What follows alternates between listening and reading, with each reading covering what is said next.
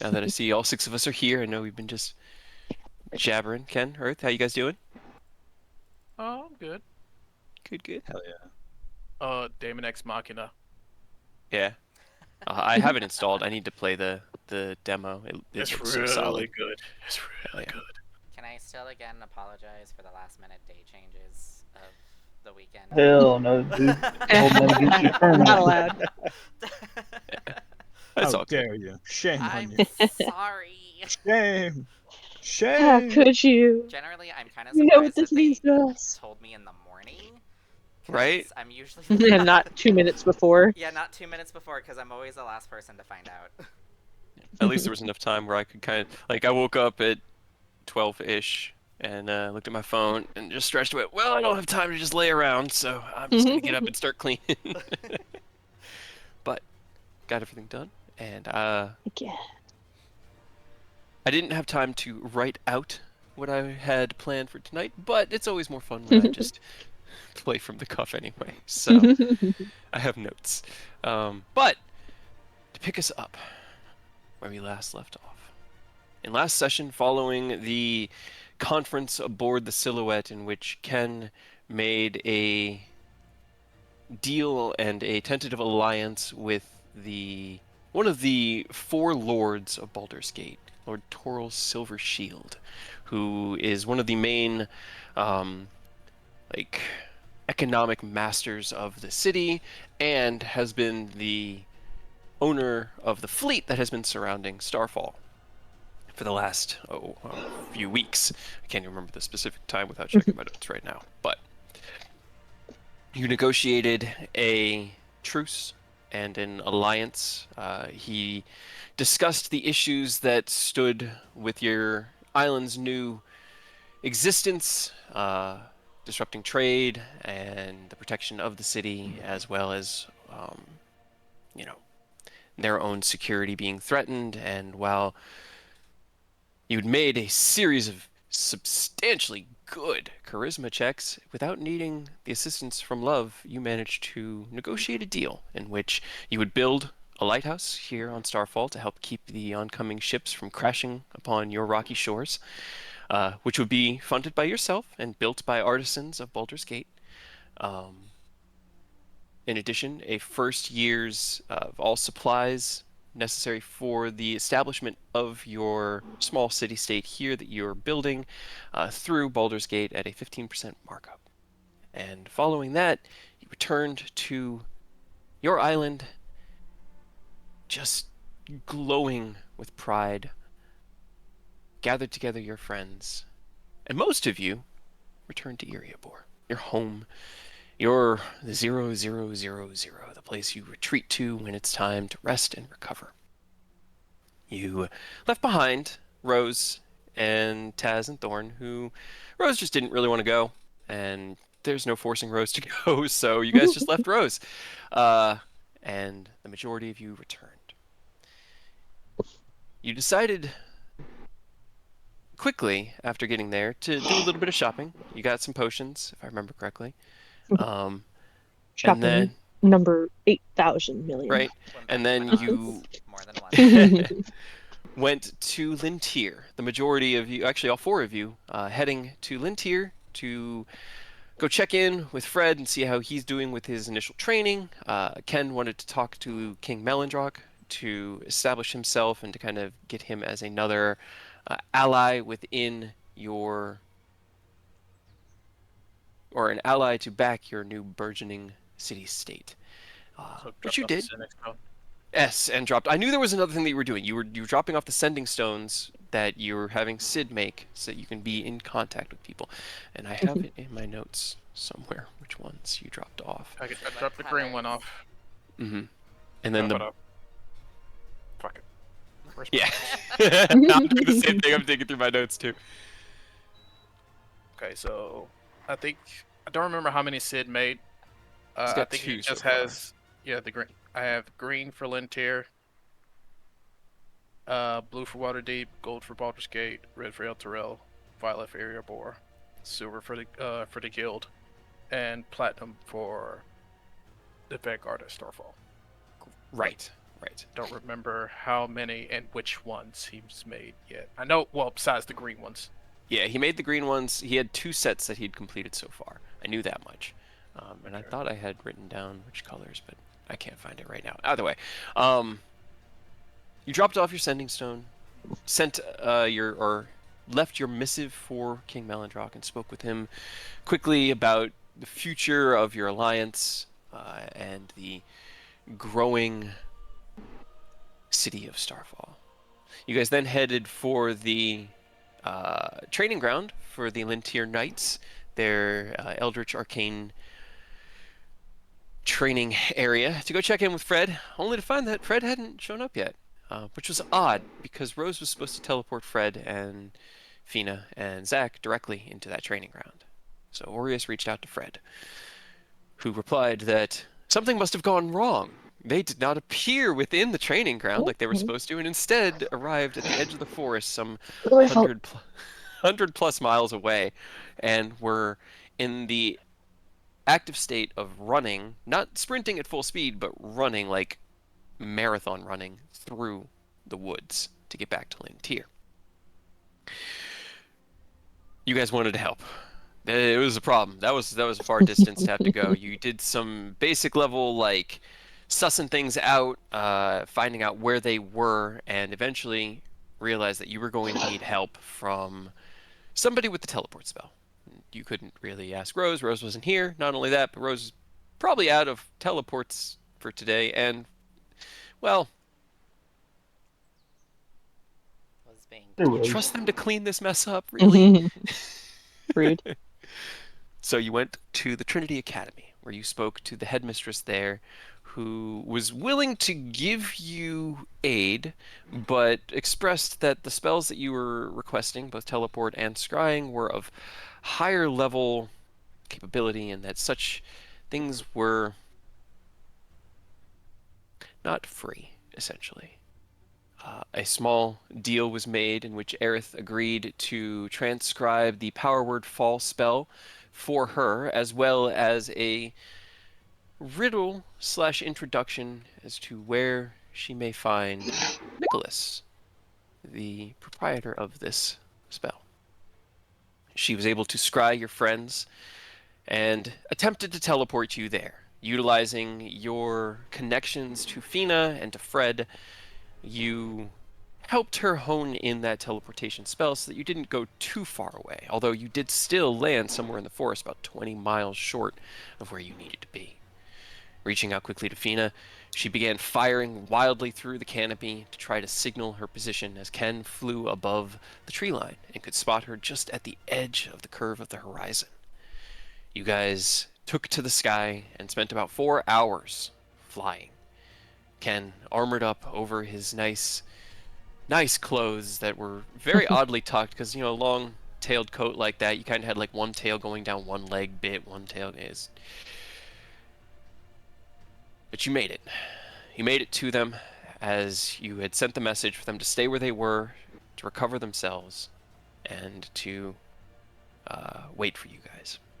As you arrived, you tried to understand what had happened, but you all already knew pretty much what must have gone awry, while Eodos scrawled out another teleportation circle out in the wild in order to send you all back to Lintier. Delivering your wayward allies, tired and now exhausted from a morning's exhausting and intense meeting followed by a 4-hour just endurance flight through the air, you finally returned to Eriabor. Eodos, inspired by his recent need for more magical chalk, strolled out into the city to go and talk to Manon, while Ken went to go and find Mia, who had been exploring the city with her 3 new friends, Sprinkle, Goaty, and Barry. Meanwhile, back in Baldur's Gate, as night set around this time, honestly, for you guys in Eriabor, but thousands of miles from you, the sun sets, and somewhere off the edge of Starfall, 2 chuckleheads scatter themselves out 500 feet from the edge of the mountainside, so that they don't have to worry about the sloping ground as they plummet to the ocean below. For 1,000 feet they drop, and as Rose grabs Thorn and goes into a twisting spin in order to help mitigate the impact, you do take quite a bit of damage as you slam into the surface of the water. But it was fine. You had plenty. So did Thorn. You transformed yourselves both into dolphins and swam through the ocean currents up and up the river as it became more and more fresh water, as the Chantar is a river that flows from the mountains way, way to the south and east of here and out into the saltwater sea that borders the Sword Coast. As you got close, under the cover of darkness, you dropped your dolphin form and took on your true form for this evening. That of a slightly smaller than expected kraken. Maybe an adolescent, maybe it just hadn't eaten in a while, who knows? But it wasn't a full kraken, as that power was a little beyond your means. But still more than enough to exact your retribution upon the Boldarian Navy, as 30 of the 40 ships that had been surrounding Starfall had been returned to port earlier that day. And as you began to smash apart their ships and sweep off their crew, you found them lightly crewed, as most had only been left with their quartermaster and captain, the rest of the crews themselves being left for shore leave, given that they had been out on active duty for quite a while in their defense around Starfall, the blockade. For 10 or so exhausting and exhilarating minutes, you slammed your way through as the ships harried you with ballistae and mangonel. Stones and arrows as big as a cart and a dog slammed into your kraken form as you continued to smash your way through. And in the end, as you finally smashed the final ship, the captain, being thrown into the water, raised his crossbow and dealt the final bit of damage to your kraken form. And under the cover of storm and shadow, you resumed Rose and allowed yourself to sink beneath the waves and the fire, beneath the calls and cries of panic and dismay, deep and deep down to where the ships were beginning to settle in the silt of the sea below. You began to walk, trudge through the river, and as you hit where you felt you were far enough away, you swam up and very carefully looked around, finding yourself at the inlet into the Chantar. And knowing that from here it's about a mile or so walk through, or swim, through the ocean, pretty much directly west to get to the island of Starfall. Taz reached out, or you reached out to Taz. I can't remember who started the conversation. I But think she did first to let me know that my time was up. right, to let you know. But by that point, you had already lost your kraken. You recommended that she reach out to Thorn, who she already had. He was on his way back. And you pretty much said that you would be there as soon as possible and succumbed into the dark, shadowy abyss of the depths of the ocean. 100 or so feet beneath the surface, the pressure building on you, but magically kept at bay by the Nereid cloak. And in that shadow, you walk and you think. You remember in this place, that time, some 7 years past, or was it 6 months? It doesn't matter. But being within that temple, fighting the Nereid and seeing her ability to be so comfortable and so immersed within the water that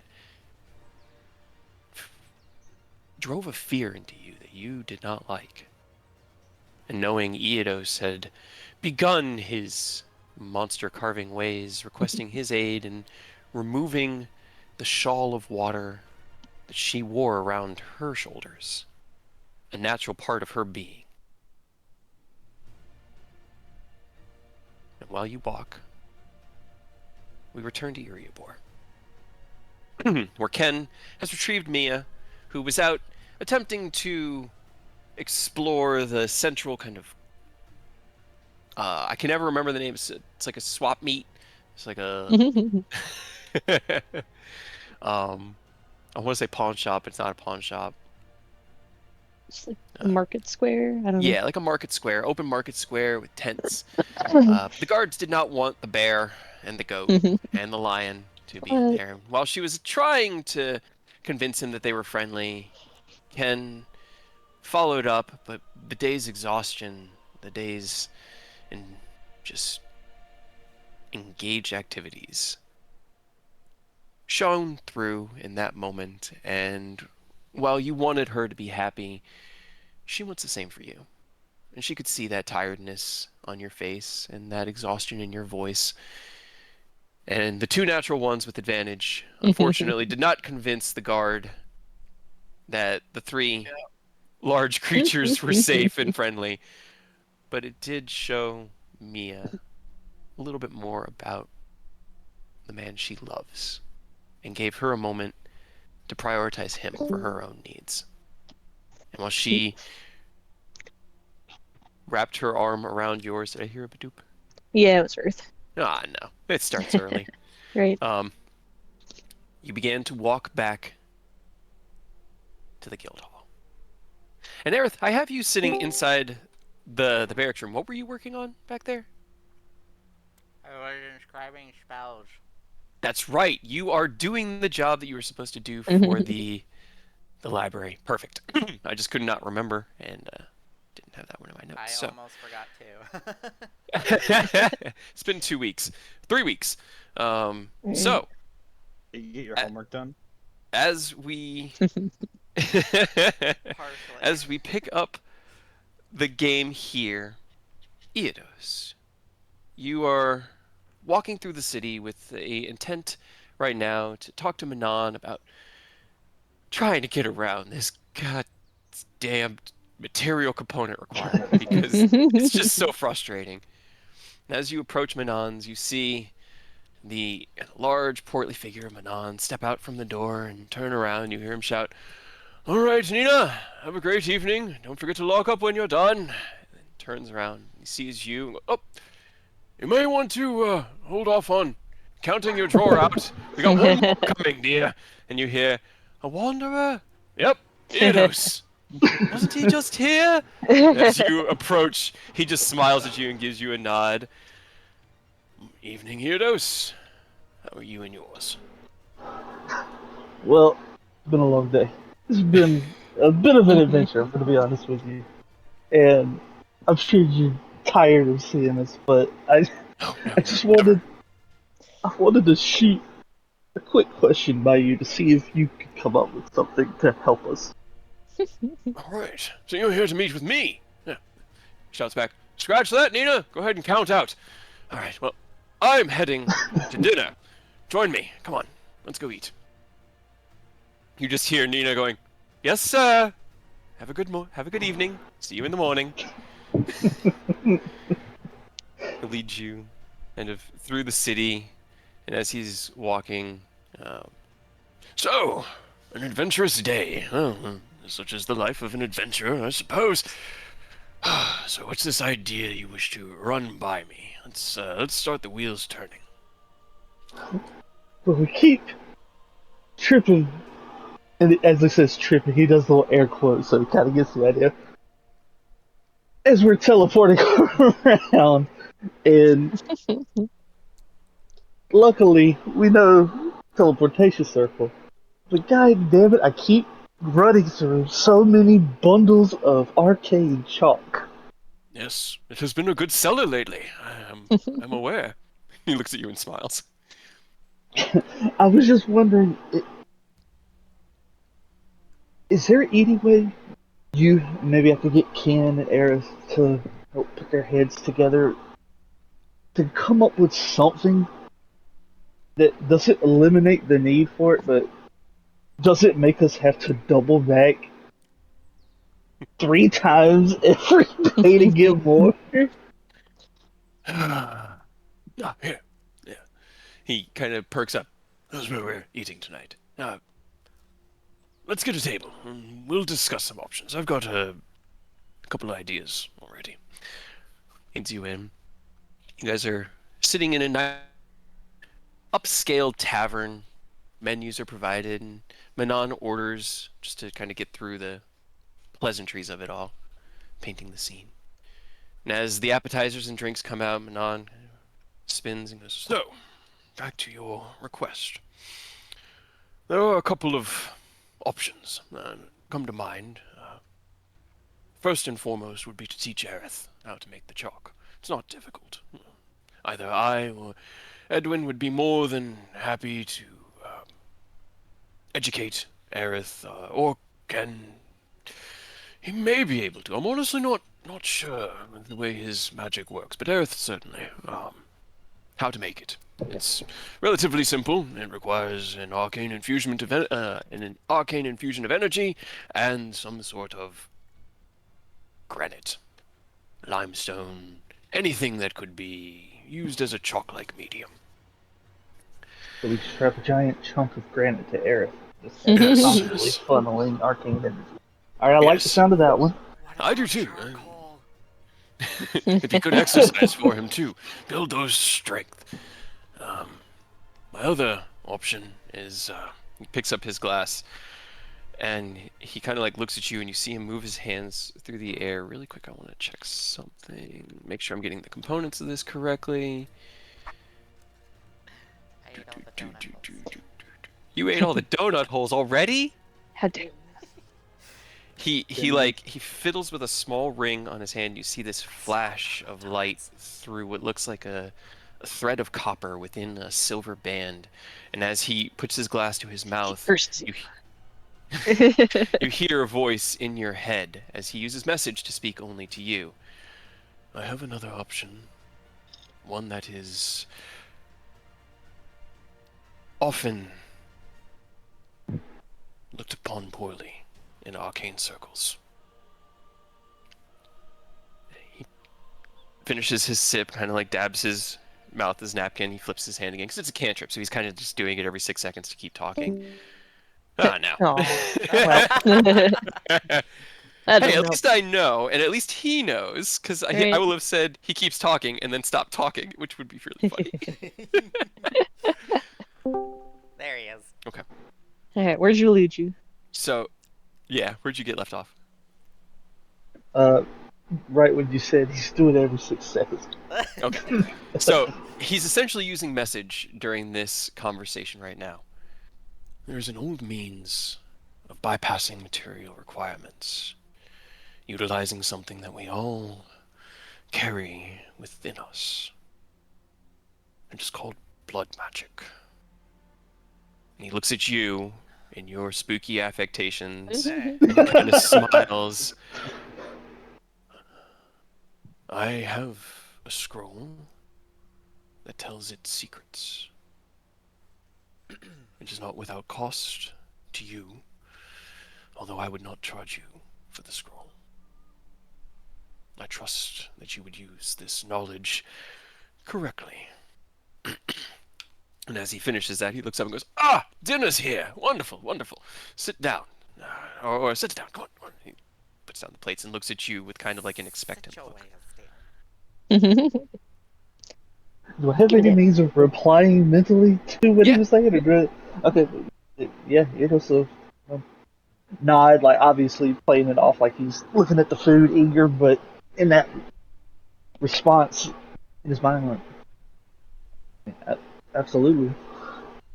I'm not trying to use it for anything crazy, but if you think it would help that, we do end up in a lot of precarious situations with limited means of getting around. So if it could help bypass the material for the chalk, even if there's a separate cost.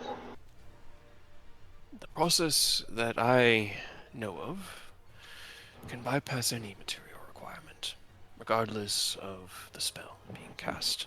The Oh, shit. more valuable, the more cost there will be to you.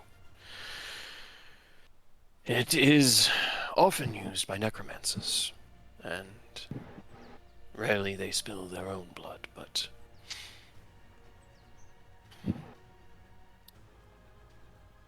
let's finish dinner, and then I'll get you the scroll. It'll reveal the secrets. Each one of us gets a super special item from him. Apparently. You guys finish dinner. Dessert and drinks. Manon pays for it all. With a... just happy to have company. He kind of like... he spends probably the rest of the night having conversation, just asking for stories about like your adventures and things like that. Just trying to live vicariously through you. He tells you similar kinds of tales of daring do from when he was a young man and maybe 100 pounds lighter. Hell yeah, dude. Prime Manon. Yeah, Right. Manon in his prime, about 15 years ago.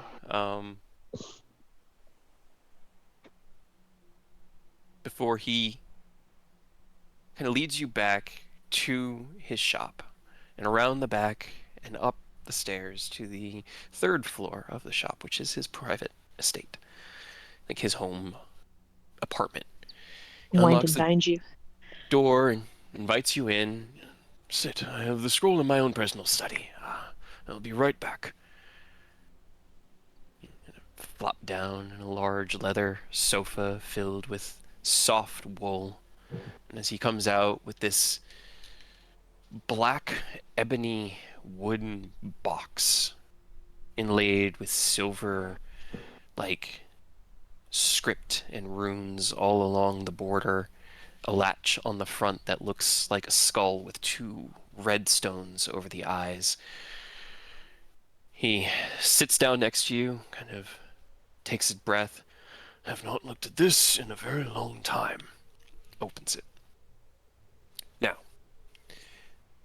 the way that mechanically it would work is for every 10 points or 10 gold worth of material component, you would roll a d10 and take that much damage. And that will bypass the material component. So for your chalk, it'd be 5d10 damage. And you can pretty much just bypass it as you spill your own blood in order to fulfill that median requirement. Does it have to be his own blood? Doesn't necessarily have to be his own, no. Unless we go bad guys though, it's probably gonna be his, or like if one of you guys want to chip in, we'll do it that way. But let's not go. Not a fault killing. I feel like we can grab one of them. As you We just start collecting the blood of every Just enemy. right. I mean, whether they're good or bad, I mean that seems a little evil. it has to be spilled with that purpose. You can't take 25 damage and be With some chalk. yeah, it has to be spilled with that purpose. If you have a creature restrained, you can spill their blood as an action to fulfill that requirement. Essentially, like sacrificing a creature in order to meet those requirements, which mean like revivify could potentially be done by this in this method with 30d10 damage. 30 Can- d10. So, you, 30d10. Yep. so Kit, for that, is it only spells he knows that he can cast it? Yes, it bypasses the spell requirement. But as you look down at this scroll, Eodos, and as Manon explains the intricacies and kind of deciphers some of the You could survive it. I wouldn't. right? The necromantic runes and things inlaid within it, you look at it and there is a familiar sense to this. The entire box emanates with death. The parchment itself is inscribed on the most well-treated and well-preserved human skin you've ever seen. And it looks like it's written in blood. The little like dowel rods they use for keeping it rolled up, because it's one of those like double roll, unroll from the middle type scrolls, are femurs that have been sanded down and shaped to be perfectly Damn, smooth Manon. with little. Where the fuck have you been? I can definitely see why you wouldn't want this getting out. When we found this, we vowed to never let this knowledge see the light of day again. But we are not in the same times. This world is changing every day, and you all need to stay ahead of it. It will be sad to no longer have such income from your magical chalk. Don't worry, we will. I promise you, we will still be frequenting your shop. The chalk might fall off. There might be an influx of potions now that I'm aware that you're teaching me a way to cast that'll hurt me. So don't even worry. I think it'll balance out for you. By the way, do you have any more potions? He puts his hand like Yeah. on your back, his hand going through the ghostly shadow. That's what I was hoping you would say. All part of his nefarious plan. So, Now, this is something I can learn like here, because I don't want to. I feel like he's kept this stuff safe for so long. I feel like he should keep it. Can I just like spend the night memorizing and learning this stuff? of course, I have Spend the a night with Manon. guest room available. It's a bit small, but you're welcome to it. And if you need anything, please just knock on my door. I appreciate you, Manon. It's helped course us he does. way more than you know. If you can save this world, then I think you'll help everyone far more than anyone has any ability to know. Well, I will let you study. If you have any questions, give me a holler. I'm going to get some things done around the apartment and turn in for the evening. You know, so nod and get to work, looking and studying. You begin to study this obscene, ancient scripture of necromancy, and there's a part in your head. Eodos and Nicholas know of each other, but they never really traveled alongside each other, right? I don't think so, right? I don't think Nah, so. because Okay. Nick came in for a after little bit. Eidos left. Yeah. Yeah. It was- Then you don't have the disapproving voice of Nicholas in the back of your mind telling you, "Don't study that. Destroys that. That is awful. Necromancy. It's evil. Ways to do this. Evil! Just learn how to make the chalk. It's not hard." But while Eodos studies blood magic and Aerith transcribes Power Word Fall, Ken, you stroll back through the city, arm in arm with Mia, who rests her head on your shoulder, kind of just sort of hums a little bit to herself as night sets in. You return to the guild hall. And is there anything that you wanted to do this evening? Just exhausted. I just want to. I'm trying to say, I think we got here first, then changed, then went out to find me. Yes, yeah. Right, You got okay. out of your clothes and set them up and then changed into your normal streets before going out to see Mia. Okay. Let me see. Nah, I'm too tired. That's fair. Are you staying... Yeah, I'm just gonna eat and then head back to the room in the ship. Okay. All right. As you head into the cafeteria, get some dinner, turning to Ragnarok, the Starlight Dragon, still in its in-construction form, but you can hear the little arcane crackling and the light incantation of Sid hard at work, building more sending stones. Mia kind of stretches as she gets to the top of the ladder and looks down. Okay, everybody. I will see who I see in the morning. You guys have a good night and protect the ship. Don't let anybody who you don't know onto the ship, but let the people who you do know onto the ship. Unless... No, if you know them, let them on. Do Turns her around. fluff balls know anybody? Mm-hmm. I mean, So they that's had all what day to familiarize themselves with at least the guild Yeah. members. Yeah, the people here, I guess. We weren't Fine. here. It'll be fine. What Yeah, is it's me but chaos? Yeah. She turns to you and smiles and kind of heads over to the captain's quarters. You follow her in? Yeah. Okay. Follow her in, closing the door behind you. Guys, make yourselves comfortable and spend a relaxing and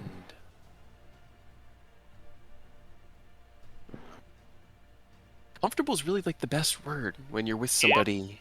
Like after a long, hard day, you probably read, and she gets out some parchment and a quill and starts drawing pictures of Barry and Goaty and Sprinkle, and is just like humming a little bit to herself as she just smiles. You catch glimpses of her, the candlelight from the arcane lamp flickering against her face and illuminating the prismatic coloring in her hair. Just, it's just a perfect, quiet evening. Yeah. What about for Aureus? What you got for tonight? Trying to remember when. So is it a different day from when we gave all the stuff to the forge? I'm trying to remember when Aerith's stuff would be done. Tomorrow. Air stuff will be done Tomorrow. with Erodi tomorrow. Yeah. Gotcha. Well, then It I is don't the have same day. anything. Gotcha. It's doing all these goofy things. It's so hard to keep track. I know. Uh, All right. Yeah, I'm just gonna retire, get a night's early rest. You get some dinner, probably with Ken and Mia, saying your goodnights to them. You head into the barracks room where Aerith is scrawling away on his uh, Power Word Fall scroll. And the Wanderers of Starlight spend their evenings blissfully unaware of the chaos happening on the other side of the country. And while chaos unfurls, the two heroes who are currently engaged in a clandestine affair within the city hear the cries of panic, but Oni and Takashi opt not to rise to this occasion, to let the city guard defend as best they can, and to maintain their level of secrecy within Baldur's Gate, continuing to follow their target.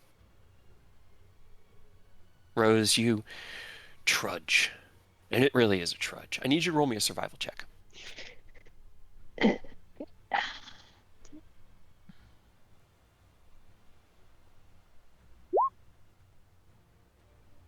Okay, it's not bad.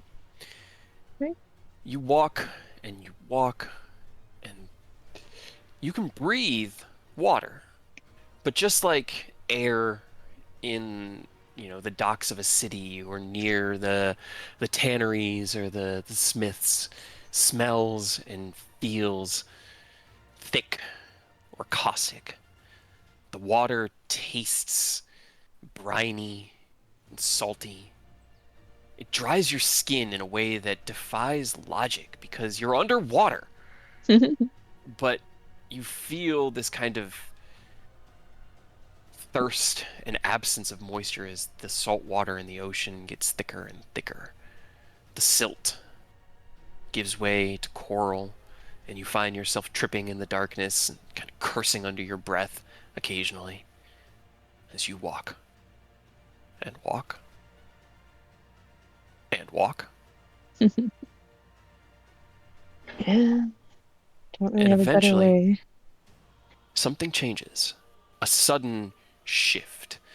The sea floor had given way from coral into like this really, really soft, billowy silt. And then suddenly you step forward and it's like slamming your toe onto like the bedpost.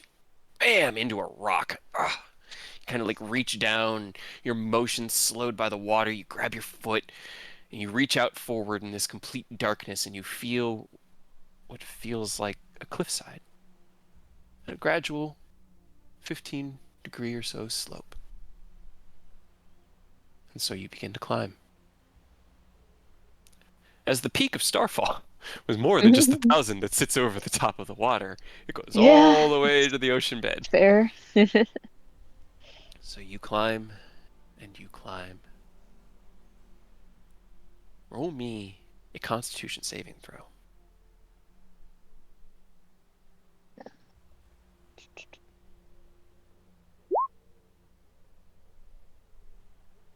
Okay.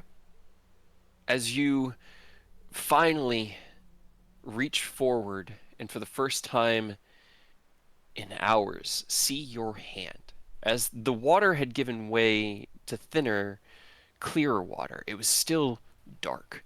You could not really see much, but as you got close to the surface, about 15, 20 feet away, you could see little bits of moonlight and starlight twinkling through the aftermath of the storm that had passed hours ago now.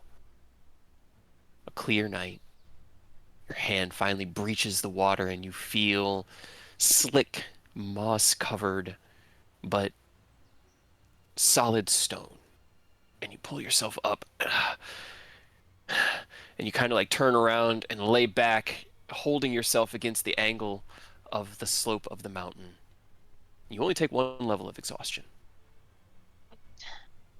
As you catch your breath and you look to your right and you realize that you're a little off. You're not where you were when you jumped off of Starfall. You're about an eighth of a way around, like, the edge of it. You look up and you can kind of see Starfall, like the keep, the Platinum Enclave, way up in the distance. But you've probably got another quarter mile to have to walk along this mountainside. It's about 2 in the morning when you finally turn the corner and see Taz and Thorn sitting kind of curled up in a small little alcove together, just talking. There's a little chuckle from Thorn. You hear his laugh, and it's like ambrosia. After all of the silence and the solitude and the water. And as you turn the corner, Taz smiles. Rose, there you are. We were getting worried. It took you so long. Shut up. Rose will like hold their hand out and like lower, like, shh. This is out of sight. Enough. We are tucked against the bottom of the rocks here. We don't have any fire. And she kind of like points out, we've been keeping our eye on them, but you see about 500 feet out as one of the remaining ships is sailing around. Roll me a perception check.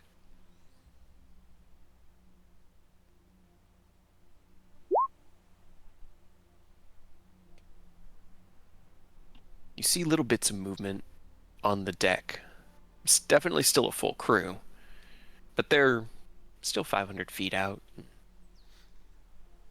Taz just shrugs. I mean, I climbed down from the surface, so I figured if they came over to ask, I'd just say I was enjoying a night on the beach. Fair.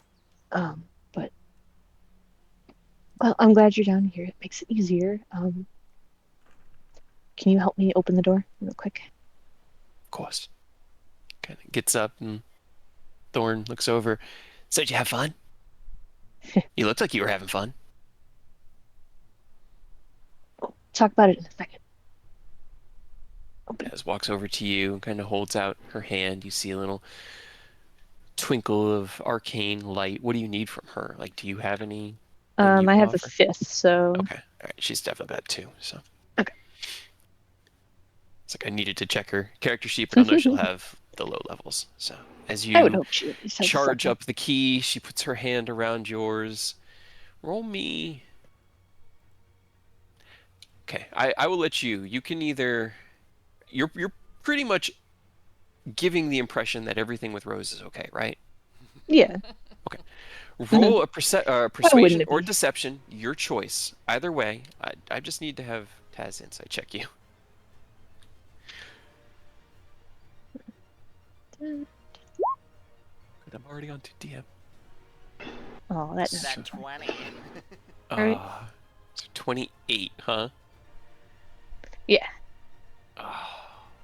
Reliable talent. 29. No. Aw. She has a +9 to her insights, but she rolled a natural 17 for a 26, which means that one level ago she would have been able to see through your bullshit. But now that Yeah. it's a +18 instead of a 16, she can't anymore. Yeah.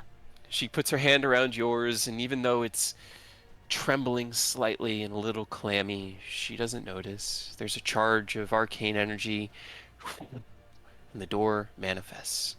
The three of you step through into the warm comfort of Namur's Manor, a gift given to you by an ally a long time ago, and one that's been a home for the three of you for a very long time.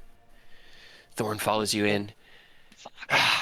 So yeah, that was fun, right? I mean, those guys looked like they were I mean, they were having fun. Let's face it, they were fine. Rose will turn, shut the door, and then just like slide down the door onto the floor. Taz just smiles. So? You know. Hmm.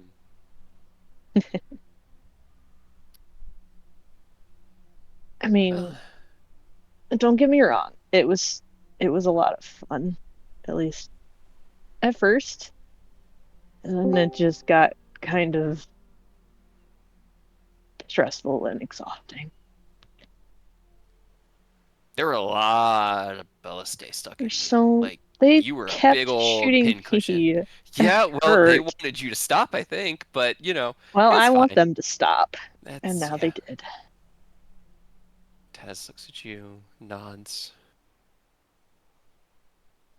Just remember that sometimes the things that we think we want may not be as fulfilling in the end as we hope. I'm glad you came to your senses, at least somewhat through. Even though you didn't stop. Never mind. I had a great time the whole time through. Endless, never ending. And here I thought we were making progress. She holds Great out a time. hand to you. Let's go get some sleep.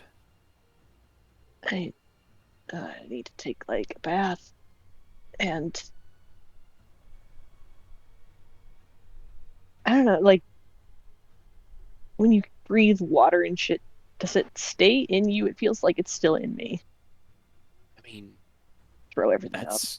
that's a you question. You would know that as you like surface, you did cough, like you had like that where you regurgitated a bunch of water. But whether or not it's still in there, that's up to you. I do Right. feel quite tired right now. Regular water, it just like goes away. Sure. Salt. Yes. Let's just go. Let's go. We'll get you washed up and take one thing at a time. I'm not a doctor, love. I'm.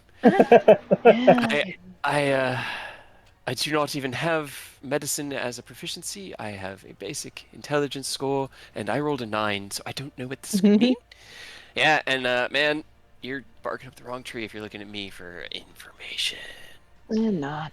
I'm just wondering, like, can you throw up enough to get everything out, like, before you throw up your own stomach?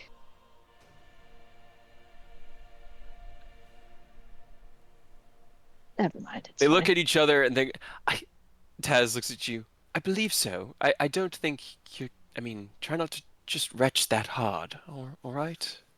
Just don't hurt yourself. Come on. Gordon just sucker punches Rose, make him throw up. She reaches down and she grabs you by the arm and she kind of like yanks you up, and there's a moment where she like looks like she's gonna topple back, and Thorn reaches out and grabs her, and the two of them pull you to your feet. Come on, let's go get you washed up and get some rest, and you can continue to deal with, well, whatever happens next.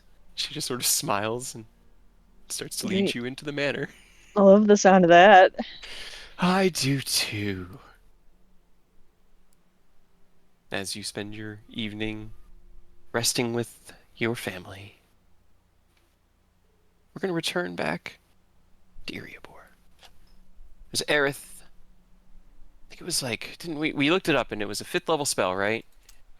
Power word fall. Yeah, and scribing a scroll, it was like 5 hours per level, right? Power word fall is 4. It was 20. Did you write it down? Was it 20 hours? I did. Aha! Am I right? Because I didn't write it down. Was it 20 It hours? was 20 hours. Yes! I did the math right.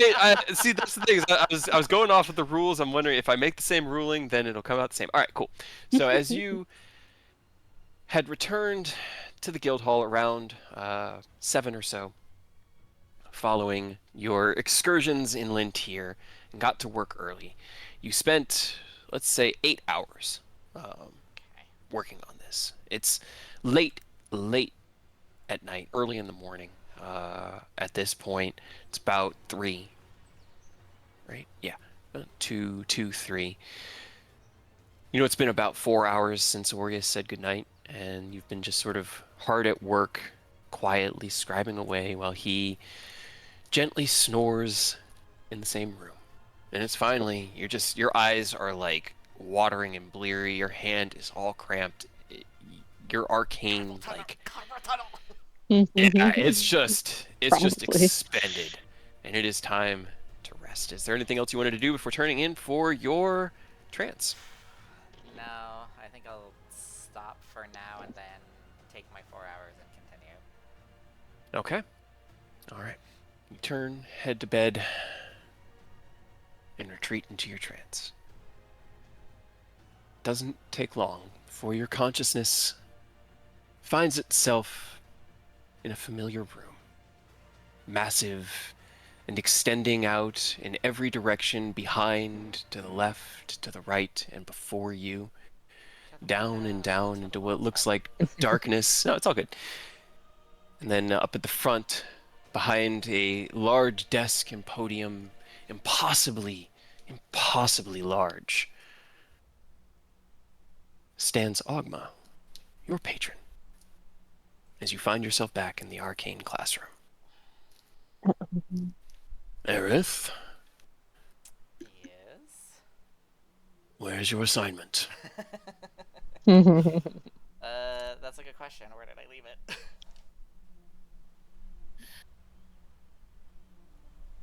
My dog ate it. Rose ate it when she Fr- turned into a... Fred ate my homework.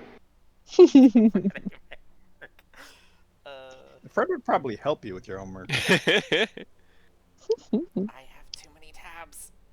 Oh no. Oh, I only did 2. Fuck. I thought I did more. Oh no. You're gonna get punished for not doing your homework. Detention. As He's you just gonna steal Aerith, and we gotta rescue him from like. Maxwell's- I'm just in a coma now.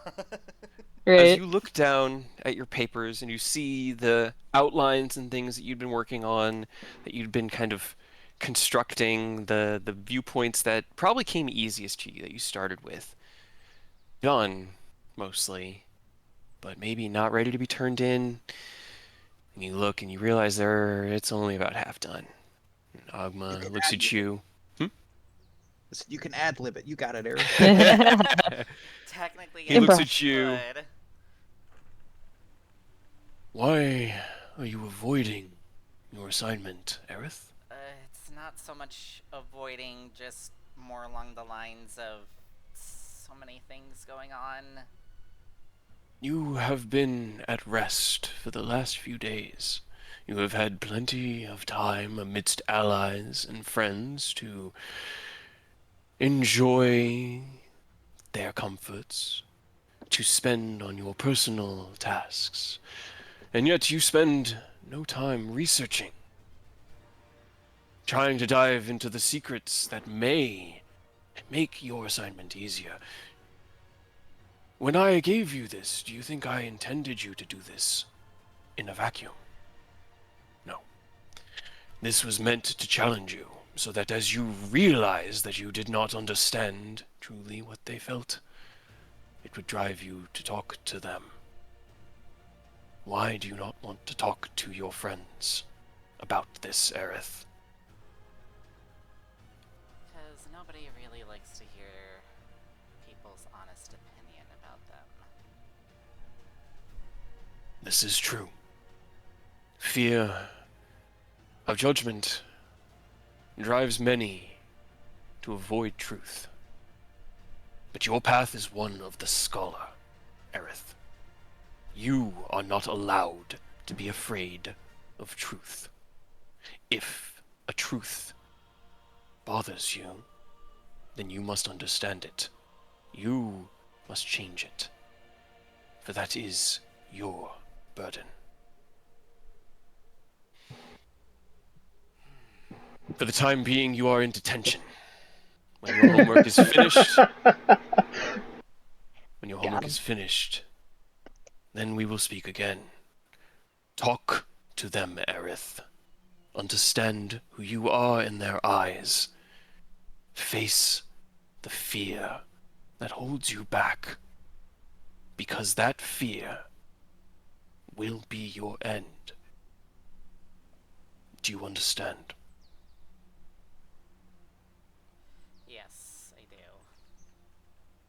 Then rest this evening, awaken tomorrow, and face what may come. We will speak tomorrow evening. As he sits down in his chair and picks up a sheaf of papers, you kind of look around. It's the truth, man. You look around, you see as the young woman who represents truth looks over at you through the strands of hair hanging in her face, her head turning towards you and her eyes burning with silver. And then you wake up. Aureus, can you roll me a perception check, please? Yes, I can. Hey, Aerith, you want a new god? Do you know how bad Ogma would get, dude? Alright, you said perception. Where's Perception. He's changing his major. Come on now. Can't do that in your senior year. Okay. Can if you want. It's Aerith. just gonna be I another want to start 20 over. years of tuition. Yeah. Aerith. don't Oh man, have to do all the I thought you extra were only elect- 2 dip. Two Can you roll me? different- and- Can you roll me 4d8, please? Oh Okay. no. Oh, I think I know. You said You're in D8. detention, dude. He's taking back some of that power. Give me that. You said 48. 4d8. Reroll that one.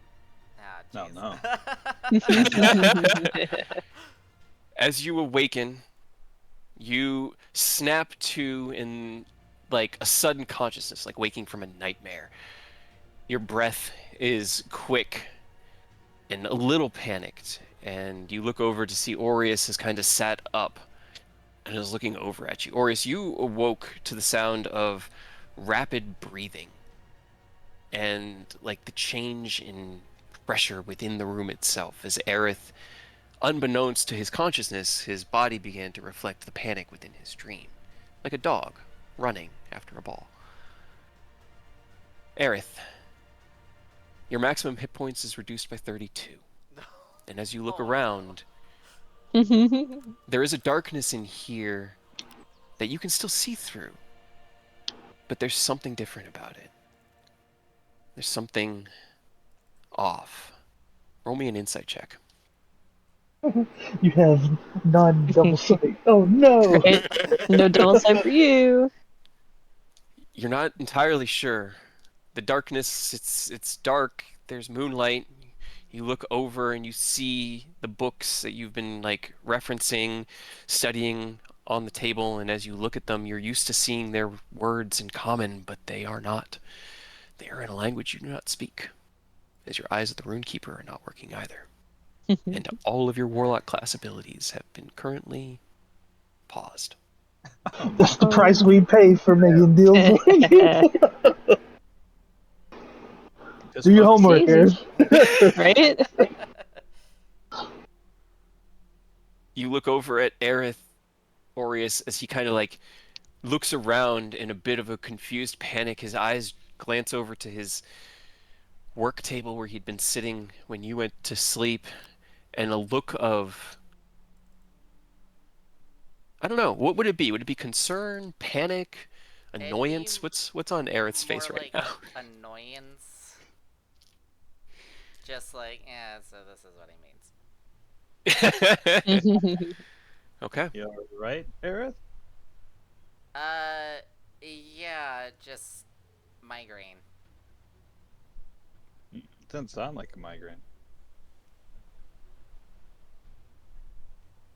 It's,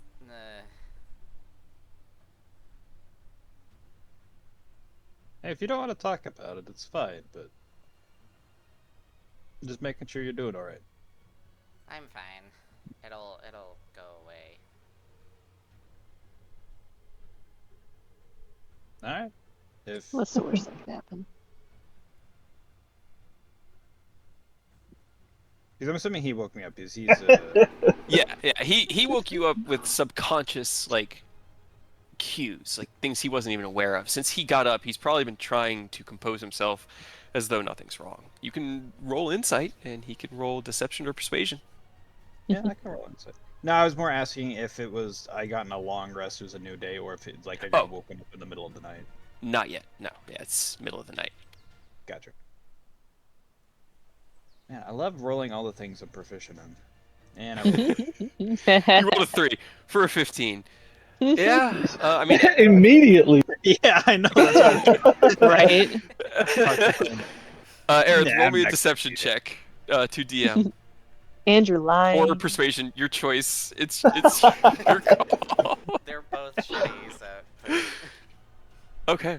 Yeah, you mean, look at him, he's definitely hiding something. It's not just a migraine, but you're not entirely sure what it is. He looks, there's something honestly about him that just looks a little weaker, but not in like a judgmental way, but just like some of his capabilities have been stripped temporarily. Hey, Earth, what level are you now? Maybe temporarily. You don't know. I thought this whole 2 weeks that I've been planning this, I thought you were a 2-level dip. Oh no, this is a little bit more No. impactful than I thought it was. But still, that's But the I rules. mean, I did tell Aerith that if he didn't want to talk about it, that's fine, and Yep. I'm not going to push it. All right. You lay back down, resume your sleep as Aerith. You return to your trance. Yeah, Okay. however much is left over. Yep. It was only about an hour or so in. It's still dark out. It's still like pre-dawn, so it's before 4:30. But you go back to your trance. It is unmolested by any intrusion from anyone, and the Wanderers of Starlight all wake up roughly around the same time in your various places. Aureus and Aerith here within the Guild Hall, Ken within Ragnarok, the Starlight Dragon. Yeah, that's a double facepalm. Eodos, you kind of like you studied the scroll until the early hours of the morning, and it was about like one in the morning when you finally felt like you had a good enough understanding as to how it works. Before you go to sleep, is there anything else you wanted to do?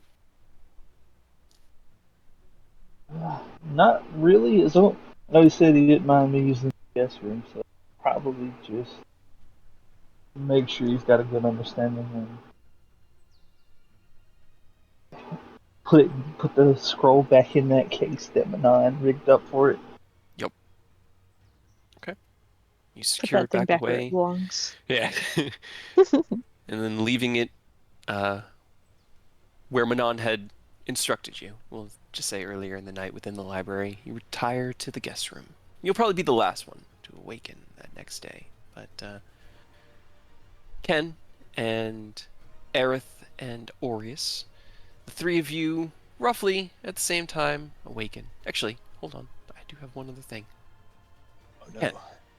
Ken, as you awaken the next morning, you kind of blink and stretch, hearing the birds chirping outside the window, and you open the small porthole on the side of the captain's quarter wide and turn to see Mia, who you had to kind of like extricate yourself from. She had flopped over onto her belly and had one arm just slapped across your chest, like holding you in place, and you had to kind of like peel yourself away. You get up and you're like looking out the window. You hear rustling behind you as Mia sits up and yawns and stretches. Morning, Kent. Hey, good morning. Stretches, and then she, like, her eyes go wide. She takes a deep gasp, and you see as she, like, leans down quickly towards her dress and her gear. And begins, like, pulling at things, and she goes for her bag of holding. And she, like, crouches over it, and she looks over her shoulders, and she reaches into it, and she pulls something out. And she looks over her shoulder back at you, and she kind of smiles wryly. And she stands up, and she walks over to you holding a small package in her hands, wrapped in what looks like butcher's paper and tied with a ribbon, about 3 inches wide, maybe, I don't know, 10 inches long or so. Not very thick, kind of a thin rectangular package. She smiles widely as her hair, mussed and messy from sleep, kind of flits over her shoulders. She beams and she holds it out to you. Happy birthday, Ken. Ken takes a second, realizes what today was, and then I guess takes like 5 seconds to like let his brain process. He grabs the package, looks at it, looks back at her, and then just brings her in for like not enough force to like hurt her, obviously, but it's just a really tight hug. She kind of oofs as you squeeze her, and she squeezes you back. Yay! Can't breathe. She kind of like squeals into your arms as she squeezes you back with as much strength as she can muster. This is beautiful. Well, I'm sure what you've given me is beautiful, but thank you. I Yeah. honestly completely forgot about my birthday. Hell, I mean, the only reason I even know about it is because Dad kind of pulled some strings to figure it out for me. It's funny you mentioned that, because it was actually your dad that told Stir. And Stir told me, and then Nicholas told me about birthdays and birthday presents, and that when you are friends with somebody, care about them, love them, any of those things, you show your appreciation for them on this one day of the year. And I saw this when I was with Zach the other day, and I thought it would be perfect. And she just smiles. I'm gonna open the present. So you pull the ribbon and peel away the paper. It's got a nice mahogany wood box. It's got like a lid that just lifts off, and as you look down, it's got this like light engraving in it, very elegantly made. You take the lid off the box and look in. And sitting within is a pen, about 7 inches long, as emerald green as the forests of Lintier, with the small etching of a dragon's head at one end, and this like long, beautiful inkwell tip at the other. And you can see arcane inscriptions kind of running up and down the entirety of this pen.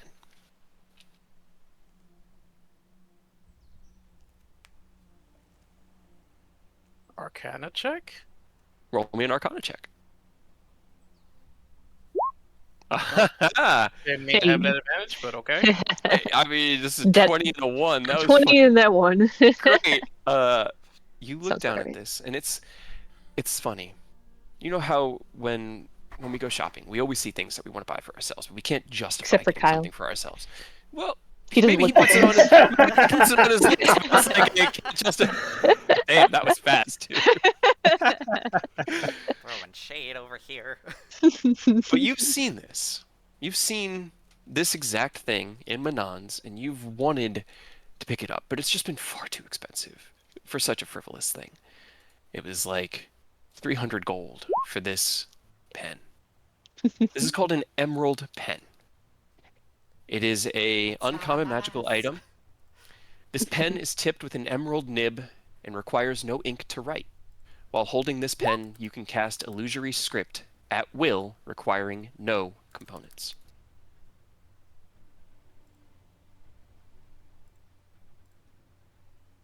Now, what is illusory script? It's where you can like write something down and it doesn't actually like leave a physical mark like how ink does to paper.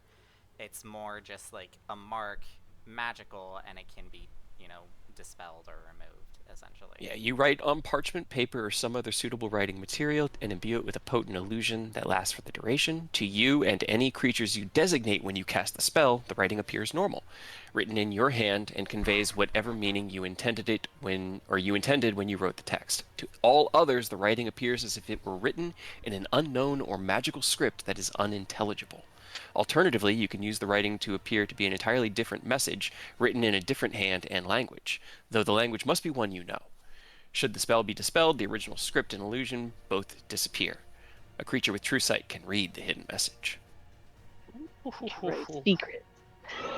As you kind of like look down and you set the lid down and pick the pen up and kind of like run your hand along the intricate engravings, Mia just smiles. Do you like it? This is perfection, Star. Yay! She bounces around. I'm so happy you like it. Happy birthday, my love. And she just leaps around your arms. You kind of like move the box and the pen out of the way as she leaps her arms around your neck. This whole scene, they were both naked. Yeah. He's wearing boxers and she's in a nightgown, probably. That's Yeah. in my head. Yeah, Aw, yeah, keeping yeah. it safe for work. How boring. I mean, Gas what- naked. they might be late to breakfast, but that's up to Ken. Yeah, we're gonna take a quick hour and a half, 2 hours. We'll Good man. A quick wow. Good man. All right. Then, Aureus and Aerith, you rouse from your rest. Aerith, you awaken from your trance, and you kind of like blink your eyes and you look over at your books in the hopes that maybe it was just a bad dream. But it was not a bad dream. You stand up and you feel those bits of arcane power that Ogma had been lending you. No longer there. It's like being 4 levels weaker. It's weird. Yikes.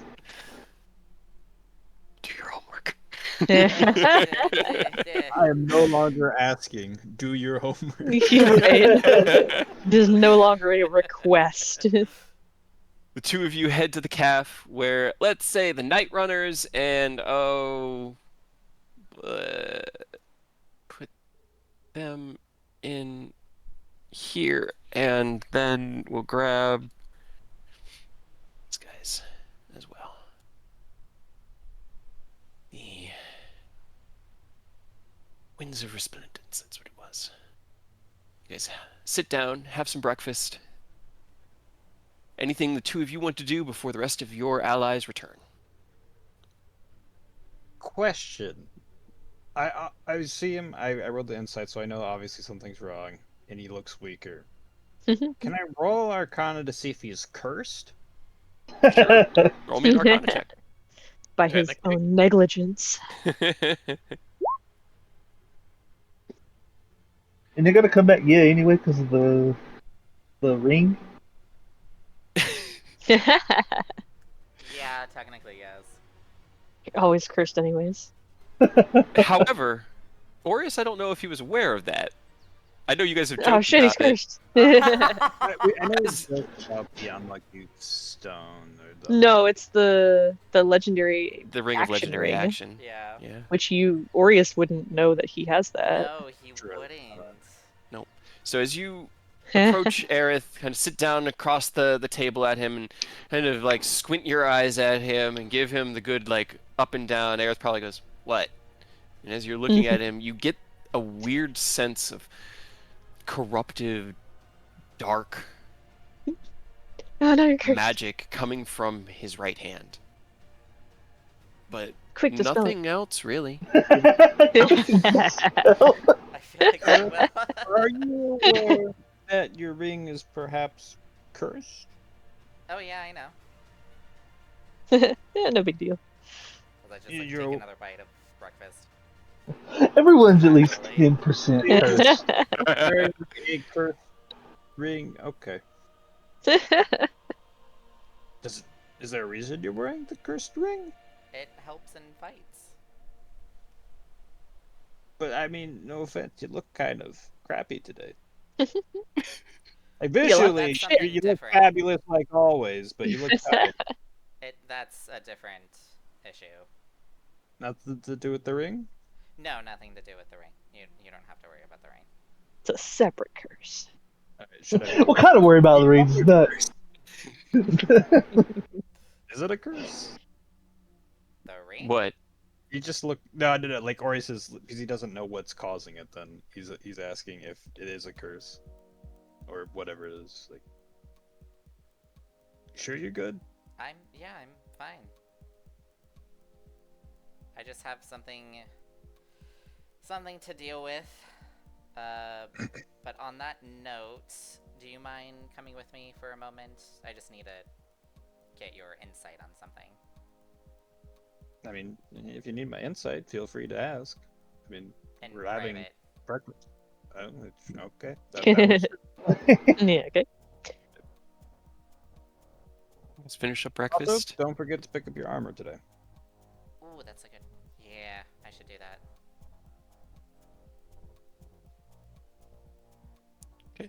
As you guys finish up breakfast, kind of look around as the adventuring parties finish up their meals and head out to do their morning trainings and get on with their jobs and duties for the day. Where are you heading to have your conversation? My library. Okay. Where do you open the door? I think I'll open it in our room. Aerith will head back with Aureus to the barracks.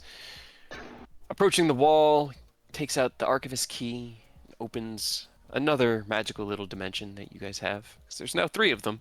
3 distinct demiplanes that you can retreat to. And leads you into Collecting them. We need more. the archive. As he steps in, there's probably a sigh of, I don't know, comfort. Yeah. Throws his bag down onto the same table you always do. And Aureus walks in after. Is And this yet Ori's all your first books- time in the book dimension? I believe so, actually. You look around and it's about 50 foot wide, this room. The center of it is recessed. There's probably like a 10-foot kind of raised area around the perimeter, and then the center 30-foot square area is recessed down about 6 feet so that it kind of just sits lower. Walls of bookshelves line everywhere you can see these little carts that can be rolled around with more books on them. It's essentially like Library of Congress. I see you've gotten a few more toys that I'm aware of. I don't know if you'd call it a toy, because apparently this place has everything that's ever been written. So, No big deal. Seriously? yeah. Spellbooks, stories, scrolls, scriptures, everything. Can I put that to the test? Yeah, go right ahead. Just think of what you're looking for, and Can if I it's been written find down, then some it'll of the appear. original Ilmater texts? Sure. Roll me an investigation check. Maybe. There is investigation. 8. You find the Book of a Matter, kind of like the tome that goes over the tenets that those who follow him should follow, the stories that have been passed down of or not Hogma, Hey. Veil Matters, paladins and clerics, the works that they've done. It's a familiar book for you, and you look down at it, and it looks like the design of the book is older, but as you look at the book in your hand, it has to be new. It's almost pristine. It looks fresh. The paper is crisp and clean, and the leather is unaffected by time. That seems a bit new than it being original. Yeah, that's what I was thinking. But I guess I'm not used to how the library works. But it is interesting, though. You can find any book. Yeah, so here's the thing. Take a seat, please. So, pretty sure I haven't told you this, but I have been in talks with my patron, Ogma, in my dreams. Okay. And, Yeah, okay. Do I know who Agma is? I'm assuming I would know. Yeah. Yeah, Okay. you have enough of a religious. You might not know like the intricacies of it, but you know who the gods of the pantheon are. Gotcha. Okay. So, he, in pursuit of knowledge, likes to assign me homework, essentially. And recently, I didn't do my recent homework for him. So I'm kind of on a pause with his powers to me. And what was Agma's homework? Also, it's still so funny to me where any follower of Agma he just goes up, she's like, I need this homework on my desk by tomorrow. Otherwise your powers are gone. Do your assignments. Aerith may be a bit of a special case. He's getting some special treatment. My assignment was to find out what my friends think of me and an honest opinion. How much time did you get to do the homework? Generally, a week. Why didn't you finish it? That's plenty of time. 2 months later. It's been like a I week in didn't tell game him though. when Yeah. he assigned it to me. Well, I'm assuming you just told me you failed the homework and you said Right? it took weeks. At least longer than that. So it's been longer than that at least. It's just, I don't need 2 nagging people in my ear, right? Rude. Wait until Rose finds out. Bold of I you know. to assume I would tell them the whole story. Oh no. Bold of you to assume she went tell away. Talk to your friends? Nah. Nah. No thanks. So what do you need from me then? Just I'm not writing your homework for you. No, that is...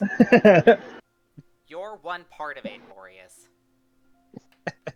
Oh no, not an essay. So I just need your honest opinion of what you think of me, my strengths, my weaknesses, what you like about me, all that stuff. Okay, I mean that's simple enough. Obviously, you're a great friend and ally, strong. I do think sometimes your curiosity gets you into trouble, and you will sometimes just be like, "Ooh, this is interesting. Let me do this," and then we get in trouble for it. For instance, you just flying your bird familiar straight into the bird's nest of the coast, luring them Wasn't all. really a smart choice at the time. But also, like, at the end of the day, you're always there for us. I think you have in combat, you have like great utility. You can always flex to whatever role we need. Obviously, good friend. You've always been there for us. Your colorful personality. You're always outgoing, friendly, generally kind-hearted. Like, what else do you need me to say? Any flaws other than my curiosity? Um, well, curiosity is one thing. You just rushing into things has been a problem before. It's funny. Don't get me wrong. It's also helpful. It's funny. Sometimes Rushing I into wish things like into you would. battle. Eh, you don't think things through all the way sometimes. There's a lot of times you see something, you're like, cool, let's go do that. And you don't stop and think, maybe that's there for a reason, or maybe we shouldn't just rush it. And it's like we've always been able to solve it, but it's always just a goofy interaction where it's like, I wish you waited. Okay. I mean, it's not a huge negative. Like, of all the problems to have, like, rushing in a little bit's like, whatever. Also, you need to be more clear with your boyfriend.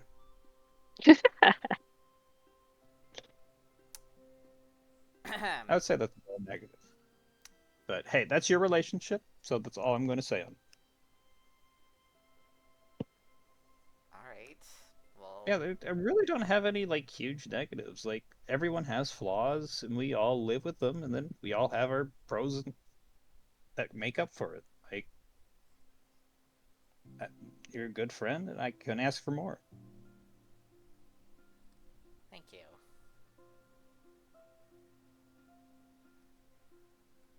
Alright, Anything well... else you need from me? Do I need to write another essay out for you? Got to do a 20-page report, turn that in? Are you done being cute? Yeah, it's fine. Never. Alright, get out of here. Yes, I got everything that I needed from you. Alright. And if You you need wanna... to talk to everyone else, then? I do, yes. Have good luck with Rose. Yeah, she's the last one on my list. You think do you that'll want me to help pick you? up, your armor for you while you're working on this? Yeah, if you don't mind. She did say end of day. Oh, end of day? Oh, Never yeah, mind. End of day tomorrow. Yeah. I will do that later. So about 10 hours from now, she needs the thing. All right. All right. So, as you leave Aerith behind within the archive to write out the information that was just given to him, this honest insight as to who he was. I'm curious, Aerith, was it better or worse than you were expecting? I mean, kind of in the middle. Just something I would expect Aureus to say. Okay. So you had a pretty good understanding of Aureus and yourself going into that. The only thing is just going in head first, not thinking things through, and then just being curious to a fault. Okay. I mean, those two kind of go hand in hand. Like, you'll rush it because you're curious about something. That's fair. Okay. Well, somewhere within this city, Eodos awakens within a comfortable small apartment. There's a note out in the living room, kind of like folded onto the table. I'm already downstairs. There's coffee on the counter. Lock up when you leave.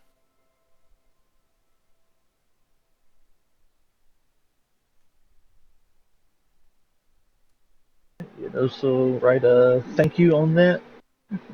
Knock back the coffee real quick and head on out. All right.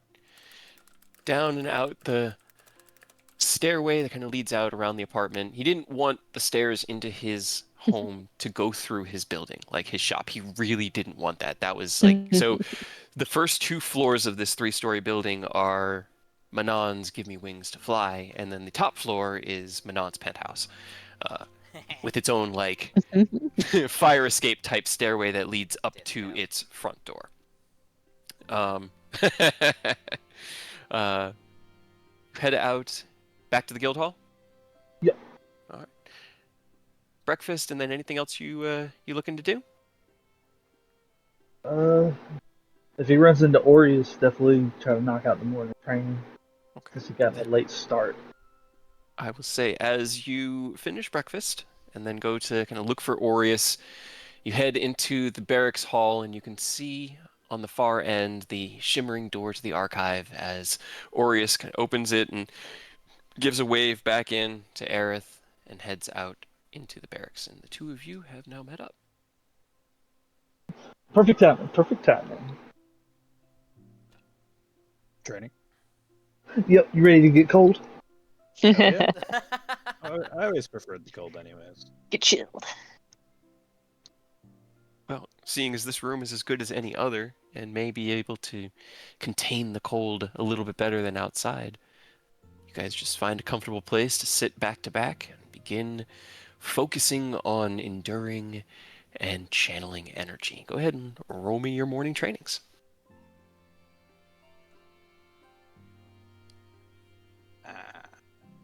I can't. It Was lies to me. it It lies. Constitution I am pulling or up was it my Wisdom?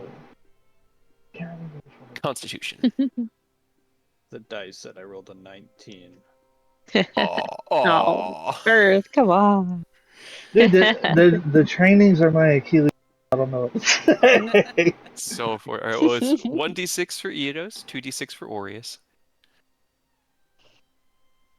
So you guys sit together for about an hour, and as your training comes to its conclusion, at around the same time, Ken, you stretch and look over your shoulder to see your beloved curled up within the mess of blankets that has been left, with a huge smile on her face, and you stretch.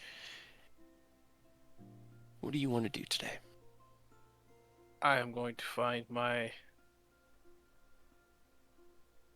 was about to say my juniors, that is the Winds of Resplendence, and have them assist me with my training. Okay. But food is. I am famished. Yes. And so is your fiance, as she follows you out, both of you spending quick and dirty 10 minutes just to get dressed and presentable. You head out onto the deck as Sid goes, "Morning! Happy birthday, son. How are you today?" Thanks, Sid. And then he gives me an annoying look. Feeling pretty great. Mia actually got me a present already, and it was fantastic. And then he shows him the emerald pen. He steps forward and looks at it. That's beautiful. I can see it's got a bunch of enchantment in it too. That's a lovely gift. And she just smiles. Thanks. I saw you. I mean, I've seen you looking at it, and she just sort of like bubbles a little bit and smiles and clings onto your arm, just happy. And then her eyes go wide, and she goes, "Okay, I'll see you at the bottom of the ladder." And she leans over and goes, "Yep, they're gone." And she has to roll her 3d8. Yeah, it's got a really neat little functionality. He'll help with maintaining confidentiality once we get the gears turning on our new business, as it were. That's wonderful. Well, I've got a little bit of a surprise for you as well. Meet us over at the work area whenever you have some time, And he kind of like nods over to where the gates have been getting constructed. Oh, yeah, no problem. I was actually, me and Mia was just gonna grab some food. Was gonna have some of the juniors help me out with some training, but yeah, I'll probably just be able to walk right over once I'm done. Perfect. We'll be over there with Biggs and Wedge. And I got 2 more sets of these done for you. I don't know which other colors. I can't find the list, but he hands you 2 more sets of sending stones marked with the same like Got the list. painted color. So just the next 2 in the list. Okay, Essentially, if so he's focusing on this, he can't be working on the ship, but he can do 2 of yeah. these a day. So, Okay, so I got. Okay, so the first 2 was Lintier and Waterdeep. mhm.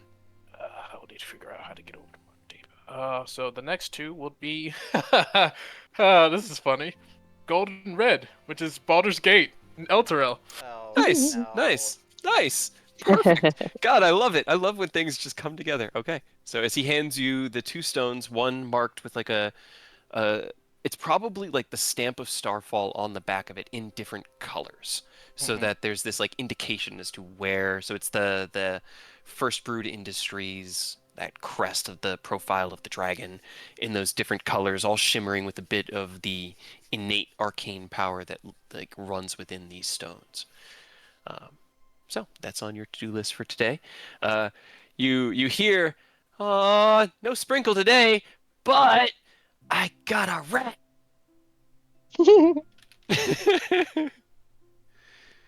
Did you say rat? Yep. Okay. She, let's see.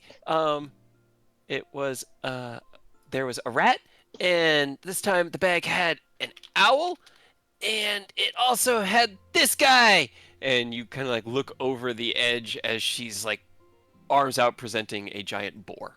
As the bag has now given her a rat, an owl, and a giant boar for the day. Oh, yay. Great. Right? This thing's so cool. Every day I get new friends, and they just follow me around, and it's so cool. She names the boar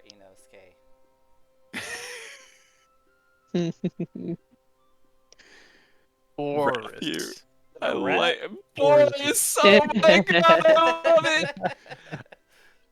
As As soon you, as you said giant boar, it took me like half a second. I was like, Boris. she looks, I hadn't picked his name yet. That's perfect, Boris.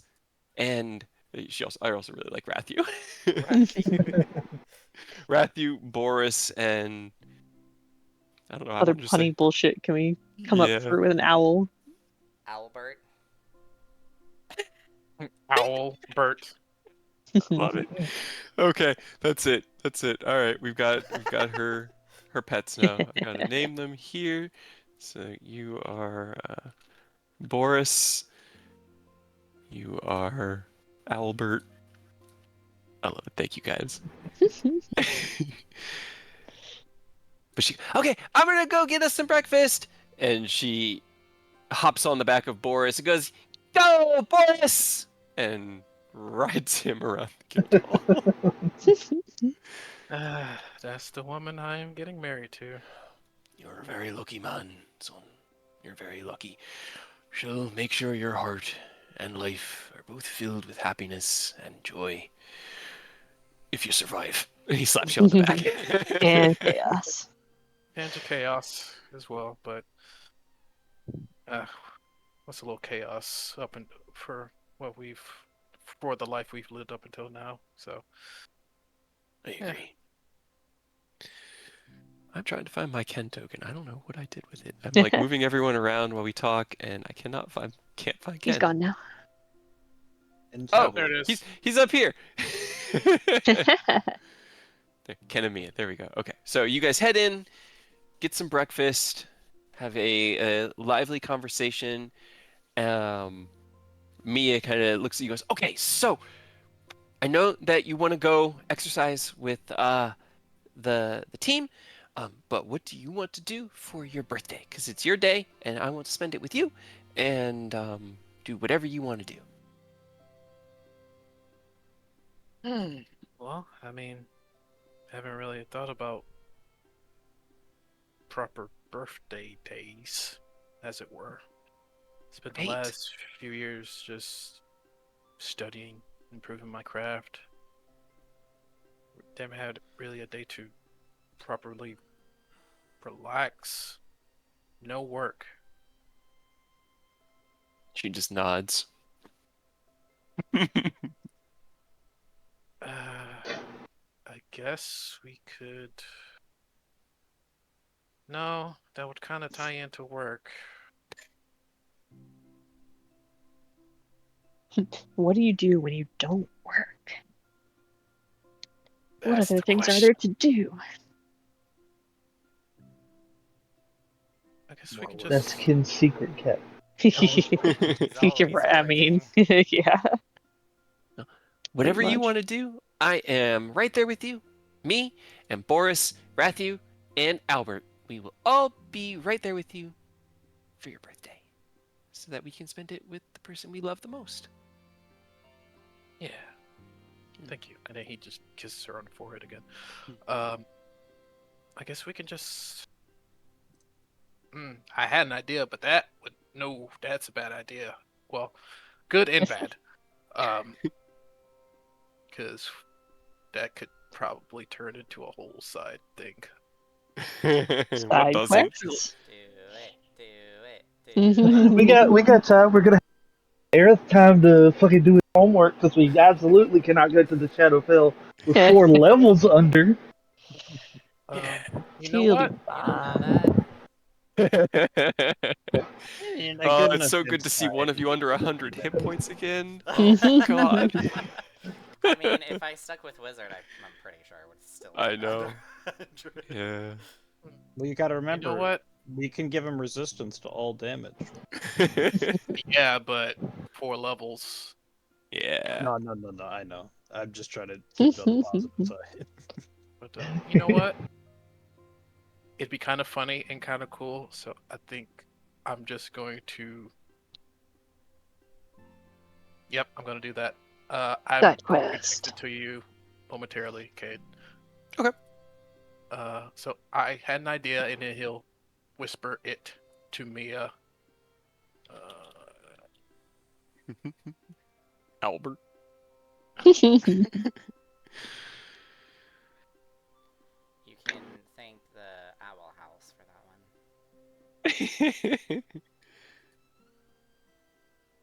Give him a little bow tie and like And silver serving platters and call him Alfred.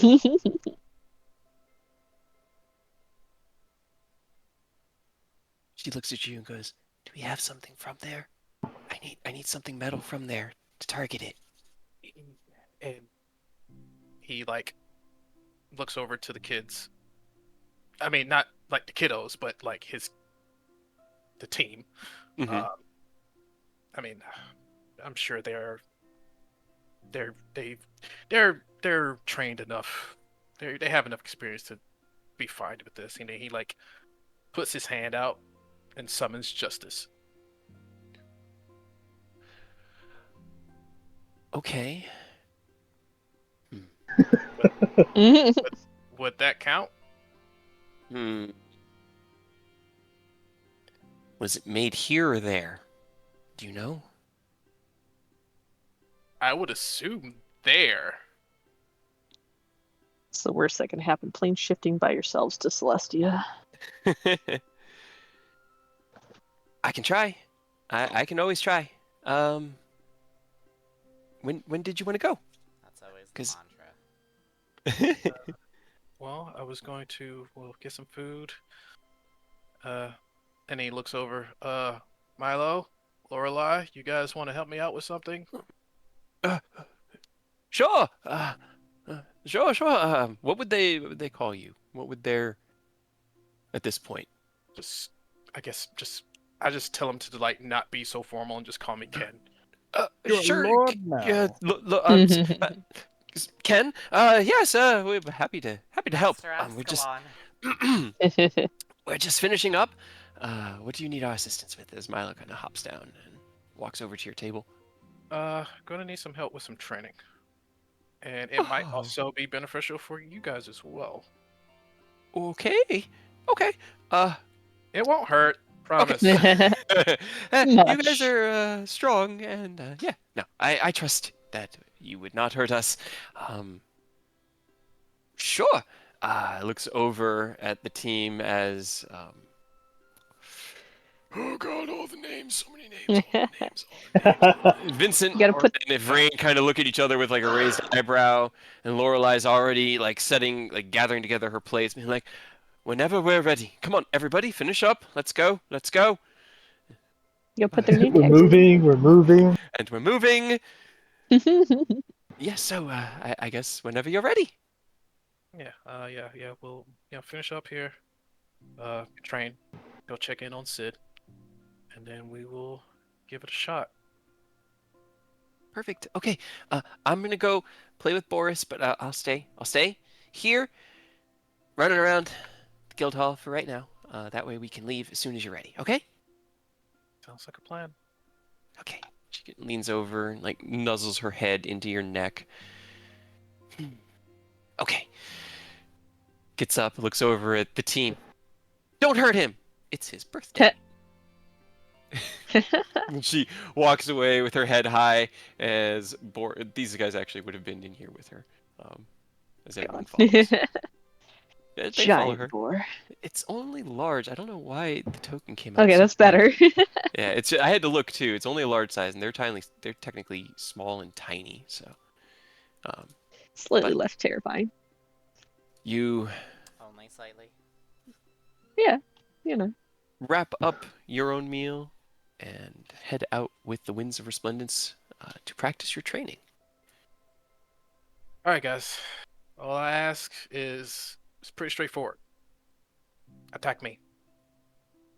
Any angle, Hit me. magic or magic is fine. Just try to hit me. Okay. We'll do our best to not cause any harm.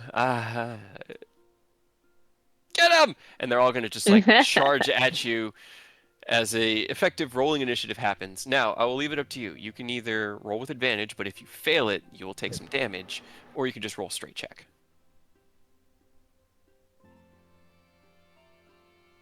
What's a little damage? It's a chill day. Fuck it. All right, easy. With a 23, let's see, where's your threshold at? I think it's 300. That's So the it'd number be you gave me. 5d8. Well, so like each of them have a different DC as well, usually Oh, between like okay. 11 and 14. And I just needed to see where yours was, because then depending on how much you beat it by, you get additional d6s. So you get 5d6. That one. As you keep your weapons stowed and focus entirely on your defensive tactics, and of stepping back into your guard, putting all of your focus into that until by the end of the hour, you're mostly just doing things by reflex. You're starting to get kind of exhausted, and you know just from experience that pushing it past here is not going to be beneficial. And as the Winds of Resplendence kind of pant and catch their breath, having run around you, trying to harry you from different angles, Milo looks up. So, how'd we do? Oh, yeah. Pretty good. Not bad, actually. You guys kept me on my toes for a little bit there. Yeah. Definitely appreciate it. Eh, just data and inner regard is good. Successes, fails, it all goes towards improving yourself. So take Sorry. what you've learned today, with your attack patterns, and I'm sure you'll be able to improve in no time.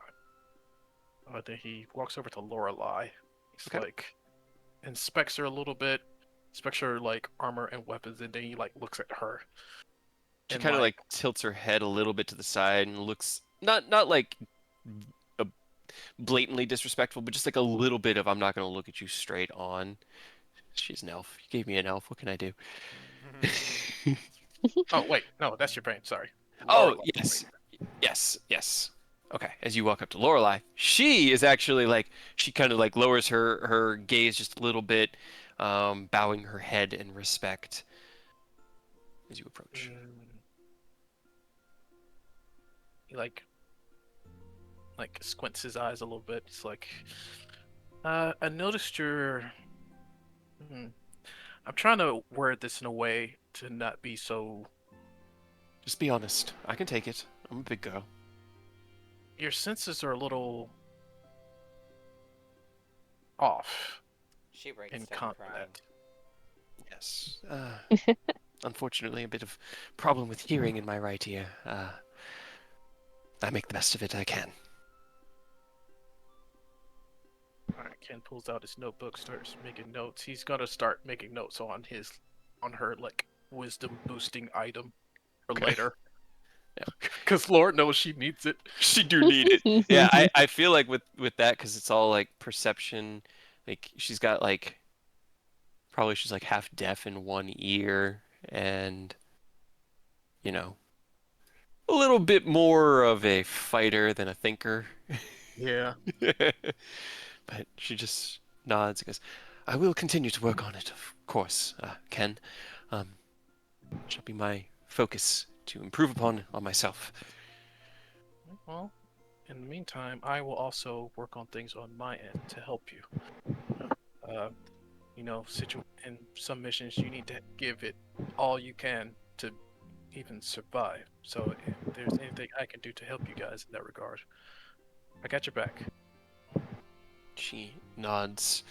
I appreciate that. And Milo goes, and we've got yours. Anything you need, you just ask us, free of charge. We are at your disposal. Thanks, man. I appreciate that. Lord Ascalon. Well, I'm got some business to take care of, so I'll see you guys later. Thanks again for helping me out with my training. And Of course. whenever I'm got some more free time in the future, I'll get with you later, Lorelei, I'll see what I can scrounge up to help you Oh. out. Love that idea. Right? She nods. I appreciate anything and any concern, as long as it does not put you in any danger. And that's fine. You're not doing your homework. All right. As they kind of like break away, roll shoulders, stretch a bit, start to take off gear so that they can rest, you head over to Mia, who's been just sort of like running around in circles, laughing for about the first 20 minutes of it, and then by the end of it, she kind of just like curled up, like right up against Boris, and is just like lightly snoozing against the bristly fur of the giant boar. Well, I'll just let her nap for a little bit because I gotta go over here. Okay. As you walk past her, seeing her looking so peaceful, you see Albert kind of flit down and land on the back of Boris and look up at you. And give them just sort of a smile and a nod and walk by. And as you do, you notice something different. Normally when you approach here, there's a sound of work clanging, and as you approach, there's nothing. There's just this kind of like hum of conversation. You turn the corner and you see two rings. And as you look at them and their completed construction, Sid looks over at you and beams. Happy birthday, son. We double timed it. Got it done in time for the big day for you. Another perfect birthday present. Well, nothing's gonna beat what she gave you. What she gives you every day. Well, you know that. But when I saw on the calendar, Ken blushes and just and laughs a little bit. I meant the love and compassion and she shows you, but good job as well. I mean, that was like 2 hours. That was impressive. Either way, behold. He was listening. It's a small boat.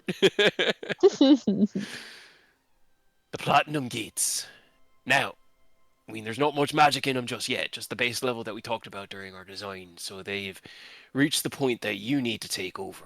But two 15-foot diameter platinum steel and quartz rings capable of containing and maintaining arcane and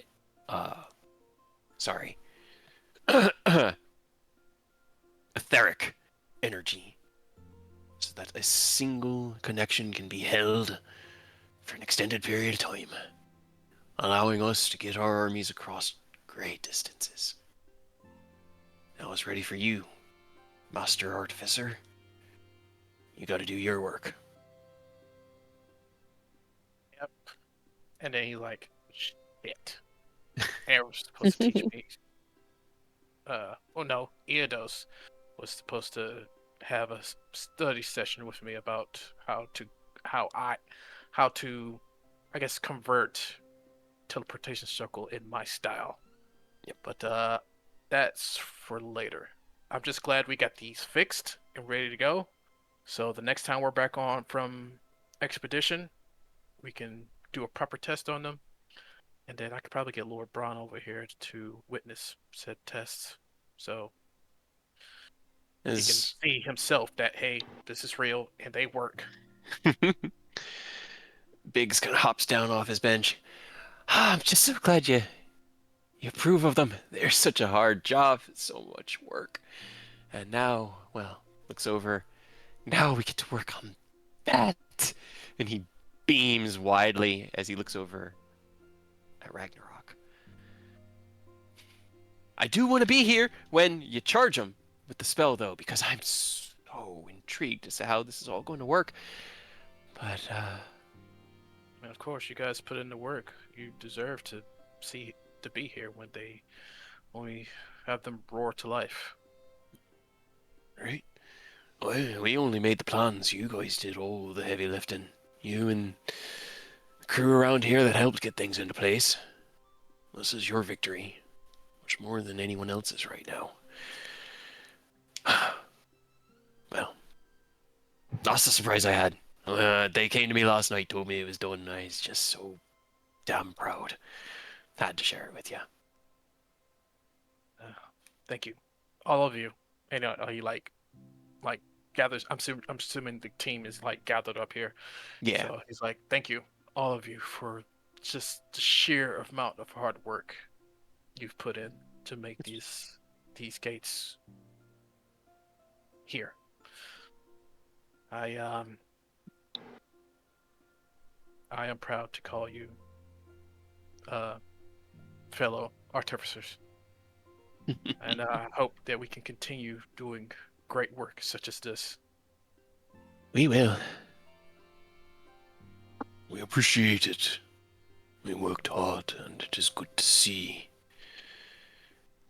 the end result. It will be best when they are alive with the light. This witch kind of looks down.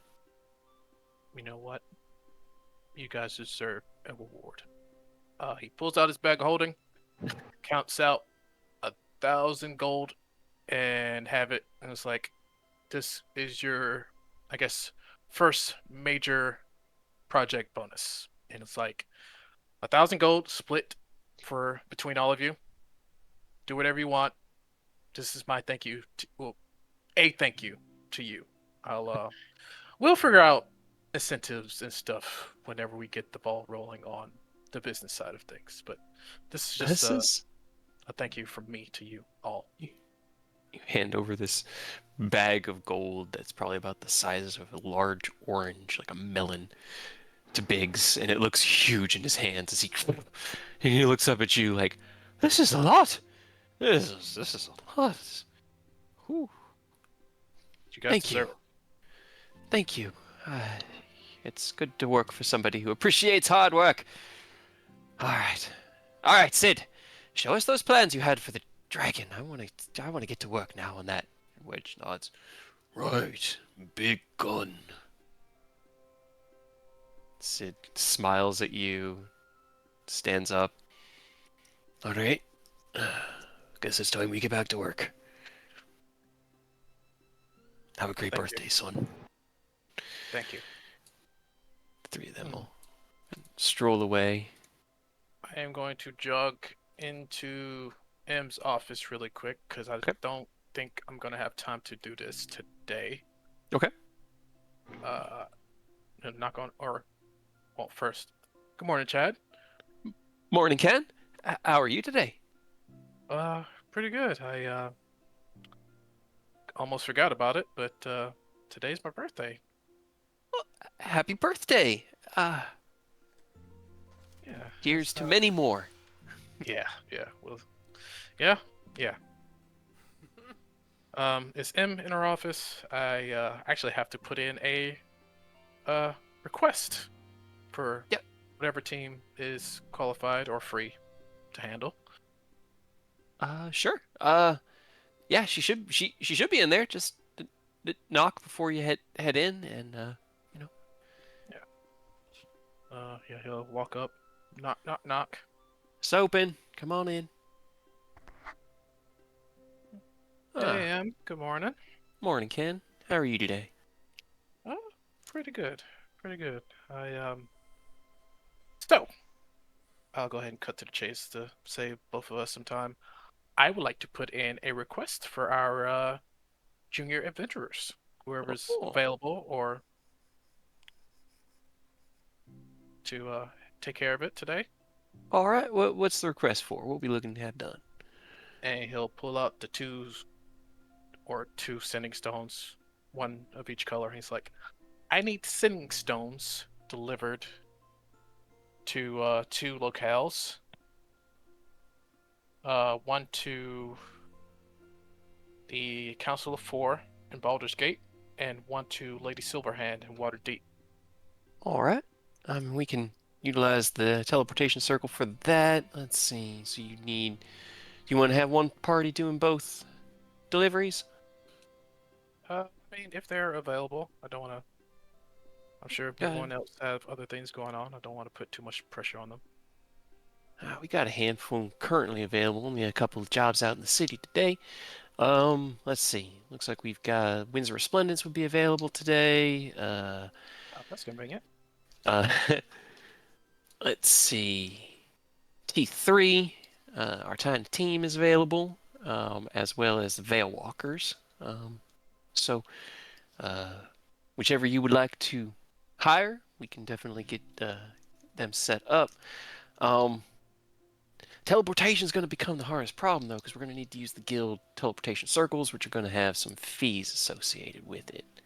I'll pay for it. All right, then. So, let's see. Hiring for an afternoon's job. Just get Eidos to do it easy. We can circumvent fees altogether.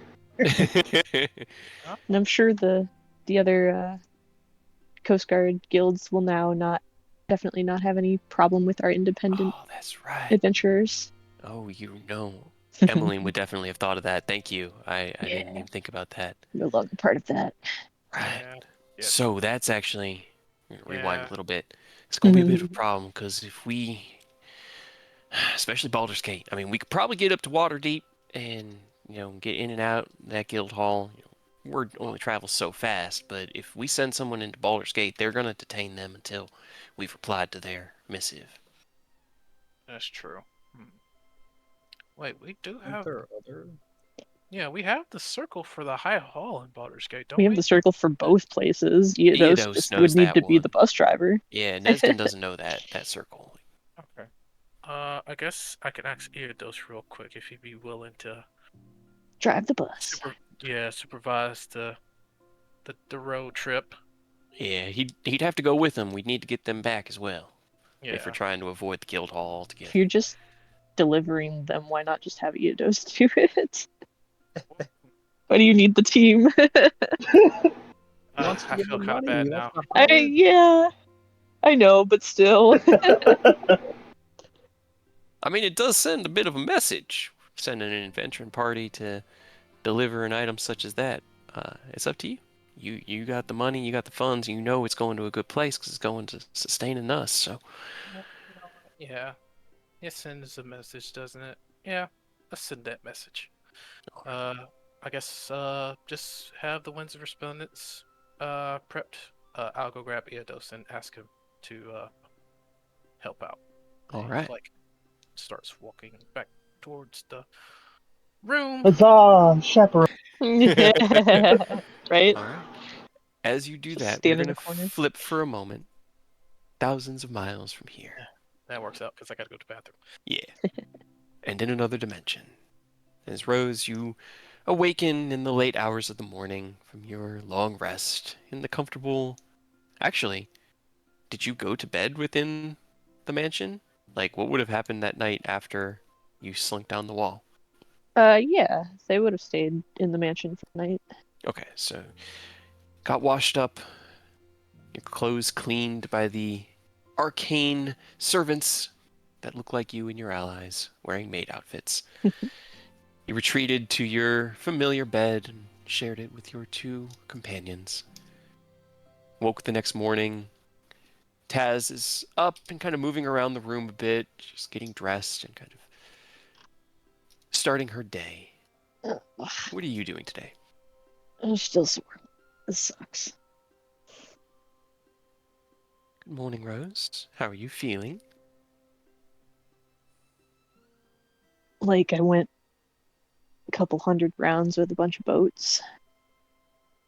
Thorn had said that you destroyed all of them, so that sounds about right.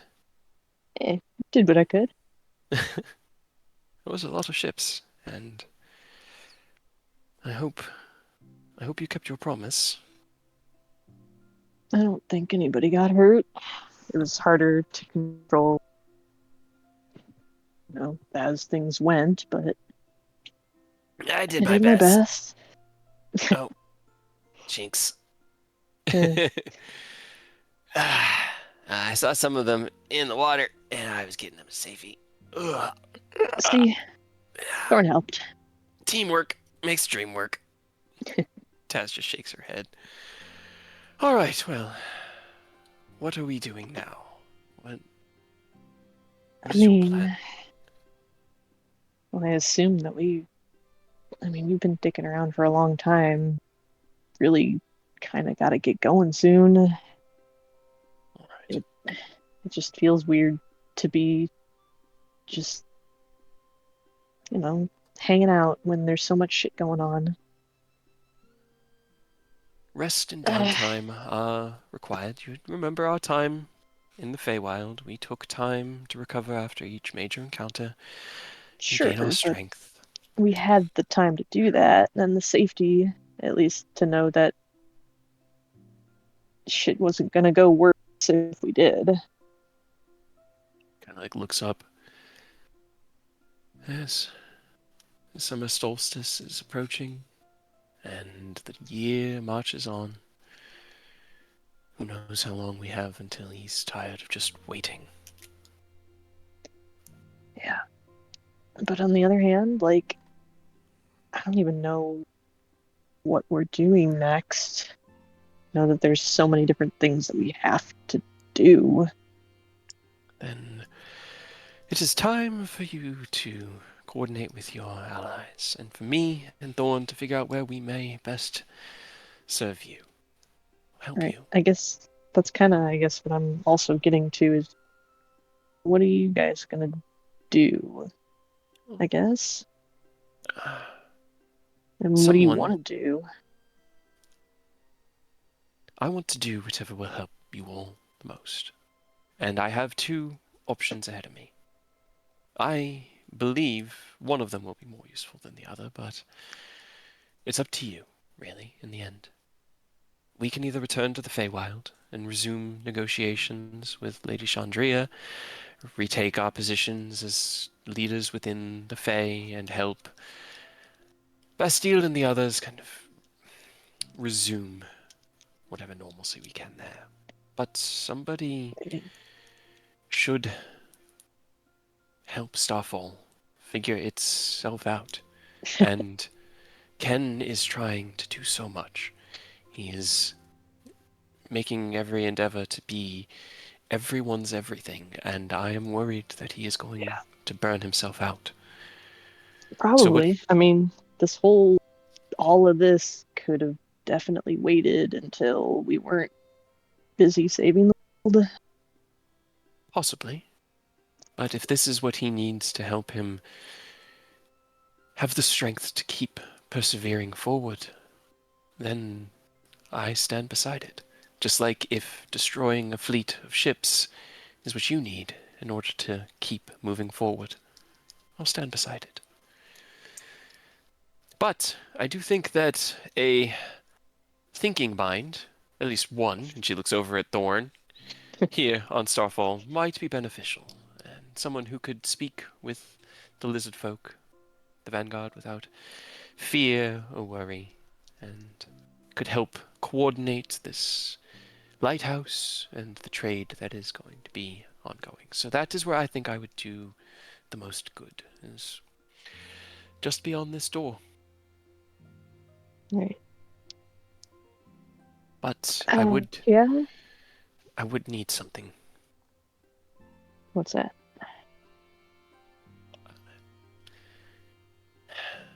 There's very little to sustain oneself here.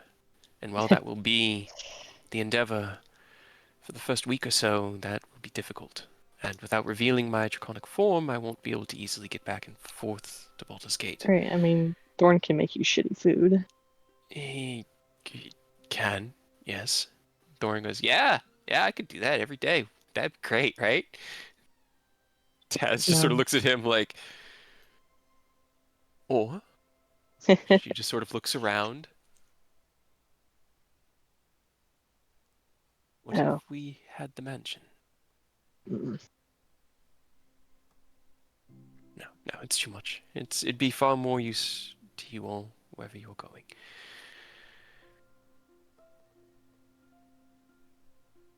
I mean, I don't want to say like, no, I need this because it's not awful, but I kind of, yeah. I understand. All right. Crazy chaos food it is for the foreseeable future. I can try to like send you food too. I mean, We'll get on it. It'll be early.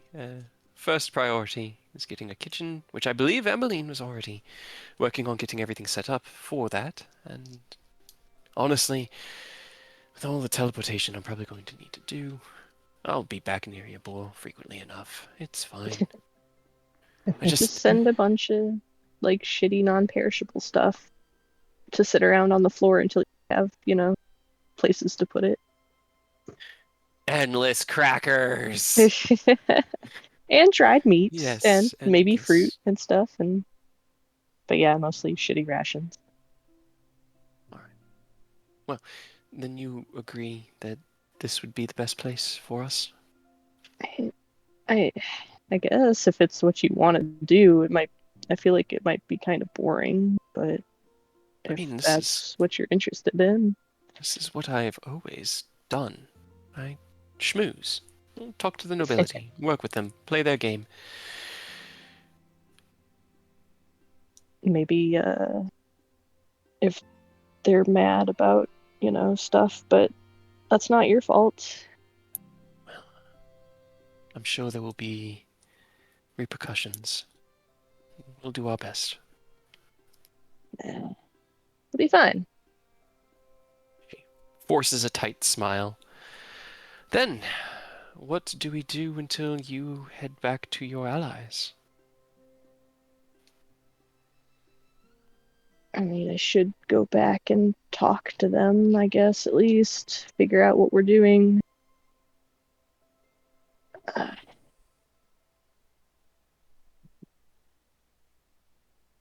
don't... Truthfully, are you pissed off at me for doing that? Withholding a Okay. mansion. Well, not only that, like, yeah, no mansion, sorry, for the ship stuff. I'm not angry. I'm Disappointed? a little bit. I had hoped that you would come to your senses and stop sooner. That the wanton destruction wouldn't fill that hole. I thought we'd move past it, but it doesn't mean that I care about you any less. And it doesn't mean that I don't want to spend the rest of whatever time we both may have with you. And I do honestly, truly, just want to help as best I can. I can be useful in either place. I'm basically just playing diplomat, either here or in the Feywild. Yeah, And yeah. I'd rather you stay here, honestly. your allies are working very hard to build something here, and I worry what yesterday's actions may do. Not intentionally, not directly, as I know you made all efforts to not be known, but this city, Starfall, sits right next to one that you hold no love for. They will affect each other.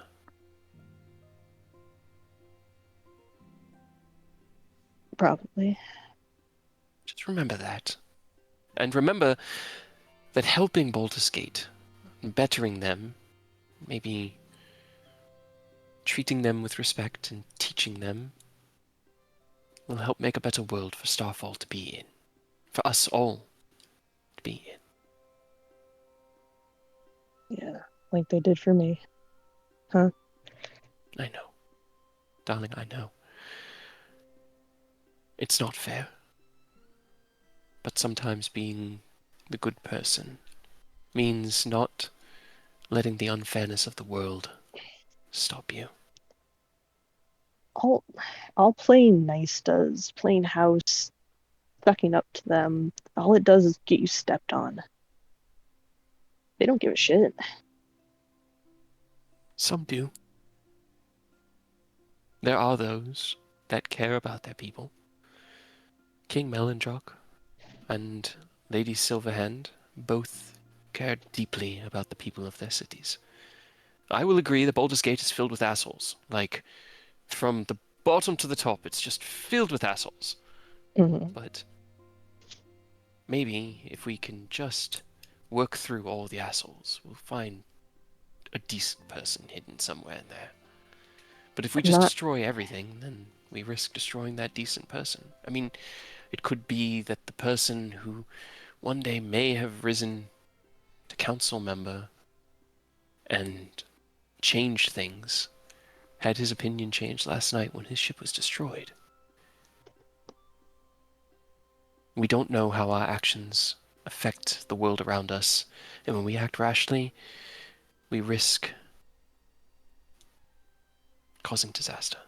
And that's all I feel right now. It's not even disappointment, it's worry. It's like somebody threw a shoe into the air and I'm waiting for it to slam down on the ground. You know?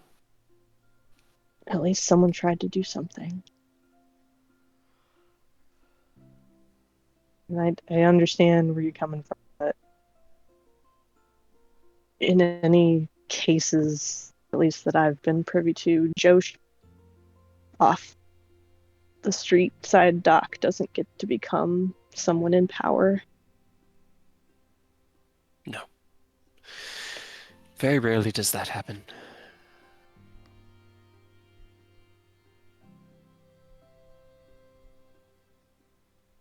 I just want them to remember who they are. And remember that they're not untouchable. You know? No. Let's change the subject from such sordid topic. It's what's done is done, and what will happen will happen. And if you agree, then I will do my best here to try to mitigate it all and to help Ken and Starfall and the good people of Baldur's Gate as best I can. Thorn just kind of looks up with like a concerned look on his face, like the tone and the tensions kind of got him a little bit like, Mom, Dad, don't fight. He goes, yeah, and I mean, I'll be here to make sure that Taz doesn't get too wrapped up in all of the noble crap because I actually had a lot of fun. I thought it was cool. I thought what you did was pretty cool. It was okay. It was necessary. That's a better perspective, I guess. Well, I don't. Yeah, if this is what you want to do, if you want to try to actually turn this giant empty ass rock into something resembling a city state, that would probably be helpful. If Ken's going to do it, Am I wrong though? if Ken was There going to are do it, wonderful lizard men living there. They just sleep on the floor. they. Anyway,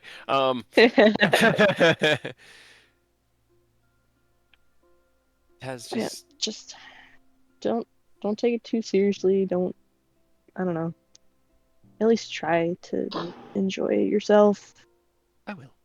I will. You do the same, all right? Don't let the difficult task ahead of you rob you from enjoying the journey that you're going on. Because you are You mean seeing. going to the place that literally kills you if you don't have enough fun? It's more or less how I've heard it described.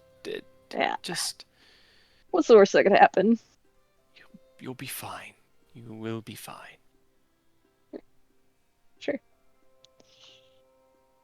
Okay. You've got to believe it if it's going to be true.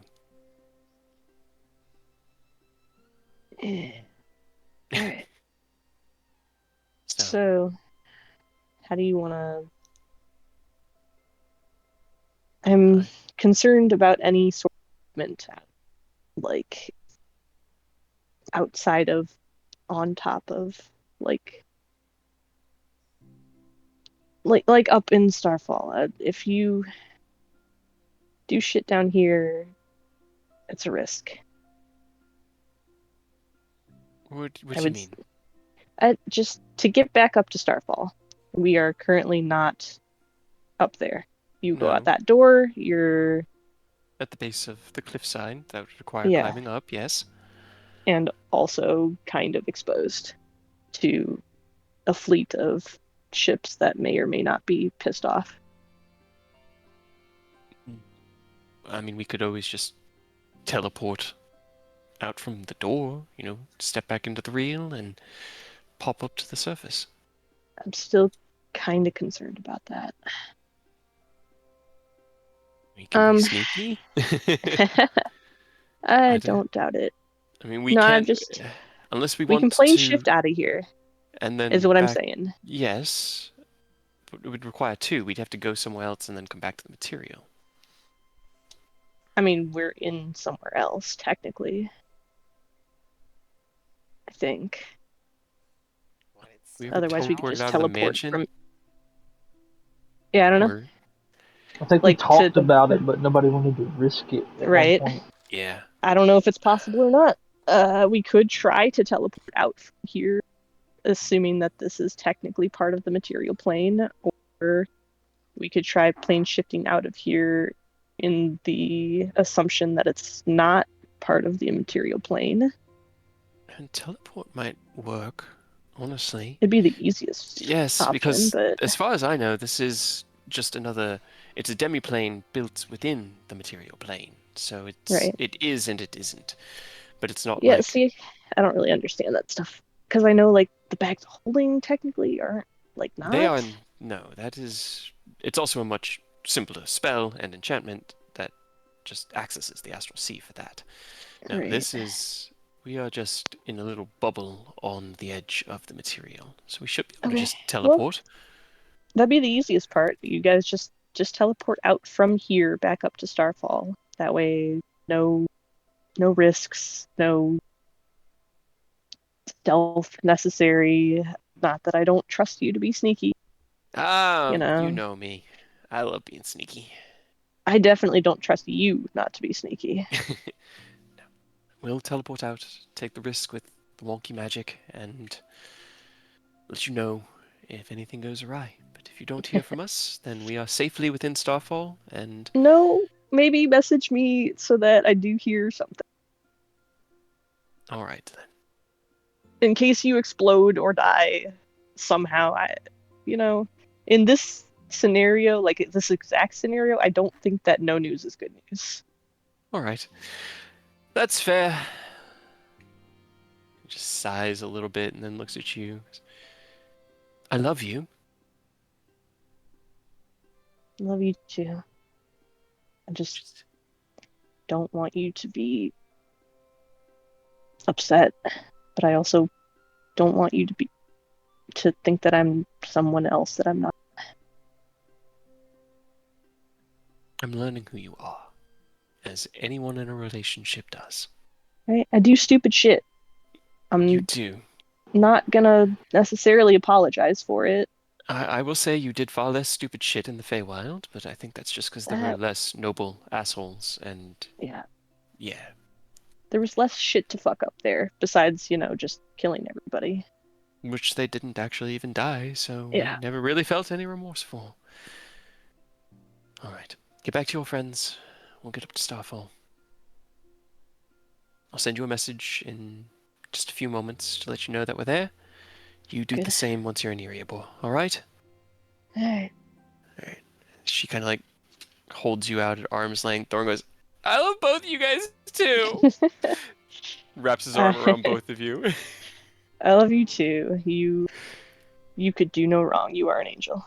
You're Besides the fact that you're lying, but I love dumb the as a bag of lies. rocks. Well, now you're telling the truth. You can be both. Yeah. Kind of just like squeezes you both a little tight. Stay Alright, safe out make there, sure- okay? Yeah, I'll try. Make sure that Taz doesn't drive you or come on, Discord. You and/or. You or herself insane with And I will do the busy best to work drive both of or us other insane. things. Yeah, Yes, like the that's good my kind job. of insane though. Yep. Yeah, Yep. Good crazy. exactly. Yep. You hear that, Tez? I got permission this time. And she just goes, Absolutely. Why would you say that? And she just smiles at you as she raises her hand into the air, and you see her cast teleport. She's gone. About 6 seconds pass. You get ascending. We are safe and sound within Okay. the Platinum Enclave. And nothing exploded. Nothing exploded. At least not here. Okay. Okay, good. Nothing exploded on your end either?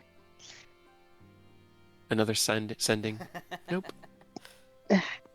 Everything went smooth and magic behaved. Oh, that's See you first. soon. Okay.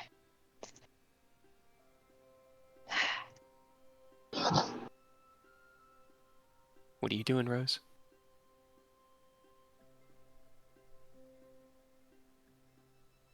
They'll just kind of sigh for a minute. And then, not hard or anything, but they'll just, kind of just kick the wall a little bit. God damn it. You look down, there's a little scuff mark, but as you look at it, kind of frown, a maid comes in and wipes it with a rag, and it just turns into a perfectly clean, restored wall. Rude.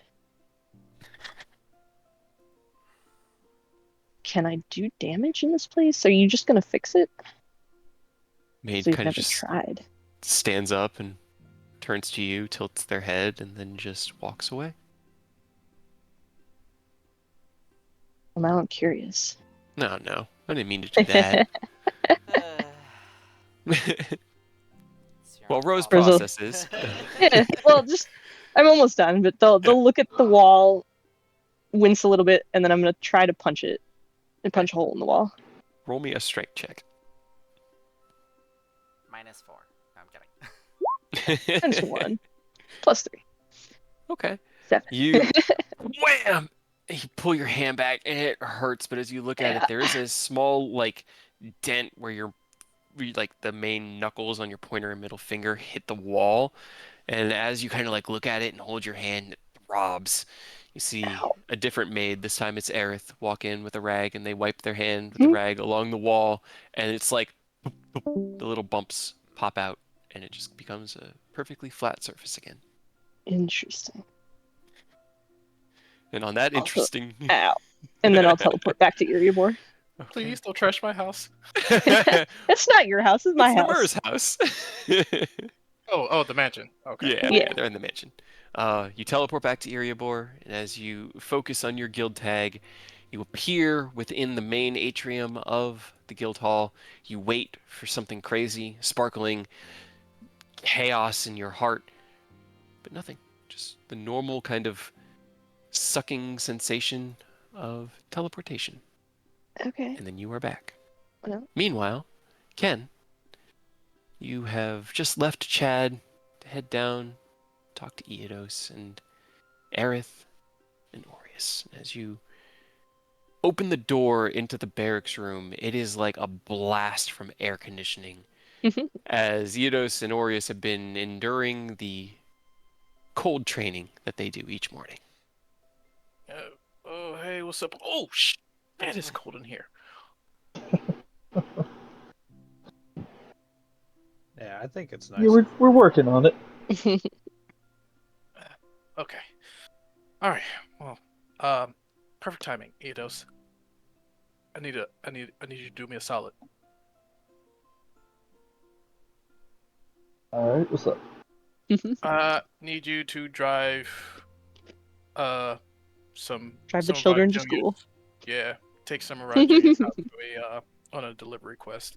Shouldn't take too long. All right, where we head? We've got to deliver a sending stone to the Council of Four in Baldur's Gate, and a sending stone to Lady Silverhand in Waterdeep. Gotcha.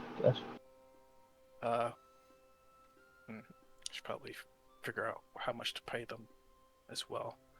I mean, I don't want to, give them a quest and not pay them for it. That would have actually been talked about with Emmeline. Give me one second. I just need to check one thing. Yeah, just give them like however much you think would be An official guild reward. Yeah. Right. Delivery. Yeah, whatever the Yeah, what could go wrong? official quest fee plus like 5%. Okay, so let's call it. It's their first quest. If Eodos is doing the teleportation, then they don't need to worry about that. I think Waterdeep's teleportation circle is within the guild hall. Shit. But that's also not the one that, like, it just depends on whether or not Baldur's Gate has sent messages out to everyone or just to you guys. You don't really know what the situation in Waterdeep might be, but that is the only, like, uncertainty.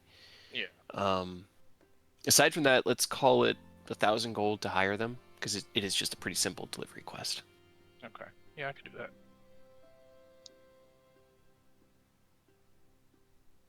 All right. Payment Yeah, marked. I don't mind. I appreciate it. I'm heading out with Mia to hopefully go see someone. It's actually my birthday today, and there was someone that I was hoping to go visit. So we'll probably be back later, hopefully. Hopefully. It'll be Well, fine. then, Ken, happy birthday. How come you didn't let us know it's your birthday? I honestly, it slipped my mind. Kind of just been hitting the ground running since that night in Greenest. So, and the past couple birthdays, it's just been another day, just studying and crafting. Didn't really think about it until I got my birthday gift from Mia this morning, and then he like pulls out the emerald pen to show off. It's like, look at this thing. I've been eyeing it whenever we went to Manon's, but it was a lot, and we just had too much going on. I didn't want to spend like 300 gold on a pen. Hell yeah. It wasn't on the list. Aerith bursts through the door. It's your birthday today? Yeah, I mean, probably. Yeah, probably just give it like a couple seconds. Like, yeah, today's my birthday. And he like shows off the pen, and then oh, good news, the gates are complete. So whenever we have some more free time, Eidos, I'm gonna need your help with. I guess we'll need to sit down on how teleportation circle works, and I'll figure out how to be able to cast it in my style. Alright, sounds like a plan. Honestly, that works out, because I know we got Eric's armor finishing up tonight, and I do want to try to get that necrotic flame sack handled before we take off if we're trying to go to the Shadowfell next for sure. So we can spend a day or two while Erodi finishes that, and I can help you rig up the teleportation circle as an artificer. Fantastic. Okay. All right. Nope. I just remembered. No more secrets. So, me and Mia are going to take a quick trip. We're hoping to. We're going to try to visit Dad in Celestia. Hmm. It's crazy to think how far we've come, huh? Yeah. Struggling to get from farm village to smaller but slightly bigger village, and now we're just stepping into godly realms. By the way, I'm gonna go to heaven as a day trip. Yeah. So, hopefully it works out. But Mia's pretty powerful. So if something happens, we can watch each other's backs and find a way back here. But I have hope it'll work. So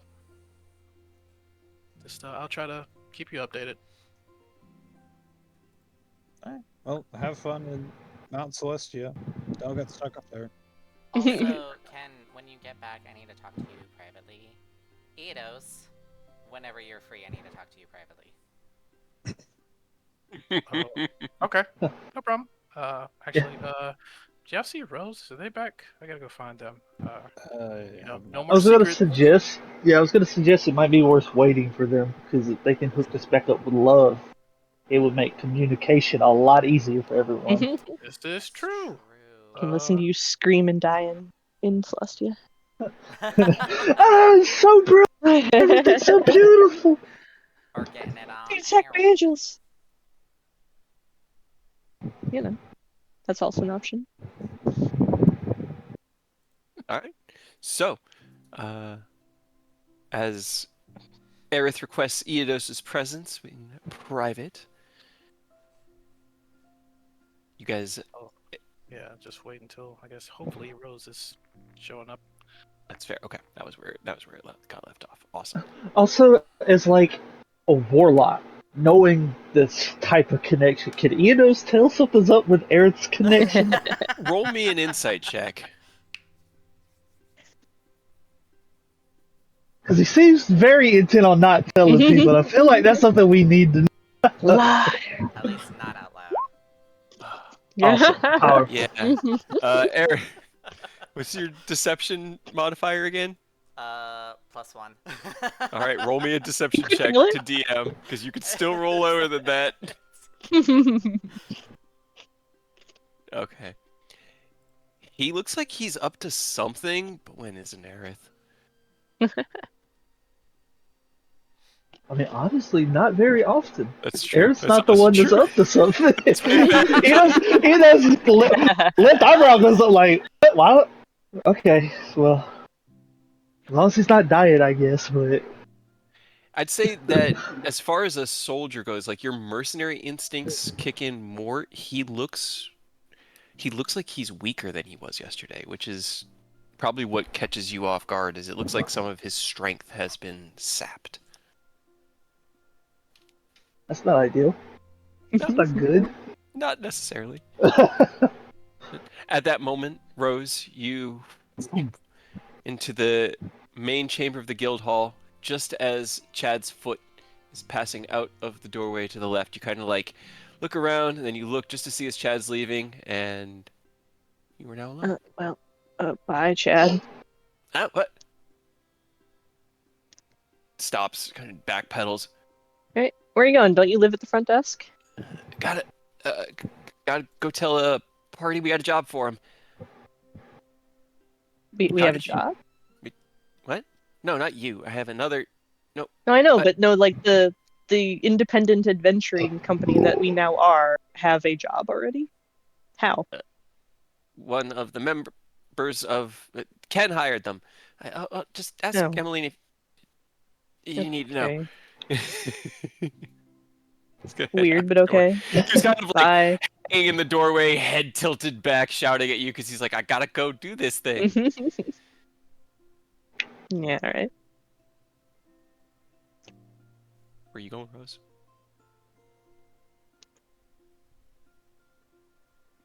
I guess they'll look around a little bit. Just no one up here, no one down in the halls. I guess they'll go talk to Emily. Do you knock on the door or do you just enter? No. Okay, I didn't think so. Em looks up, kind I of will startled. change. Morning, Rose. How's it going? Hello. What can I do for you? I feel like she just greets Rose without actually looking up from what she's doing. Yeah, there's like a glance up at like, who the hell's opening my door? Oh, it's Rose. Right. They sit down as usual, feet up on the corner of the desk. Watch the papers. Hey. Hey, if I knock them all over, that's a fun day, right? No, that's more It's like work I 50 gotta to pick do. up, No, what? but like a couple 100,000. No, there's probably not that much paper. A couple hundred. Why would that be fun? I don't know. You wouldn't be I don't bored. No, I'm not Wouldn't- bored now. I'm Would it just be busy. better or worse than doing paperwork? Worse, because then I'd have to do the follow-up paperwork still. To pick What's the going on, paper up Rose? and then do the What if- paperwork. Right? What if, I don't know, it just gets all set on fire? Fuck the paperwork. She kind of like leans over and like, are you avoiding somebody, Rose? Is there what can I help I you don't with? know, What's I'm going bored. on? I can tell. What are you doing besides I- paperwork? Am currently going through the contracts that we have for the Windsor Resplendence to make sure that everything is above order for the out-of-city job that they are going on this afternoon with Eodos. So yeah, I guess Chad said something about that Ken hired us to do something for us. Ken is hiring the Windsor Resplendence to deliver some sending stones to the leaders of Waterdeep and Baldur's Gate. Why don't you tag along? Hmm. Is there a problem with that? I mean, do you not like the fact that Ken's spending money on our own guild? Yeah, it's whatever, I guess. Does he have to do that today? Like right now?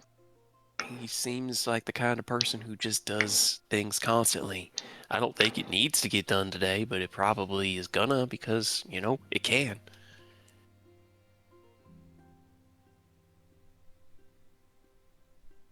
I mean, She looks at you. Roll me a deception check.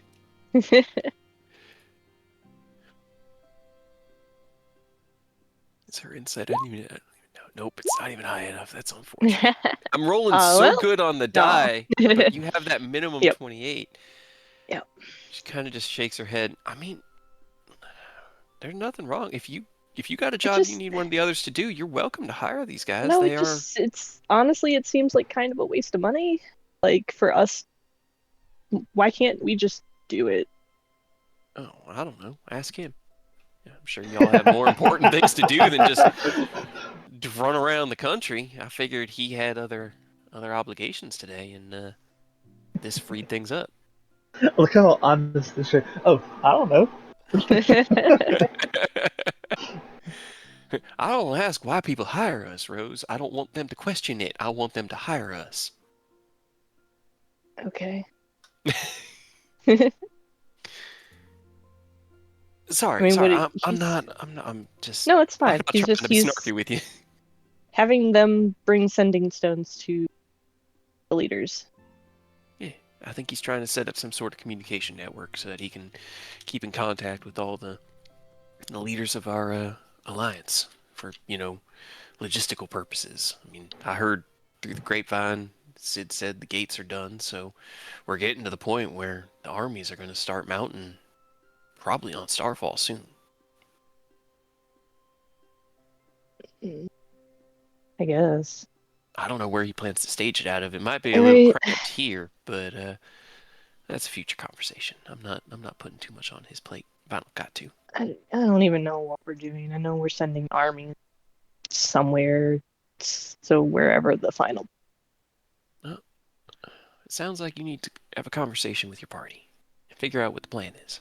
Because I know the general gist of it, but at this point, I don't think y'all even know the fine details and won't till you get there. Right. Did he give you the sending stones? Do you have Not them? yet. I don't know. He has them still, I'm pretty sure. Eh. Why? Like I said, I don't see why we can't just do it, but Go talk to him. I mean, I think he said it was his birthday. You could just offer to do it as a birthday gift. Save him Kim's 1,000 gold. birthday? That's what he said. You never told us. I don't think he remembered. I think When's your that, birthday? oh, why you gotta do this? Because it's funny. A couple months? Why? Maybe I should get you a birthday present now. And then just don't open it for a couple months. That sounds awful. Do not do that to me. You'll forget it's there. You just put No, it I on the won't. shelf. You're gonna set it on my table and you're gonna lock it in place with magic so that I can't move it and I have to stare at it every day. Rose is out here trying to mundanely curse someone. Right? Although a birthday present, that'd be quite nice. I know your history and all. When do you celebrate yours? When do you celebrate 1 year older? I mean, I don't really.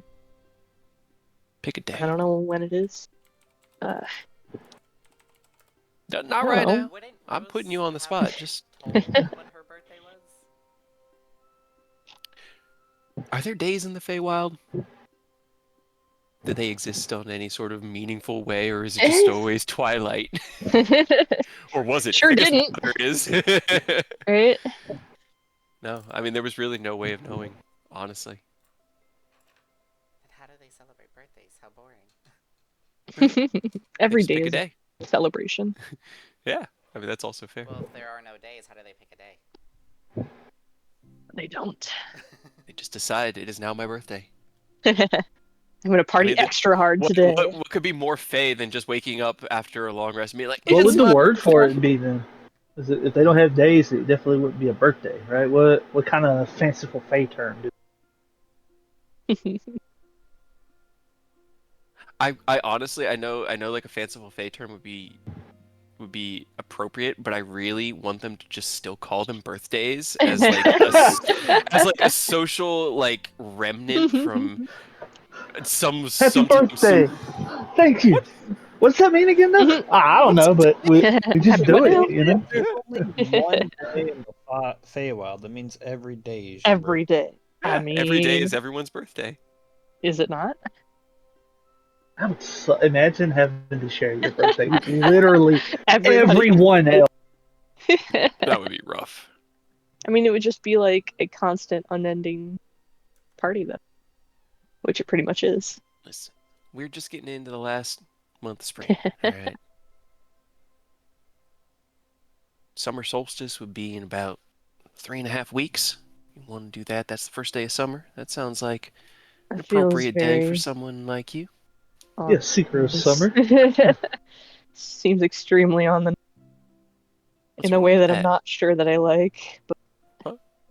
Pick a day. Best birthday present ever. Saving the world. right? Yeah, I don't know. Find that one. All right. So 26th, or sorry, 21st, and hers is the 26th, which means that your birthday is about a month right before mine. Cool. I don't even know what that entails, but I like it.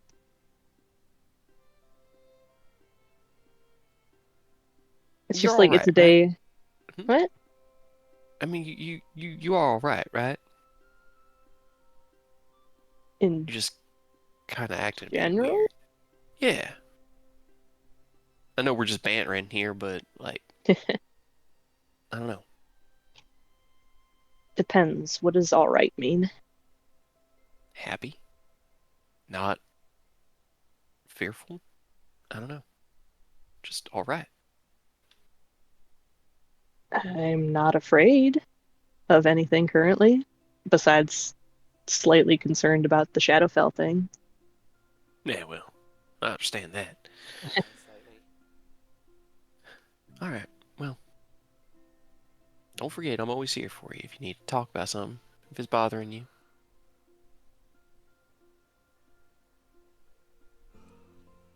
Yeah, maybe we can go out tonight, get something, drinks, food, That'd be nice. hang out. All right. But for now, can I get back to my work? I guess. It is Are you boring. sure? Like, I could just set it all on fire. I You don't wouldn't have want to do that. any No, paperwork. no. You know how many other problems that would cause? This paperwork is the No. easiest problem to deal with. That This is the sounds solution. incorrect. Don't ever become a guild master then, or take on any, positions of responsibility, because, oof. Yeah, wasn't planning on it. All right, where's Ken? I think he went to go see the rest of your crew. I'd say Alright, barracks. probably. And as you begin to walk down the hall, you hear a shout from Aerith that he needs to speak to Eodos in private, and a chuckle from within the room. And you can pretty much guess that most of your crew's in there. You're trying to have that conversation before we go teleport now, or after the Eris, by the way? I meant to ask. It's up to you. I mean, it's fine with me. I just didn't know. I don't even know what you need, to be honest. Gotta be ambiguous here. Just to have a small little conversation between the two of us. I mean, I had one with Aureus, so...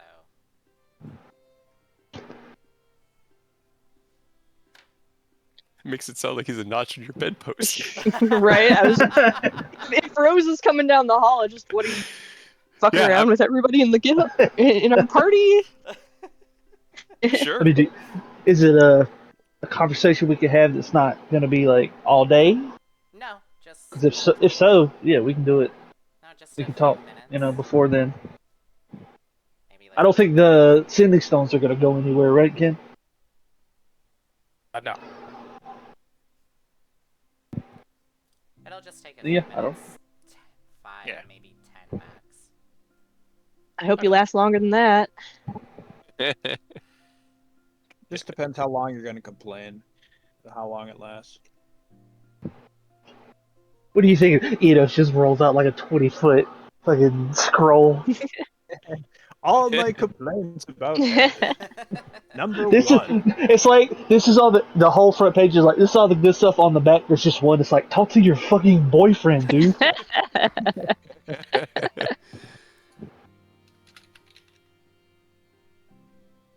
So you only last 5 to 10 minutes, and you're gonna get complaints. That sounds like a pretty shitty deal. Do you even know what we're talking about? No, I really don't. But it sounded like you're trying to fuck your way through our entire party. And Why I mean, is that your I first guess. thought? I heard it should only take 5 to 10 minutes. Something about doing something privately with each of you. See, just because it takes you 5 to something 10 about minutes complaints. doesn't mean other people take 5 to 10 minutes, Rose. Hey, much longer than that. Well, you're the one who's assuming it's 5 to 10 minutes, so I don't know. Aerith is the one who said it would only take him 5 to 10 minutes. And without any context as to what I was saying, you immediately thought that I was sleeping with everybody in the party. Absolutely. Why would you not take that out of what little bit I've heard? Good morning to you too, Rose.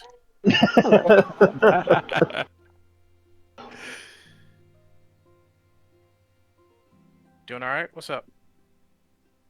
Yeah, I mean, I would like to know the context of whatever's going on, but I can continue to think whatever I think, I suppose, if you won't fill me in. I did need to talk to you, though.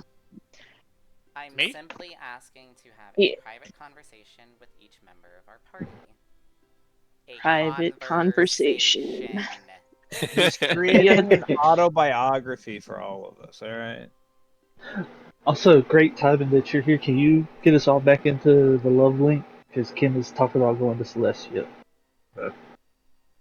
I have more questions than I started with, but yes, I can start that. Uh, should Do you I? know it's his birthday? He didn't even tell us. He forgot his own birthday. Yeah, I learned it from Emmeline, apparently. And then apparently now I have a birthday, which didn't exist. Everyone gets birthdays. I'm not telling you what it is. Haha. Fair enough. I mean, we can just ask Emily. No, ask me what it is. Come on, man. You just said you're not gonna tell us. I'm not gonna tell you. Immediately full. I'm not gonna tell you. All right, fair enough. No, ask me what it Ask is. me what it is. You're not supposed. You can't just say okay.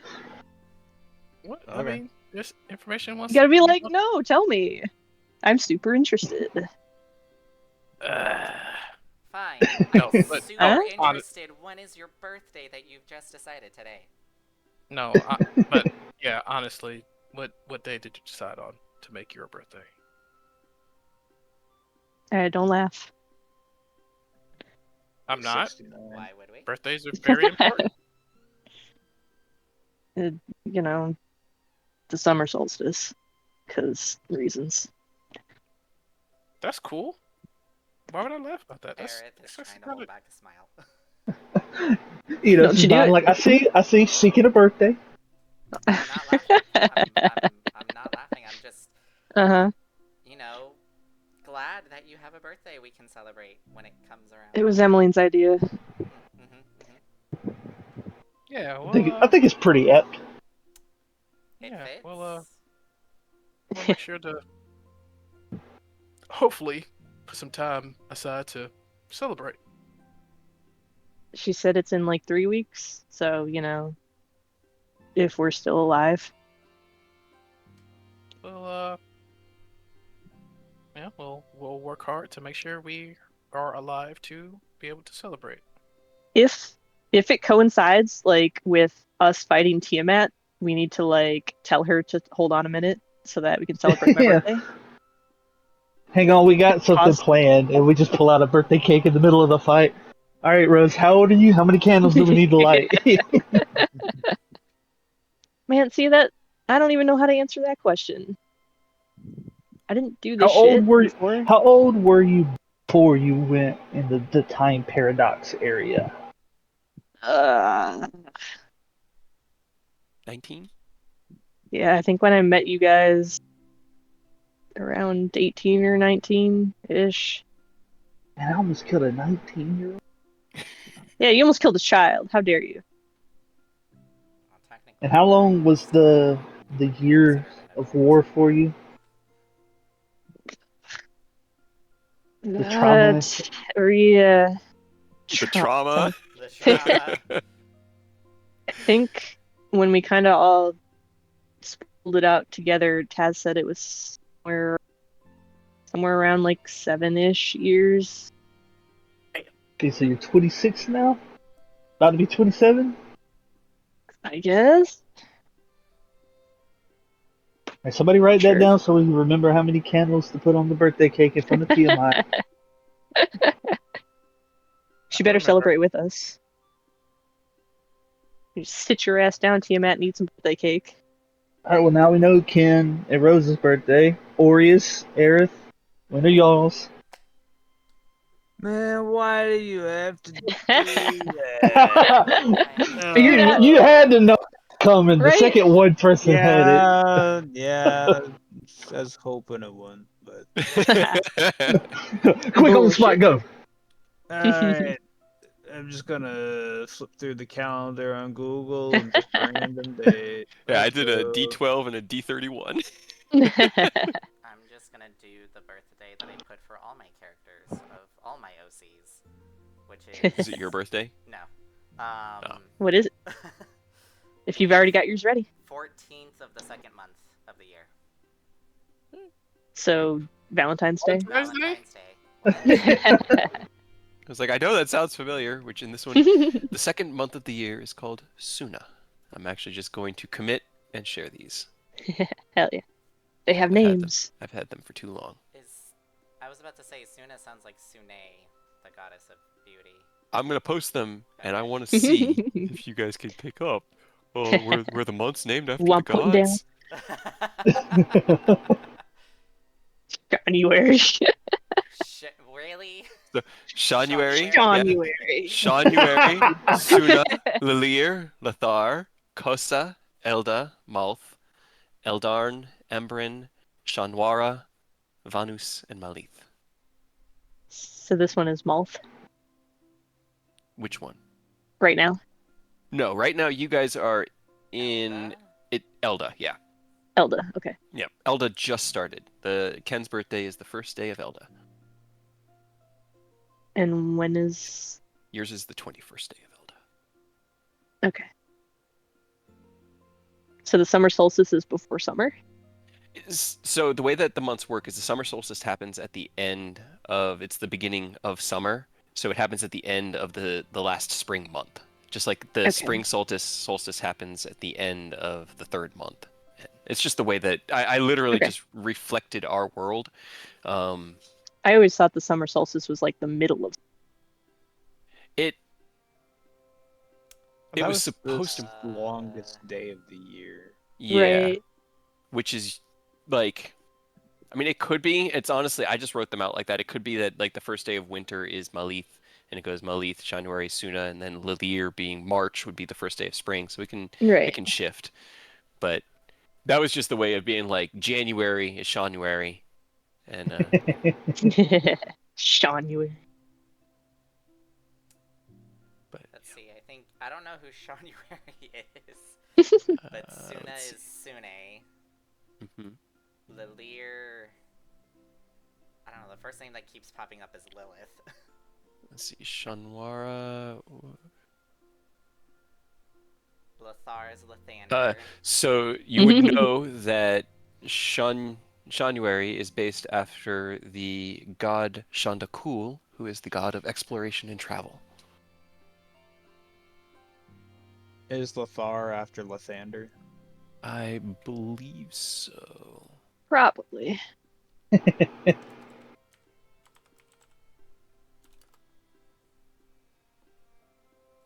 That would make sense, yes.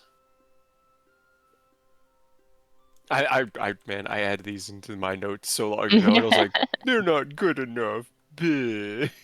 Nah. And then I'm So just like, there's screw it, I like them. and there's Malith. Yeah, I mean that's the biggest problem that I kept running into is there's so many that are similar. Doesn't matter. I feel like it'd be Malth and Malith be pronounced differently, Yeah. or maybe I'll That change them probably going makes forward. No, too late. Set Because in stone. I know that one of them was from Malar.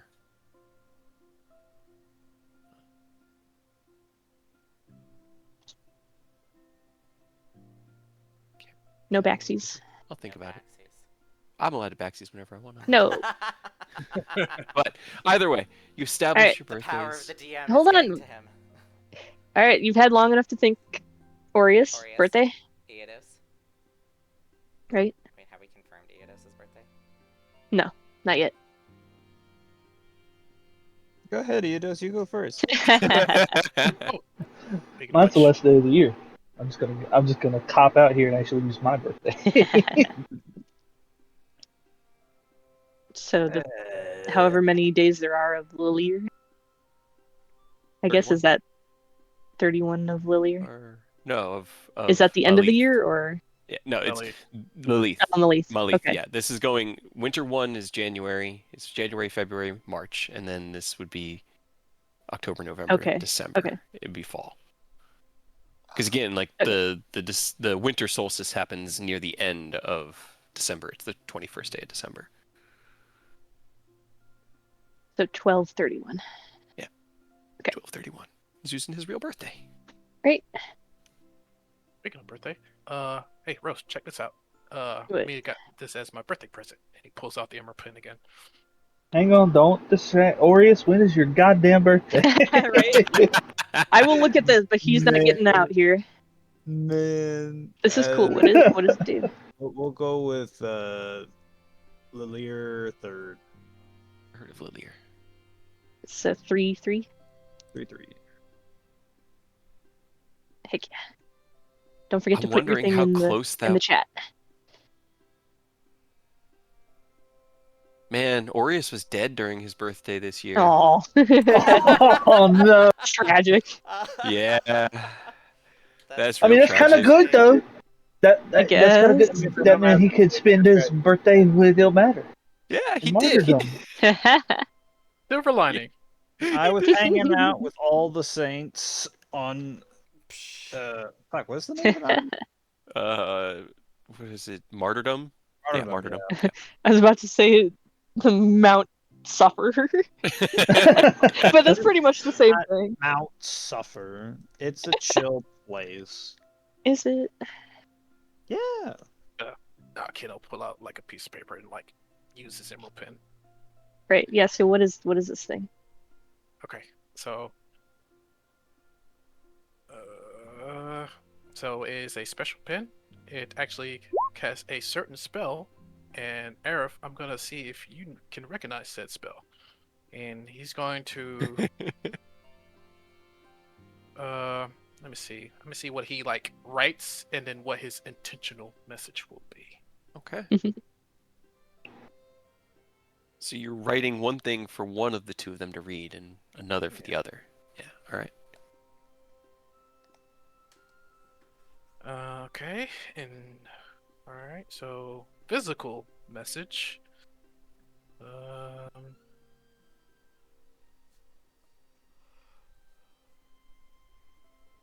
Man, are you gonna make us all remember everyone's birthday? Because that's gonna be so. Yeah, well, I mean, Ken's gonna remember. Yeah. Ken has Bruh. keen mind. He remembers everything. Oh, the pins. Pin.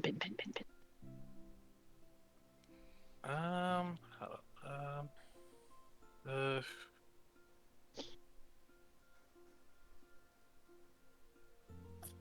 can't think of anything. My mind blank. Oh, you can Just- make it simple. I'll be just like, I'll just put like a typical artificer equation, and then Okay. Well, What up, Black? You want one of us to Hey, stream? Black. Hey, I'm just a fly on the wall. No worries. Well, I'm listening to them play D&D. Yeah, we're in the dicking around part of D&D right now. So, Nice. what did the two messages you wrote, Ken? One for Aerith, one for Rose. physical message. It's just like a, I guess like a, yeah, just an artificer, like equation, like Mhm. like an easy one. And Then it means type nothing to me. secret. I see. Who is the secret message for?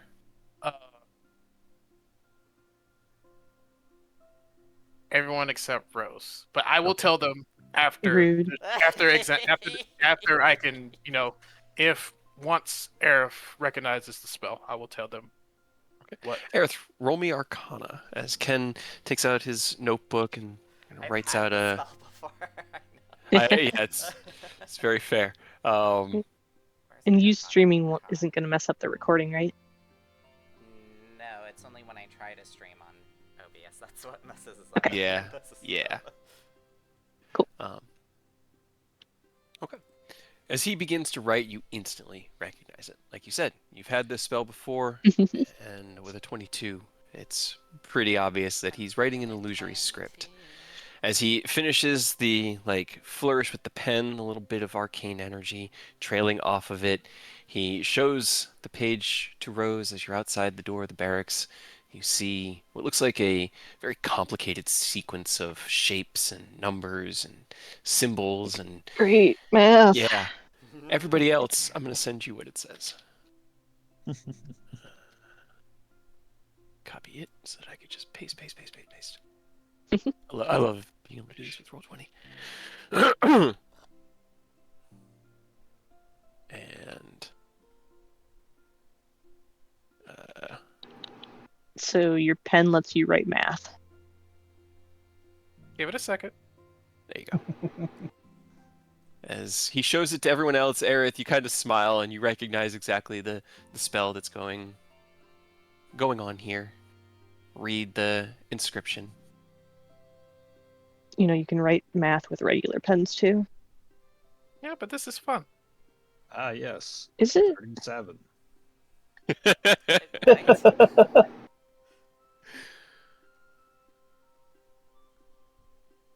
It's a very simple equation, Rose. Can't you see it? I'm sure somebody who knows math could. I don't know math. Yeah, see, you Do you just want add it all mathematician together. math? You do all that. It's 37. What are you adding together? 37. There's no numbers. There's symbols. Yeah, you Yeah, add them that's up. math. All right, triangle plus this squiggly line. Yeah. Squiggly triangle. Got it. Mhm. Nailed it. You're halfway there. And you would know that that symbolizes the change in resistance throughout the spell's. I keep forgetting. Not arcane, etheric. Etheric. The man of circuitry. Within the artificery. But that's the triangle and squiggly line they're talking about. Yeah. You know, Can Rose. I- Triangle and squiggly line. Yeah. You've seen it before. You read that beginner's guide to artificery, right? That we found. Nope. Was me No, that was me. and Mia. Okay, so me, I yeah. can't. Sort of. I can't. read it much. Ken memorized it. He'll make a copy for you. Yeah. Speaking of, you start hearing from down the hall, Ken. Ken! Where'd you go? Uh-oh. Fiance. And you hear... Don't leave. I still need to talk to you. Okay, yes. But, yes, it casts illusory script. I can write a physical message, but then I can magically hide my actual intended message in this at the same time. And I could choose who can read the actual message. If you have to know, Rose, he called you a butt. Rude. I do not. How could you do this to me? He used more colorful language, to be fair. I'm wounded. I'm going to strangle you all. Betrayed. I didn't say anything. You're part of the group. Doesn't matter. I said- accessory to a crime. That if we're back in town, well, if we're back in town during the day you designated as your birthday, we're gonna have a party. I mean, I do like parties. So I thought we were celebrating with Party Tiamat. just for you. Boop. Is it gonna be a party like we're gonna have? Like you've been talking about? As Mia kind of walks down the hall, seeing Rose leaning, legs halfway down the hall. Kind of looks over at you and smiles. Big parties? I like parties too. Maybe we'll see. Well, It'll be a little different than a wedding, though. Yeah, good time different. But Okay. I guess it'll depend on Rose. At the end of the day, it's their birthday. Eating cake with Tiamat.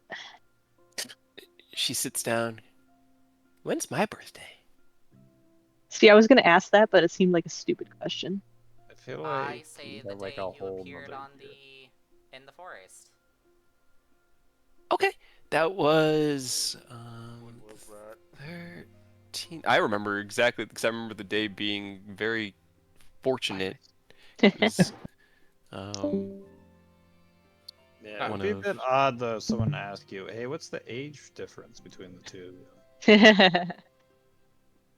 yeah, Couple thousand It- years. Couple thousand years, maybe 20 years. Who knows? It depends on when you start measuring, really. Yeah. Close enough.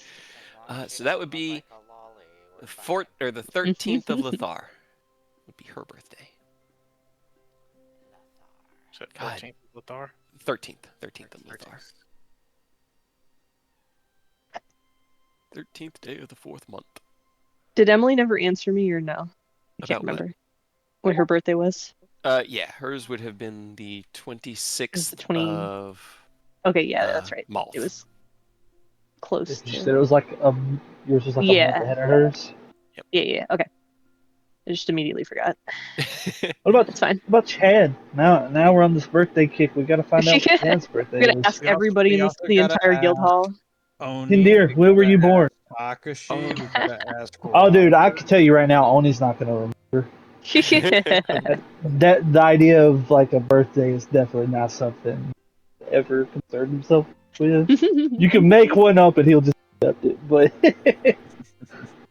You know what I rolled? Because I just rolled a D12 and a D30 for Chad. Do you want to know what day I rolled? Same Absolutely. What day? day as Rose. 69. My birthday, Hey. yeah. which would be the 26th day of this month. So his birthday's also only 5 about days 3.5. after mine. Yep, 3.5 weeks out. Exactly 1 month from Emmeline's. All right. Well, as Mia kind of pushes her way with her owl and her rat on her shoulders through past Rose, past Eodos, the big boar Boris walks up and with like your legs kind of out in front of the hallway, all leaned back against the door, he just sort of like snorfs at you, Rose. Well, Mia kind of pushes past and walks over to Ken. Hey, you're up for your nap? Yeah, that was good. You guys were having a lot of fun, and they were really trying to hit you. They were really trying. And then I got sleepy, and I fell asleep. All right. Well, But- had to chat with the team momentarily, but I should be ready here in just a moment. Awesome. Rose, you said you needed to talk to me. Mm-hmm. Was this an open discussion, or did you need to speak to me in private? No, I guess. Why are you paying our guild to deliver shit that we can just do ourselves? Well, I didn't. I'm trying to learn to not do everything all at once at the same time. Trying to, you know, what's the word? What's the word? I'm looking for? Delegate. Delegate. Thank you. Delegate. Right. Then why didn't you just delegate it to us?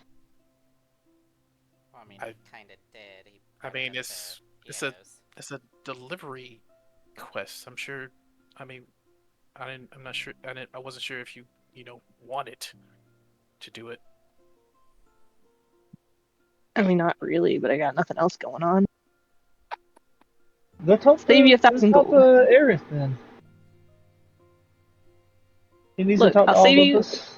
You got free time? Go talk to Aerith. I'll do that later, I guess. He seems busy, but look, I'll Well- save you 1,000 gold. Birthday present. Just give me the stones. I'll go do it. Well, I kind of think M's already got like the paperwork and everything set. Oh no, paperwork that she Also- can just throw away. Also, no offense, Rose, this is with like nobility. Nothing personal. I don't really want you going all alone with that. Unless the rest of us are coming with you. I mean, what, you want to come with and babysit? Sure. I mean, if Why you're not? determined to go, yes. We know what you do with nobility. I mean, you don't even have to like talk to them and just give them to their attendant and just be like, hey, give this to whoever. Some things is better off just giving to. Some things better off with direct face to face. All right, you I want mean, me to talk to him? I can talk to him. you're still down to come, but like, it's not a bad thing to let these newer adventurers get their feet wet, Rose. Yeah, let them experience things. I mean, you could come, like, and chaperone too, but they kind of gotta learn that we won't be here all the time, you know? Sure, but this is literally just something for us. It just seems dumb. We're investing back into the guild. Then have them go kill some stuff outside of town. I don't know. Something useful. This is useful.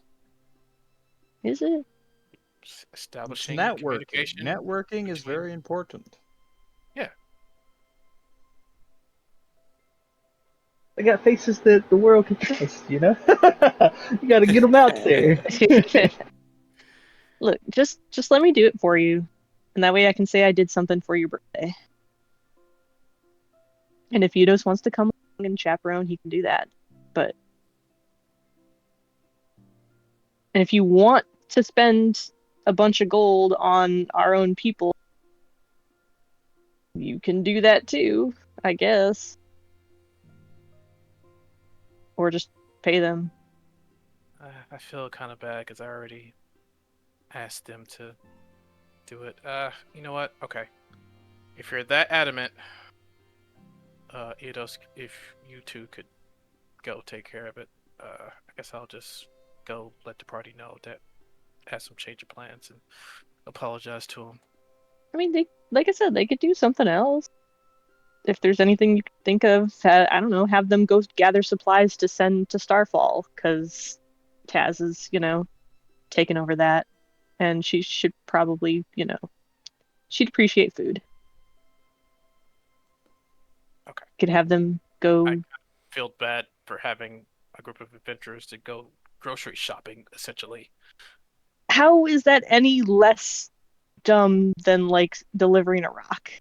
You're having them talk to nobility and like figure out how they're supposed to. Do you really think that the people who run those cities are going to talk to a bunch of random ass nobody adventurers? They're gonna have their attendant be like, "Hey, what do you want?" And they're gonna be like, "I'm gonna deliver this to Lady Silverhand," and they're gonna be Isn't like, that literally what we "Absolutely did? not."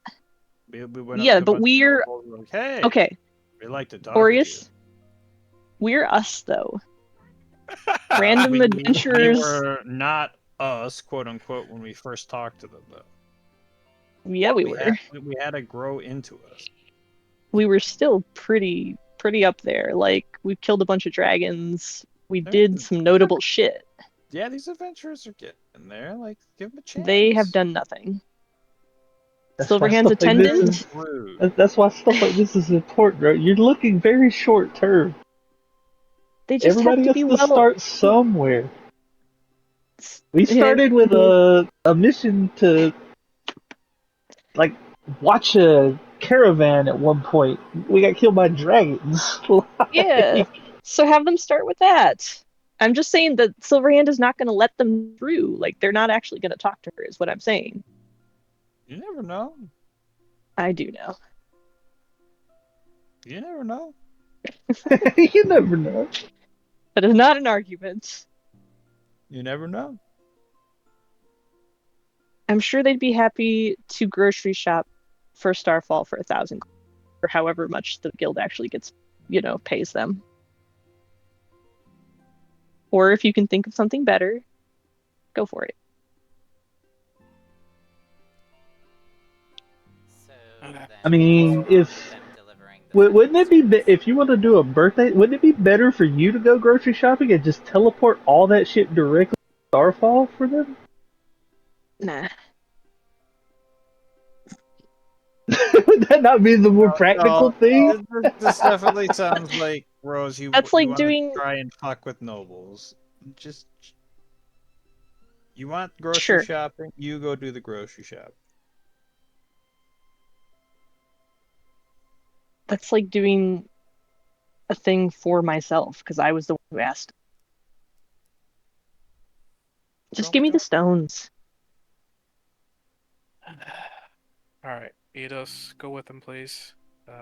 Shouldn't be an issue, but And then he passes the stones off, or each one stone of each set to Rose. I should probably hold up. He writes some quick missives for each stone. It's like, hey, like a more like formal, like, hey, Ken Silverlight here. Use these stones to communicate with me, if need be. I might not be able to communicate back right away, as we might be on expeditions. So I'll try to respond as soon as I can. Like a formal version of that. Hey, this is my personal number. You can reach me here if necessary.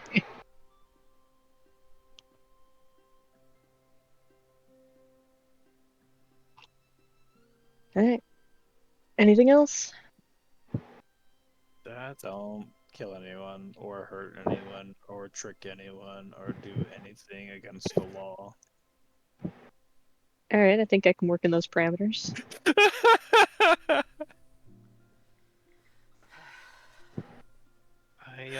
That would be very surprising, but I hope you can. They're fairly loose. There's ways around. Don't kill, hurt, trick, or break the law. Okay. You do that constantly. I don't kill people. We kill You the hurt, ones. you trick, and you break the law. A lot. This is all up to interpretation, so, you know. No, it's up to my interpretation. I can't read your mind. You can now. You can speak into my mind, but that doesn't mean, like, you can read it. Don't break the law. You understand what that is, right? The law. The law is variable. Ugh. The law of whatever land you're in. Don't trick people. Don't hurt people. I mean, in any way, emotionally, physically, spiritually, don't do that shit. Yeah. Most of what I say I don't consider to be a trick. No, is that not what you... Yeah. Trust Are you Rose sure to be this able is a great to- idea, Ken? Too late. I Bye. trust Rose to be able to do things proper when they have the motivation. So please, for my birthday, what I request is for you to deliver these stones and come back without doing things described by Aureus. Please. Okie dokie. That's my birthday request. So Yeah. essentially, just deliver the stones and move on. Yes. Pretty much just say, hey, can you please be normal for once? Do That's even realize- more, yeah, like, up that's to even interpretation. worse.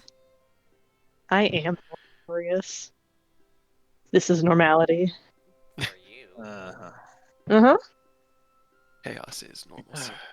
I guess I'll In comparison to X. the average Joe. Nah. Okay.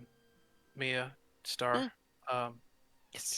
just meet me out back. I'm gonna run to M's office to adjust the quest parameters for the team. But I'll be out there in just a moment. Okay. Okay, I'll see you out there soon. She gives you a big hug. Yep. And heads on out with her two friends. Boris has just been getting closer and closer to you, Rose, as you've been standing in the doorway. It just kind of like snorfels up to you, and then as Mia walks past you and walks past it, woof, and then it just turns around and walks away from you. Yeah. I'm not gonna ask questions. Right. Knock, knock, knock. All right. As you head out into the main atrium, you see Chad. Okay, everybody, just wait right here. Ken, good. I was just about to come get you. We are all ready whenever you are. So About that. Milo looks up to you. We are ready to do whatever is required of us to assist you. Ken. So, change of plans. I was. What's the word? Badgered. Admonished.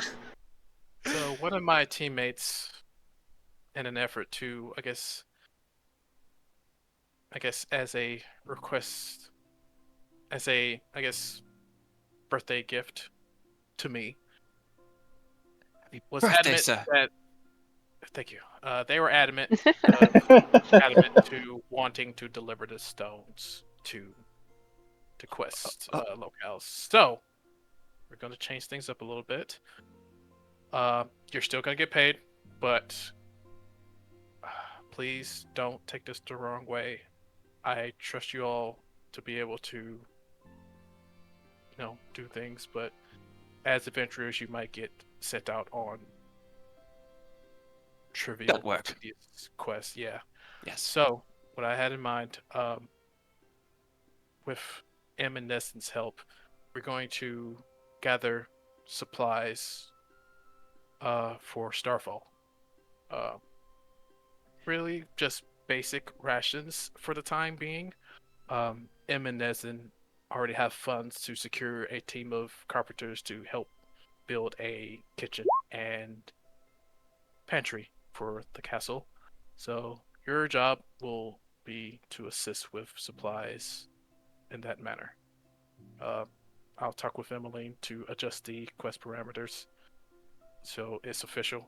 So apologies again for all of this. It is quite all right. However we can help, we are more than happy to do anything we can. If this is how we may best serve, then this is what we will do. And as you said, sometimes adventurers, they gotta do the boring jobs too. So, uh, we'll just wait for our orders here. And he looks over at Chad, and Chad looks at you and goes, I'll just wait for my orders here. He looks back at the door to Emmeline's office. Unless, did you just want me to talk to her? I mean, I could. Yeah, if you don't mind giving her the heads up, I got something to do. So Yeah. just let her know the quest changes, and then I'm sure she'll be glad to have extra hands for the, for what I asked her for, earlier. Sounds good. And everything, the kind of like leans in a little bit towards you. Payment's the same. We're not gonna Yeah. renegotiate. Okay, I Yeah, gotcha. payment's the exact same. So He- yeah, Kind of like starts to try to talk a couple of times and can't find the words, so he just gives you a thumbs up. Got it. Okay. I'll be right back, guys. He kind of gives a weak salute over to the Winds of Resplendence, who Milo gives him a nod. Prioritize food. Taz doesn't want to eat Thorn's gross shit. Chad hears it as he goes in the room. yeah. Ken chuckles and starts heading outside back to Mia. All right, back in the guild barracks, as Ken left to go and coordinate this change of plans. Eodos, your presence has been requested, and I am so curious.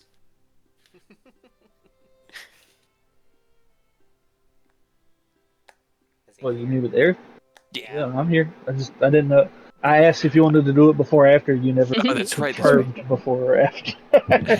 Shit hits the fan because Rose comes in and be like, "Why are we hiring people?" So, I guess I should ask then, as the four of you are here, what would you like to do next? I mean, that's the when are you trying to go do this race? I don't You're trying to know. leave immediately, or are you down to wait for my conversation with Aerith and then your conversation with Aerith? I mean, I wasn't explicitly asked to have a conversation, so. I mean, he said everybody. You're part of everybody. Oh, before Ken goes to Mia as well, did you put up the love network? Because I know it was asked. And I think Yes. it was kind of late. Okay. It was asked. I just before I did it, I wanted to know who else we wanted to include. Like, do you want me to include Mia, like Emmeline, Chad, anybody else in the guild? Up to you guys. Yeah, whatever you think. I mainly just wanted you to get it so that when they're, in heaven, they're not out of reach of us. But whoever you guys think is worth having for sure. The more people that we can communicate with, the better, right? Yeah, M for sure. Okay. Hindir. Alright. And before Ken heads out, you guys gather. Do they up. have to be like near you? Could you also sync Taz in so that you have They a have line to with be him? within a specific distance, which I think that's too far. Yeah, I think you have to be able to see them. Within 120 feet. Ah. It doesn't say necessarily that I have to. Oh, okay. It just says they have to be willing, I guess, but. We'll have to get them added back in, so we got a line to Starfall too. Yeah. All right. Yeah, also about that, and going to heaven? What? So He wanted to go see his dad. Yeah, I kind of, had a intrusive thought because Mia asked what I wanted to do for my birthday, and I had this intrusive thought, and I'm always measuring before acting. I figured it's my birthday. Let's get a little bit intrusive. Seems a little What's one extreme. intrusive thought? This one seems a little extreme, but I mean, is it safe? It should be. As long as you don't go into some weird spot on Celestia, it should be. Some weird spot. Like, if you somehow teleport into a god's private domain on Celestia, like, I feel like they'd be kind of miffed. Yeah, I don't think you even- can do that with plane shift either way. What's the worst that could happen, you know? Like, just when do we worry about if it's safe? Yeah, alright. If that's what you want to I was do. there for a while. It was pretty chill. I mean, we're all citizens, and, You were you dead. know, if it works out, it works out, was and if still it doesn't, there. we can we'll be able to get back here. Yeah, I mean, as long as you can get there and back, I suppose. And Yeah, it'll be fine. aren't gonna explode from divine power or something weird. Maybe he'll get a I don't power know. boost when he gets there. Maybe he'll suck up some of that celestial stuff, you know? Come back as Super Saiyan King. Sure. I'm sure that's how that works. He definitely won't explode. Yeah. No, I mean, to be it- fair, no- like, all the places to go to, I feel like Celestia is, like, one of the better. Yeah, it's one of the ones I feel like I have the time being like, that sounds like a terrible idea, but at the same time, I don't really know much about it besides it's like God land. It's not necessarily just Godland. It's where all, like, lawful, good things go. And not even just lawful, just good things in general. It's the plane of being a goody two The good shoes. place. Okay, Yeah, what I if mean, what if we go send all the sending stones real quick, and then we all go with him? That way he's extra safe. How about that? Go introduce us to Papa Bahamut. will I burst into flames if I go there? Probably. I guess we'll have to go to find out. Seems like a. You don't have to sound so eager. That seems like something maybe I don't know if I want to find out. Well, that's up to y'all. Do y'all want to come with? I don't know. Like, it would be interesting, but at the same time, it's kind of like your birthday, and I don't want to intrude on your time with your dad. Or your fiance.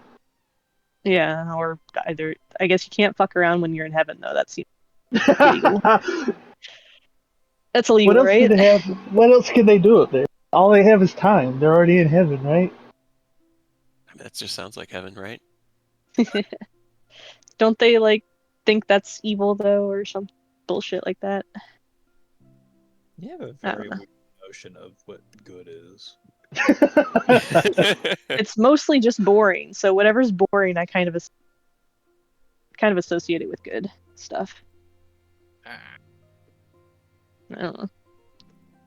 Rose just called your dad boring. What are you gonna do about it? You know what? I'm just going to ignore that. Am I wrong? So, Have fun. Yell at us through love if you explode. Rose, roll me an intelligence check really fast, please. Okie dokie. Intelligence. Okay, that's actually pretty Surprisingly good. good. That's surprisingly good. Let me go ahead and Surprisingly good. I I'm mean, just gonna go ahead and secrets. send you a secret. Secrets. Go ahead, read the last sentence of that again. Sounds not very good. I'm guessing it must have to be on the same plane. Fine. I'm sure that's not it at all.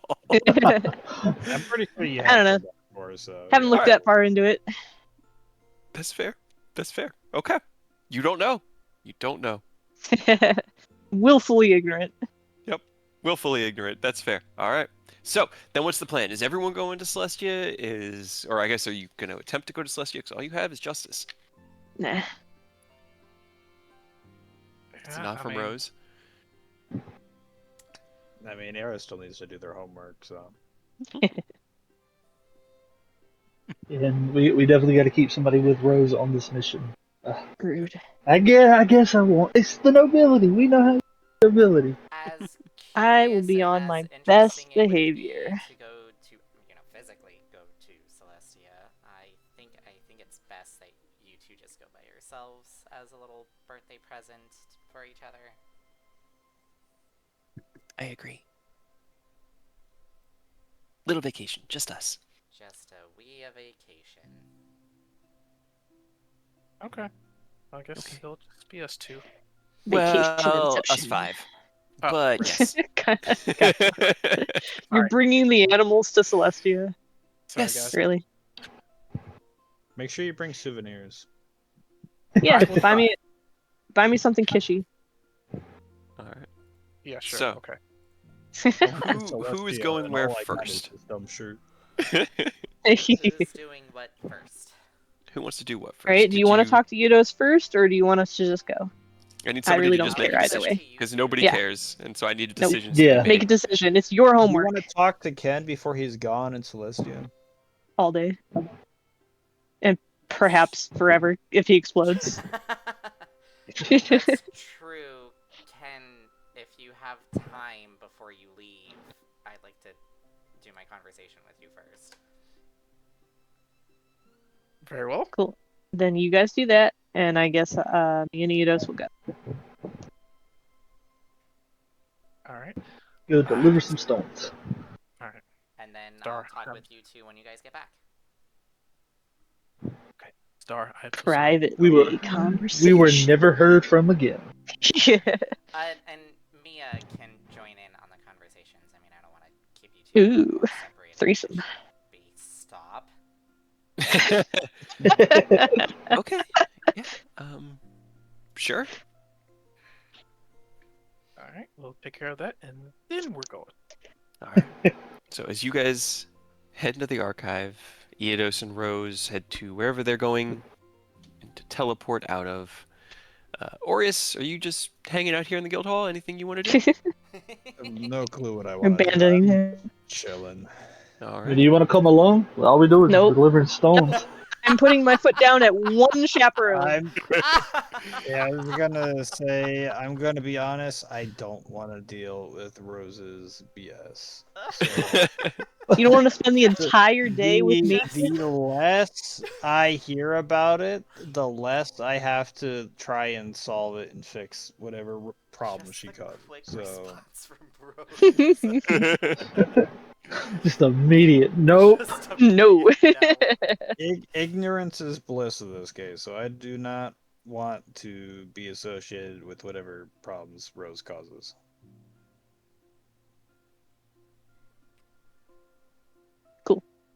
Same page. Goodbye. Yep. All right. Well, Eodos, you have fun. Rose, stay out of trouble. No promises. Goodbye. As you teleport away, we follow Ken and Mia as they step through the archive door past Aureus, who's sitting in his comfy chair, and into the quiet and calm interior of the archive, where Aerith once again kind of sets his stuff down on his nice little end table that he's gotten accustomed to, and turns around to greet Mia and Ken. Kia, if you will. Men. Could also be men. I think Eris would prefer men. Probably. Talk with men. So, Okay, thank you so much for making the time for me. Out of of your course. busy schedule. Now. So since, Mia has been with us for quite a while too, so I guess this question would apply to her. I want your guys' honest opinion of what you think of me. Huh. Okay. No holds backs. Well, first things first, you're my big little brother. I love you to death.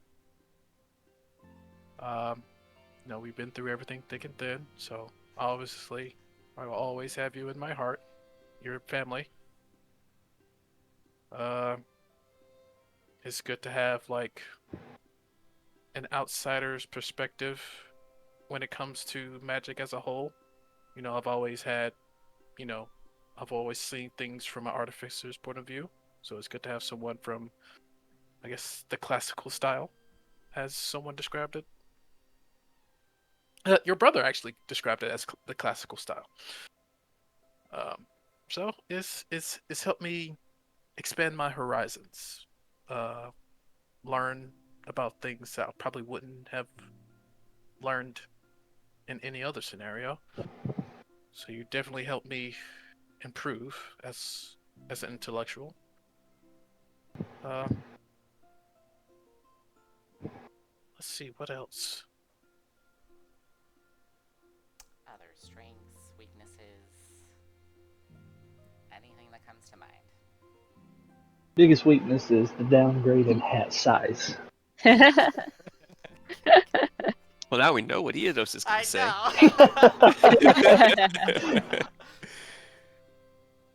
I guess if I had to say something negative,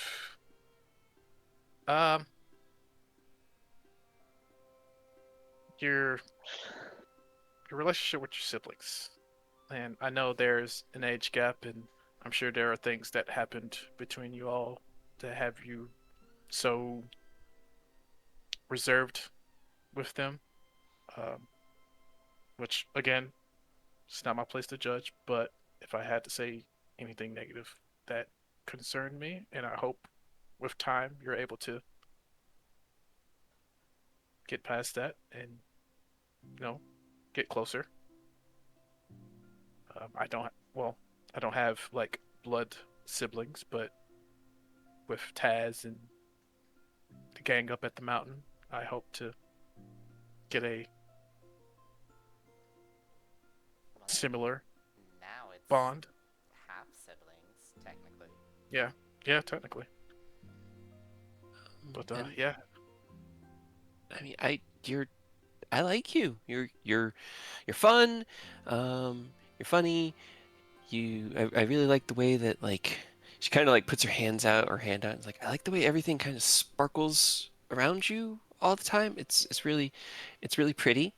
I think you're very smart, and I like that you can talk to Ken on that same level because it gives him somebody to kind of talk to that I might not be able to keep up with, but that's okay because you're always patient when trying to explain things. I mean, if I were to say one thing, it'd be that you don't join my chaos enough. I like it to be interesting and silly and fun, and you kind of sit out. But that's okay because sometimes people just like to be in the background. So, but yeah, I think you're one of like the neatest people I've ever met. You're super smart, and I like you a whole lot. Thank you.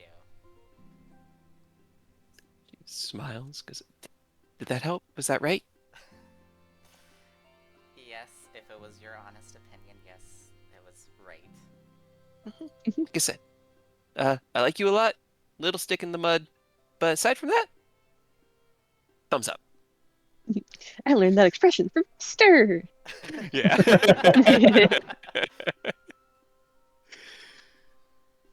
Well, thank you too for your honest opinion about me. And I hope you guys have fun on your trip to Celestia. Say hi to Bahamut for me. Casually. Put in a good word. I guess whatever Say that hi to means. your dad for me. No. Eric got tired about people joking about his mom. Now he's going after your dad. Right? I Damn. didn't like your tone of voice Hi. right there. Aim for the top. How's that for chaos rating? No. But yeah, he shakes his head, chuckle, and I guess he'll get up and give Aerith a hug, and I guess just like whatever's going on, I hope this helps, and then walks out. Man, hope it helps too. Mia will kind of mimic the same thing. She'll give you a hug. Yeah, it's good to see you again, Aerith. If I don't, before I have to go home, then I will see you next time. Next time, when we have another stone for you. They're so pretty. She follows Ken out of the archive. Meanwhile, somewhere away, Rose, where are you teleporting to? With Eodos? Waterdeep. Where are we going first? Waterdeep? Okay. So the guild hall in Waterdeep? Or are you just going to wing it to Waterdeep? I mean, I don't. Like I said, I don't know that if you're we're. teleporting us, we don't even have to go to the guild. You can take us wherever. Yeah, and I don't know that we're, again, like super. Word. Welcome. Yeah, welcomed at the guild halls other than Iriaborn now. I don't think we ever made a very good impression in Waterdeep one to start with. Well, they love us. Come on. Who can hate us? Right? Yeah, Like why wasn't would they wasn't the hate us? Waterdeep the one like that was just like a shack and the dude and we kind of just like left after he offered us room? That Was- was that Or was was that Elturel. a different one? That was Elturel? Elturel. Okay, Yeah. couldn't remember. Waterdeep's was a pretty big one, but I think you were only there once a long time Yeah. ago. Let's see. Wasn't I that the really don't one where we got remember. drunk and stole the fucking fish statue? That was Daggerford. Okay. I remember that very clearly. This was the end. This was like where you left the caravan. You went north from Waterdeep Right. and went into Rokai. Yeah, I don't really remember us spending a significant amount of time like doing anything in Waterdeep. But just somewhere in Waterdeep, I guess then. Okay. Preferably close to the where we need to be to talk to Silverhand. Do you have any narrative argument for a focus? Probably not. Probably not. Roll me a d100. Gonna be doing a lot of wandering around today, you know. Yeah, that's fine. I'm only here just to make sure when we're doing the handoff, nothing goes awry. Other than that, you're free to do whatever the fuck you want in these scenes. I still Just the take- handoff. I still take some sort of offense to the fact that you need to babysit me. Sure, it feels rough, but we've also seen what you do around those type of people. Somebody has to be there. I trust you in any situation but them. If And they're it's not mainly because assholes, that's the key right there. They're probably going to be assholes. Ability or ass. I'm not saying all of them. I'm sure. I mean, Ken's a noble now, and he's pretty dope. So I know Just not you wait. all of them. Just wait. The nobility, it infects your Don't brain. don't jinx our boy. It crawls Don't put that in on him. like a parasite. Oh no. Aren't you a noble, Rose? Nope. Technically, yes. Oh, Nope. I didn't even see you roll that d100. Nope. Roll Balls. That was such a good roll. That ruins all my fun.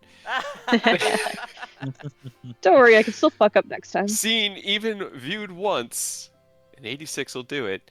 As you banter back and forth with Theodos, and vroom, that sucking sensation pulls you inward and plops you both out, and it is instantly about 15 degrees cooler outside as you find yourselves on a kind of worn cobblestone street in a much less vertical city, I'll say, because Waterdeep is still bigger than Iriabor, but it's not tiered in that same level. And I You did look it at around the and 8th level, if that matters. 8th level, okay. You look around, and for you, Rose, everything for some reason is like vibrating. Like you feel like over there could be right here. And as you have that thought, you teleport 20 feet. For the next Well- minute, you can teleport Oh. as a bonus action. Okay. Well, Yeah. that's It's one of the good ones. fine. Yeah. I can deal with this. Two of you appear in the Seaward District. Actually, it would have probably been up near the Ghost Cards. Where is it? The Northward District, near your guild hall, where you had previously been here so long ago. 8 months in world time, 7-ish years for Rose. right? You begin to walk towards the seat of the Griffin, the place of governance and ruling here within Waterdeep. And as you approach, the guards stand at attention. Halt! Who goes there? Hello. We are Rose and Eodos from the Wonders Starlight. We need a quick conversation with Lady Silverhand. They look at each other. Do you have You're- an I'm just gonna- appointment? Well, I'm just going to give you a Yeah. baseline 28, and if a 28 will get you what you want, then I'm just going to go ahead and do it. That way, you're only having to roll if you need to. They look at each other. One nods to the other. Wait here. We'll see if she is available. Turns and heads in. About 10 minutes pass while the two of you kind of just while away time out here, flipping a stone in the air, tapping your feet, leaning against buildings, chatting occasionally. The door opens again, and the first guard comes out, and Lady Silverhand is actually with him. She steps out into the warm, All right. but still kind of crisp afternoon air, and she smiles. Rose, Eodos, it is good to see you. I did not know we were to be expecting your arrival. Are the others with you? No, not currently. We're just on a quick errand. Oh. I mean, we could have come to you. You didn't have to come out here. I needed some fresh air. It is fine. What can I do for you? Well, straight to the matter. I just have a quick, Ken Silverlight. You remember him? Of course. He has asked us to distribute a rudimentary form of communication, since it's kind of hard for you to get our attention if needed, and hard for us to get your attention if needed. I see. So there's one half of the stone. He wrote a little letter being like, hey, She takes the stone and the letter from you and just smiles. A sending stone. That is very clever. And I suppose it'll be a good way for us to communicate over time, and it limits the taxing of my arcane power. Right. Wonderful. So as long as we're not in the middle of dying, I guess, and you have something you need to talk to us about. Well, if you're here, what is happening with this new god of magic? If you Oh boy. Okay. There's Do you been very wanna- little communication, unfortunately, and I know how busy you are. I was hoping Lord Silverlight would reach out at some point, and we could, catch been up. a little But busy. and we are far removed from much of the Sword Coast. I understand. Your aid has already done much to help the people of Waterdeep, and I would never insinuate otherwise. I'm just curious if you've heard anything. I know that last we spoke, Master Flamel was going to be assisting with your research into what happened to Lady Mistra, but now he seems to also have... Right. It's a conversation. Would you like to have it walking or in your office? Is it one that would upset the public if they were to learn about it suddenly? Yeah, Probably. absolutely. Then my office, come with me. And she nods to the guards who give her a nod. She'll lead you through the hallways of the Griffin into a nice kind of furnished office built along the western side of the building, so it kind of looks out over the hills and ocean. She motions for you to sit down. She sits in her meeting chair. All right, so what Right. is happening? Okay.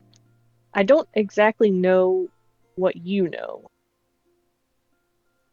but We have heard so nothing since leaving Master Flamel. There was much time where the Modrons were not replying with any concrete information. They then were very sure that the god of magic had been found, and assured us that all was well.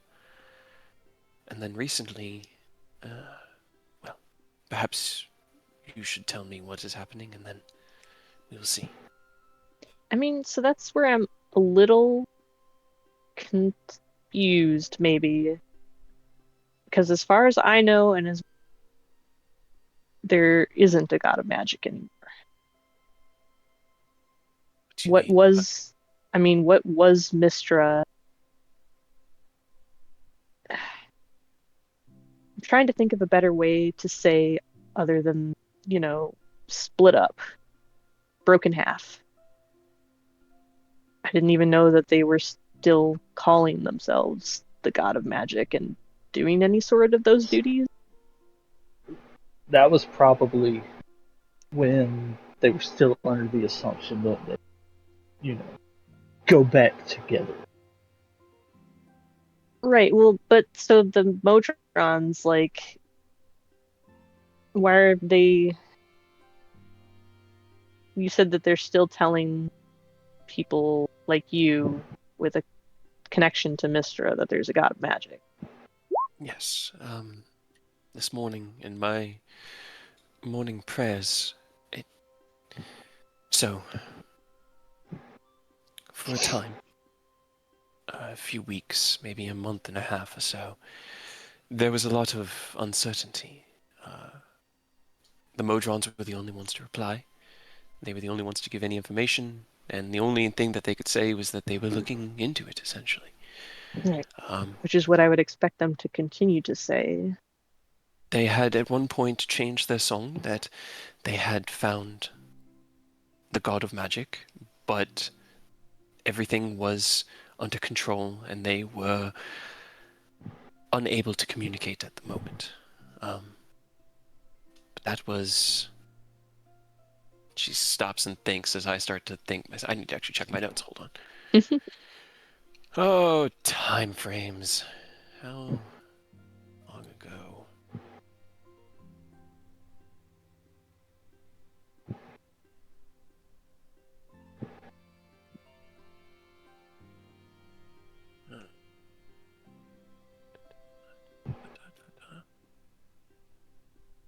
That was maybe 2.5 weeks ago when that started. It was comforting to hear that something had changed, but to still not be able to communicate with her directly. That was Where long were after they split, though. out of character? What were we doing 2 weeks ago in game? I'm gonna be real. I have a hard time keeping track of Yeah, no. Right. how You're good. days pass You in had game just compared to out of game. You had just sent Mia back to Mechanus 2 weeks ago on the... Let's see, was it? Let's see. Today's the first. So where does it say beginning? This. Hold on. Scroll. That's... There you go. Scroll. So let's see. There's Carathryn.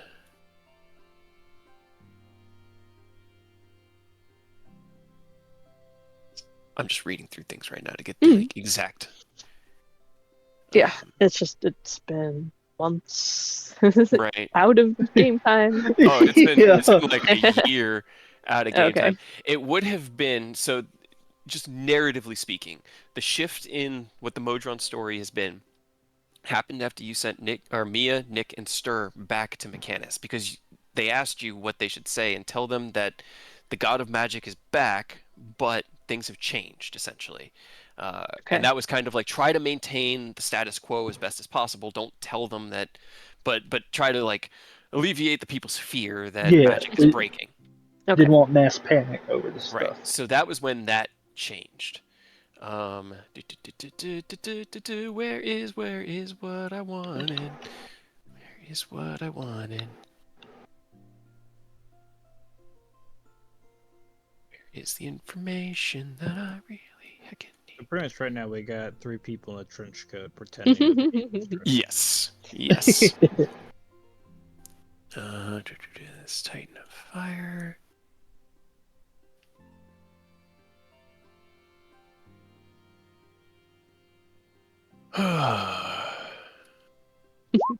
I have so many notes. Right. Oh my god. And like I know narratively what is happening, but at the same time, okay, there we go. I need to know the exact day. And then this is Lady Silverhand once again. Mhm. And then it was about 4 days ago. The presence has changed. Whatever Right. is replying to me claims it is the god of magic, and that they have returned. My power is granted, and I am imbued with the power that Mistral once gave me, but it does not feel the same as hers. What do you know of that? Uh,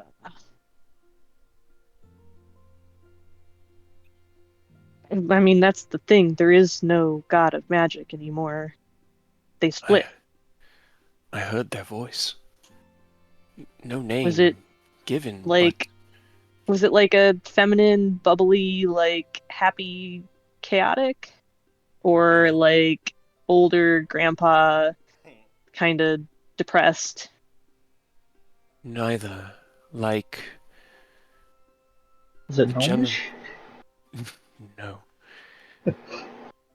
It was like the voice that the generals of our armies use. I could not place a gender within it, but strong, and it did not use many words. It simply assured us that we were to be taken care of and that magic is secure. You do not know Rose anything just, of this. yeah, Rose just kind of sits there for a second, like staring at her, and then turns to Eidos. So that seems like a problem. Is that a problem? I don't Yeah. really know that much about Sorry. God bullshit. So is that Stir? That's what I was thinking. Well, I mean, Rose asked about the voices without giving names for Mia Stir, and the one she said for Stir, it didn't sound like they just described was Stir. The voice sounded young, stern, forceful, and determined. Young and stern. I mean, you Right. could literally just ask Nicholas if it was like, "Hey, you got an intern doing shit for you right now?" Yeah. Rose Yeah, will honest- turn back from Yeah, let me- Eidos and hold up a finger to Silverhand. Just hold, please. If you want to talk to her or anything, please do that. Just give me a minute. Yeah, no, take your time, take your time. But I'll send a sending to Stir. Okay. Don't forget to roll me a d20. Yeah. Guess I'll You do don't that want to before ask I. Nicholas. You don't want to talk. No, I don't care about Nicholas. Nicholas is great. I don't know him. He's still We looking can for tell him all me. about blood magic. I'm sure he'd love it. Yeah. Yeah. Do that first before. Okay. That catches a doozy, isn't it?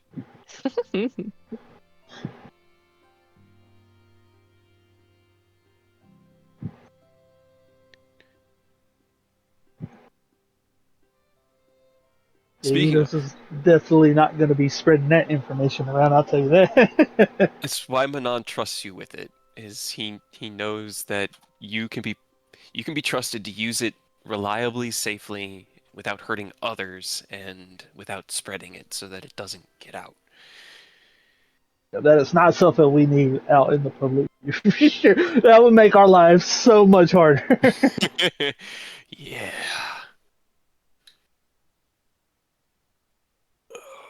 But that said, like our last staircase game almost had the situation. You know how if you take your maximum hit points over 0, you just flat out die? Mhm. I missed it by 1 hit point to damage. Woo-hoo. There. Woo-hoo. I I'm had an 5. ally.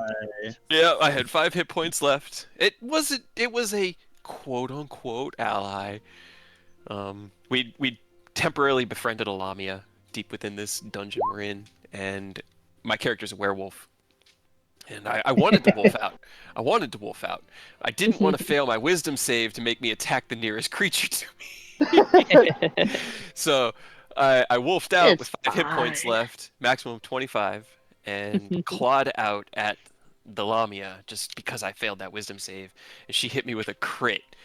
And Chekhov rolled 29 points of damage. So we haven't found that amulet of health, have we? Nope. No. No. I have Although, Of offers course not.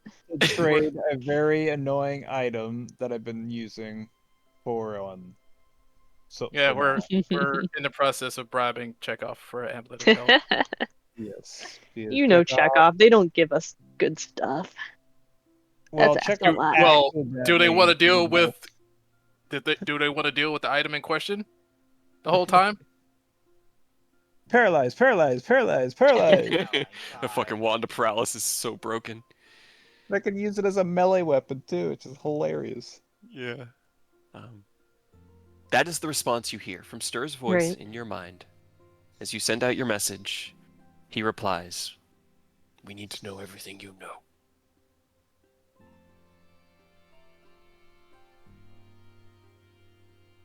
Man, why can it never be simple and easy? Now we got all this other shit going on.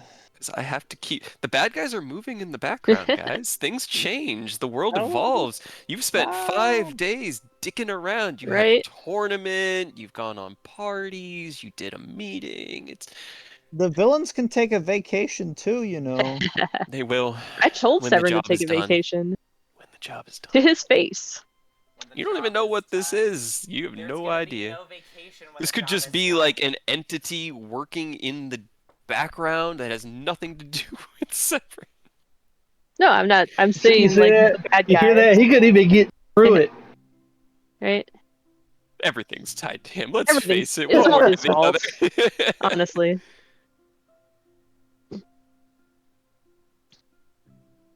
Man. Where are the why haven't Just allies? another fire to put out. Where are all our allies in all this? Just What one of them. allies? Which ones? Any of them? Just put out the call. Get Robert on the case. Right? Yeah, there you go. They've been looking into it, but it's been like 4 days.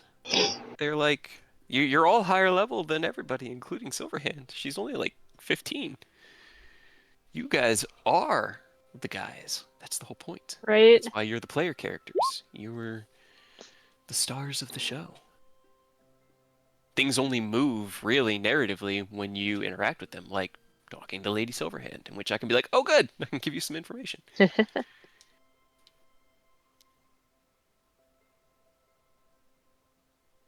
Roll me a d20. Oh, right. Okay. Okay.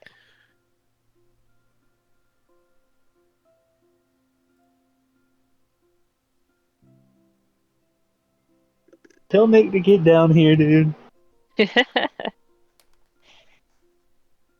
Nick is just like an intermediary, though. Like, when you talk to Stir, he's part of the half of this bullshit. Is there a third half that we are unaware of that's like back in power? I hope not. It didn't split into threes. Or did where- they? Turns out it split to fives, actually. Yikes. One for every letter of Mistra. Yeah, there's just one. There's just an L out there somewhere Yeah. from back Joseph, when what they are were you still doing? Mistral. Just off in the background, orchestrating it all. This was their Single letter. longest con. Right. As those are the best options he has. Sending is unfortunately limited. Somehow, Karsus has returned.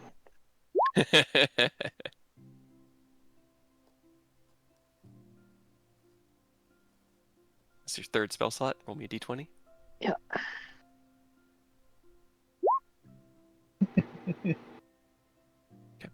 Straight going through it out here, dude.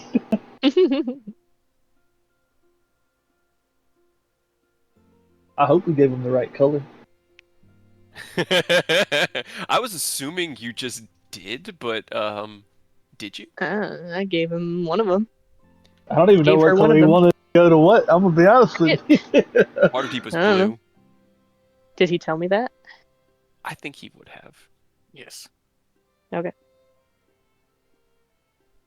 Then I suppose so. Okay.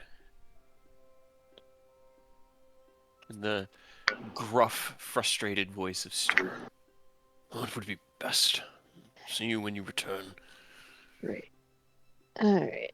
Hey, Lady Silverhand. Yes. How do you feel about going on quick, you know, field trip? I can't really leave the city for long. Where are we going? You know, nowhere special. Just, Mechanics, maybe? yeah, Mechanus. Because he needs to know what the fuck you're talking about. Because that seems important, and he also seemed just a little concerned. And by a little, I mean a lot. You can get us there. You have means of travel to Mechanus. I do. Say it with such confidence. I think it just Well- went to Celestia, unfortunately. No, I have the one I'm pretty sure to Mechanist. I think you have like a. No, maybe I don't. No. The only thing that goes to Mechanus is Mia's. Talk to Nicholas. Nicholas should know how to go back and forth. He just has a key.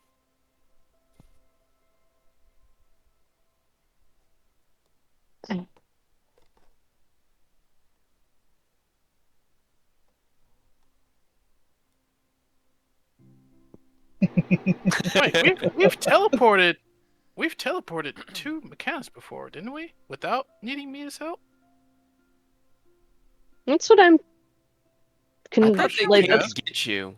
No, we've teleported there after the fucking fire dell. I just I- don't remember. Thought they came to get you and then went back. Because I know, like, between Nick and Mia, they have, like, 4 plane shifts.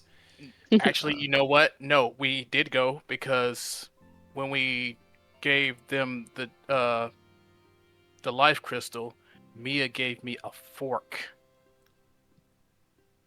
Okay. Which Would you have sucks. given You the have the fork. Would you have given it Right. to Rose? I mean, there was no reason to. Unless you want to, because I'm the only one who can fucking plane shift. You know So what? We're rolling a d20. Let the Okay. dice it would decide. make sense for you to give me the item to travel. Play. Yeah. I guess 1 through 10, no. 11 through 20, yes. Okay. Roll that die. Please. Yeah. Hey. Okay. As you fiddle through a memory of Ken handing you a fork and you looking at him like, why are you giving me a fork? And him having to explain that it came from Mechanus. But you do have a fork from Mechanus in your bag. Okay. Okay. I can get us there. Nick will have to get us back, but that's fine. Okay. Yeah, I mean, it's kind of important. If you can spare a little bit of time, I mean, it shouldn't be too long.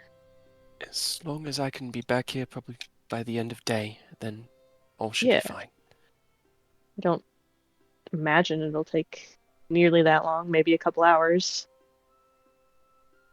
All right. Well, I am as ready as I will ever be.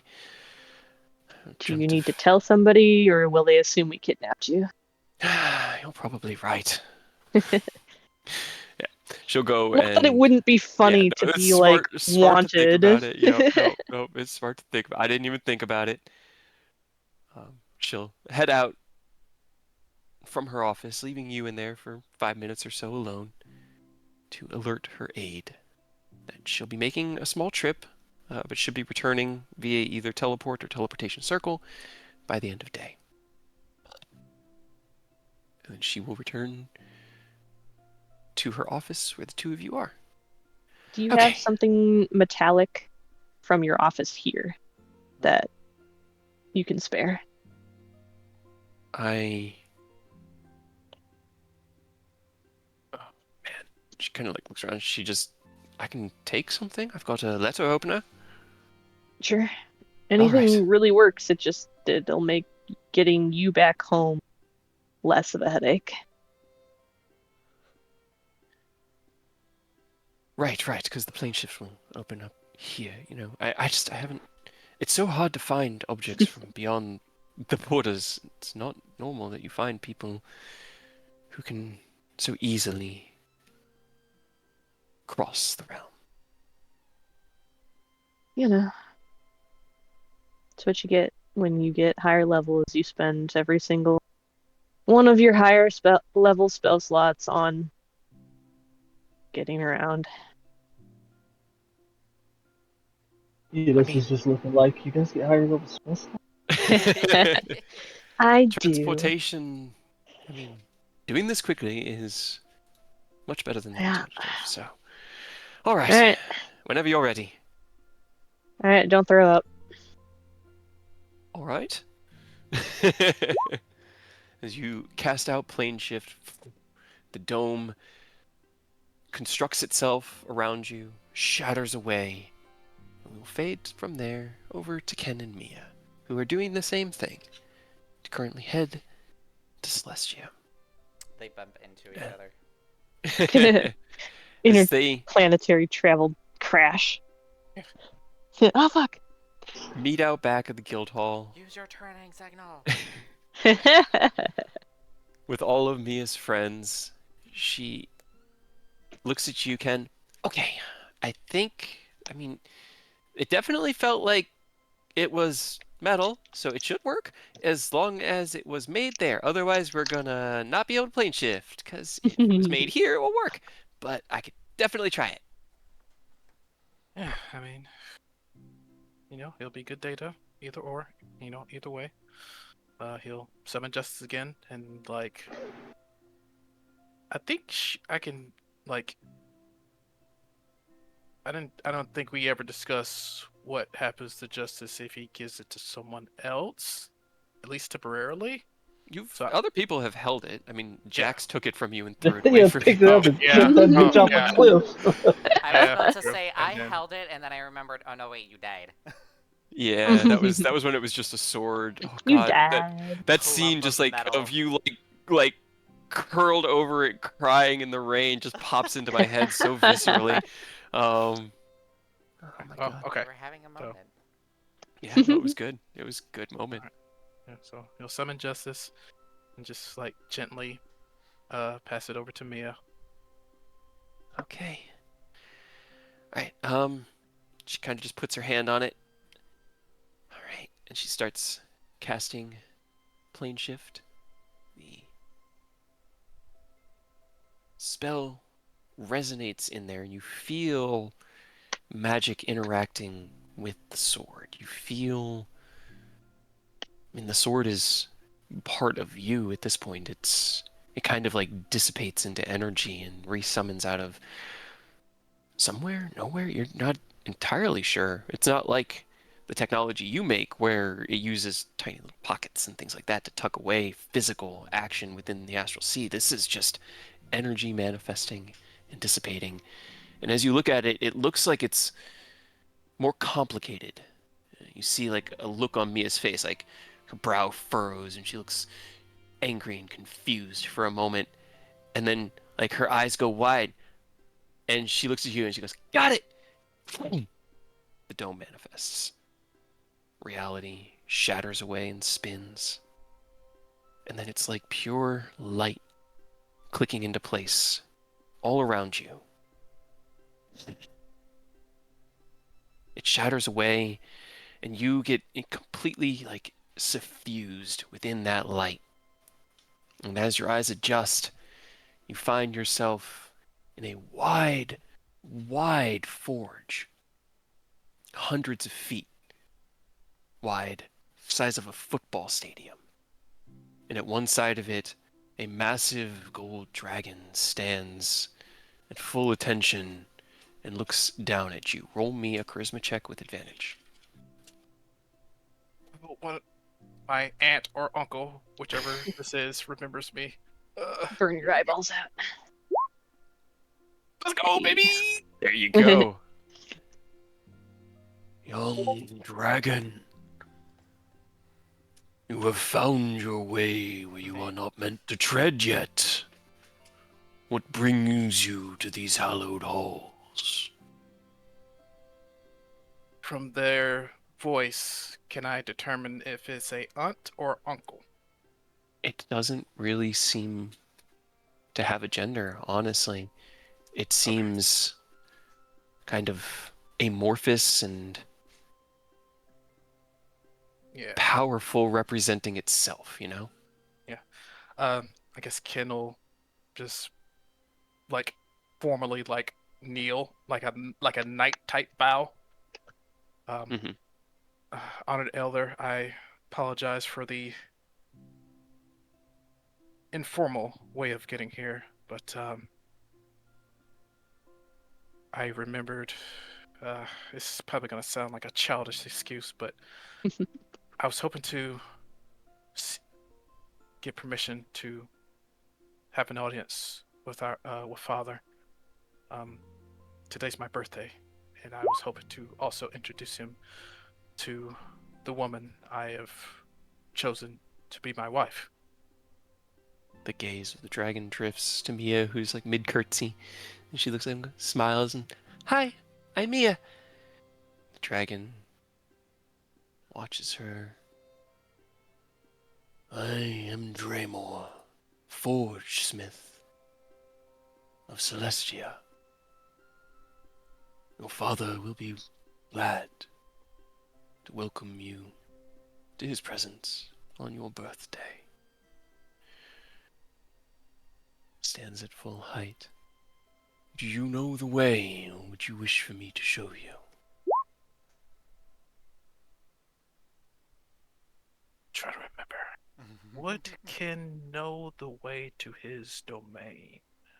You're not entirely sure. There's a part in you that makes this, like, as the light has faded, is like kind of familiar. Like you've been in these halls before, but you're not sure. If I could be so. If I could. Yes, if you could be so kind to give me directions. I could probably get there. Of course. They turn, and in these long, elegant strides, leave this forge. You look around, and the forms of Mia's companions, the pets, seem almost frozen, stuck here in this moment. She looks and she kind of like pats Boris on the head.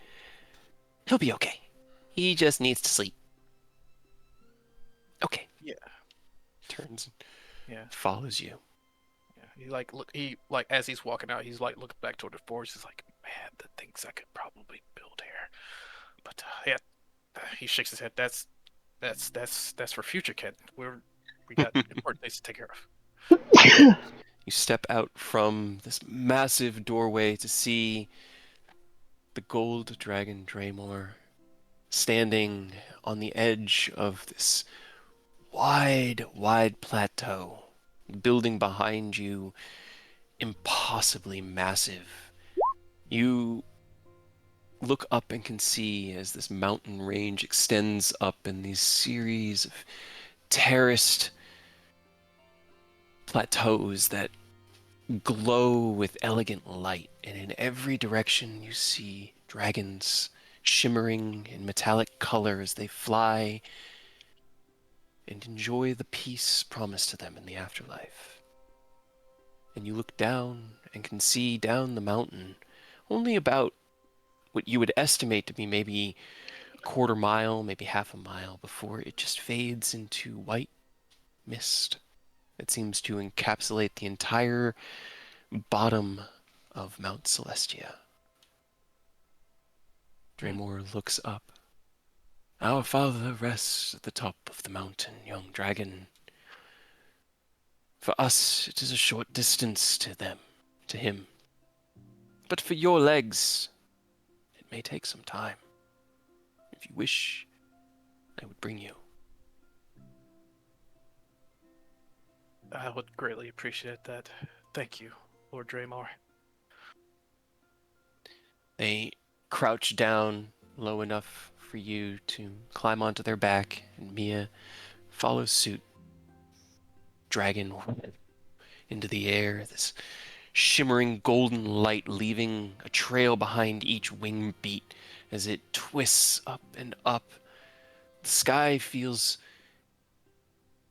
right there, but so far away, and floating in the air above you are not one, not two, but 3, 4, 5 stars that all burn in brilliant light and cast the entire mountain in this pure platinum hue.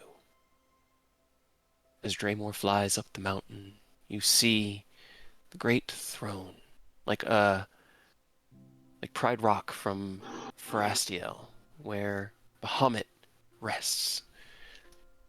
His large wings spread out and kind of emanating this aurora-like mist that fades into platinum light, and as Draymore approaches, he stands up at full height. She lands, and you realize that he is 10, 15 times her size, and she is as big as a gold dragon you've ever seen. Bahamut looks down at Draymore. Thank you, Draymore. I will take it from here. Welcome to Celestia, my son, and happy birthday. I just want to run over and hug him. As you clamber down off of Draymore's back, they stand up to their height and nod at Bahamut. Father. And then they fly off, leaving you on this massive plinth at the top of the mountain.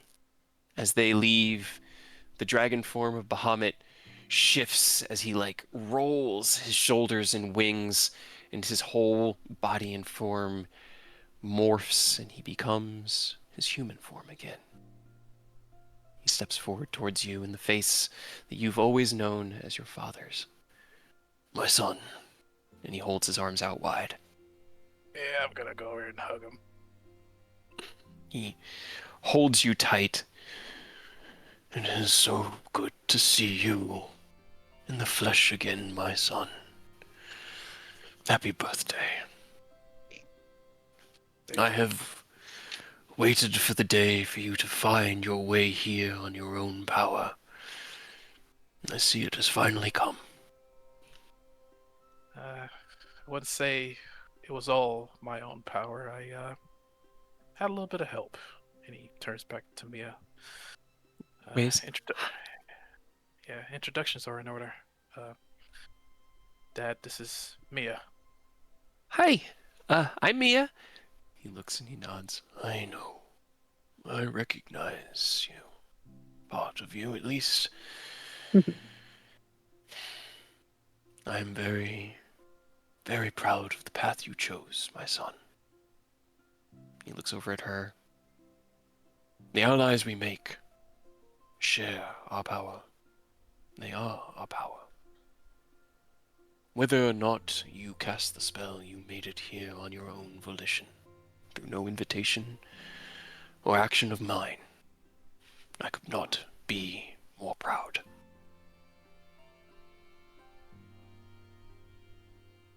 Thank you. And he, like, Ken looks around. It's like, place is something else. It's beautiful. Looks over at Mia. He smiles. There's a look of... Roll me insight check. Insight check a god. Insight check your dad, really. Inside check my Insight dad. check your dad, a god. Okay. No, flash G's. Fuck it. Okay. 23's definitely better. Okay. There's a look on his face as he looks at Mia and he smiles as she beams and then kind of like walks up to you and wraps her arm around you, or like arms around your arm the way she does, where she kind of just like hugs one arm against her chest. And you sense a little bit of sadness. Something in his eyes.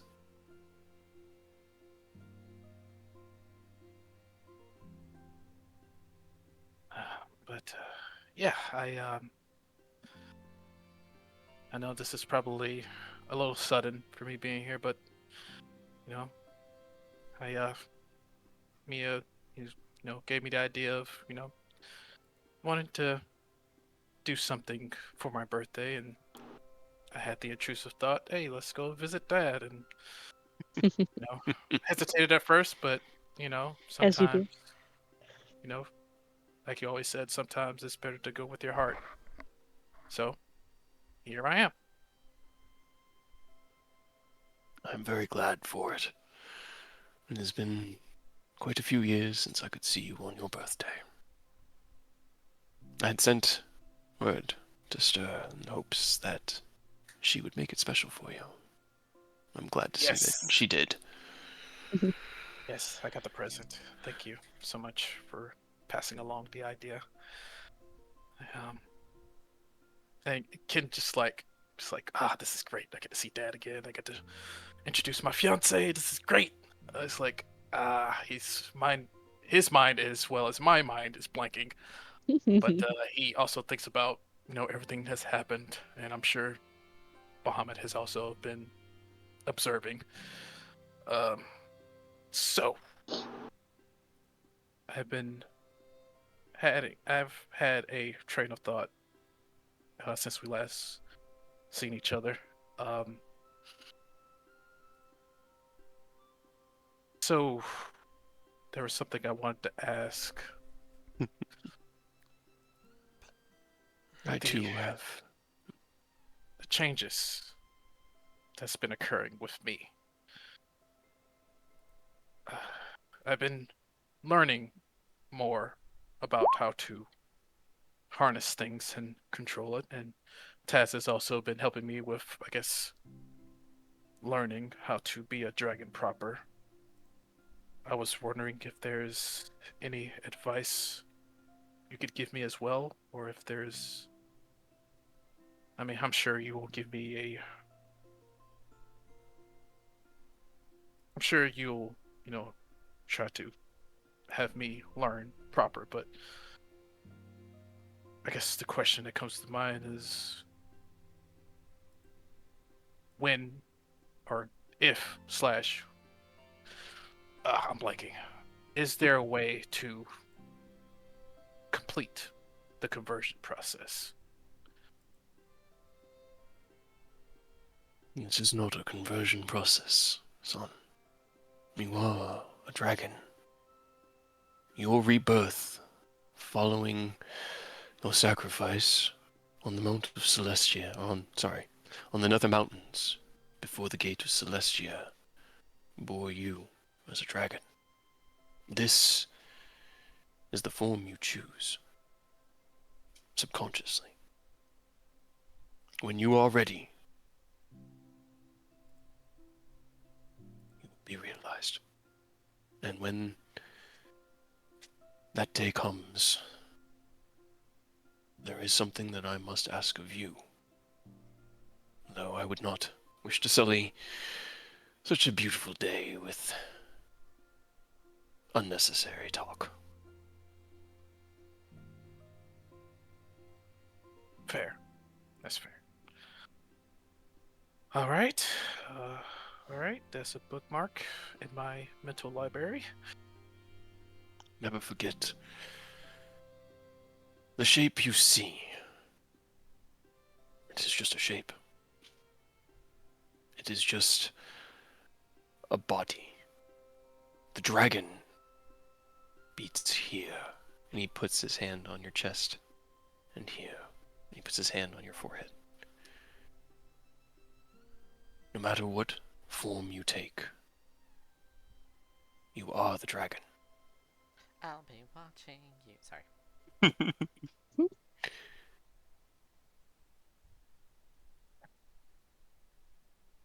Okay. I understand that.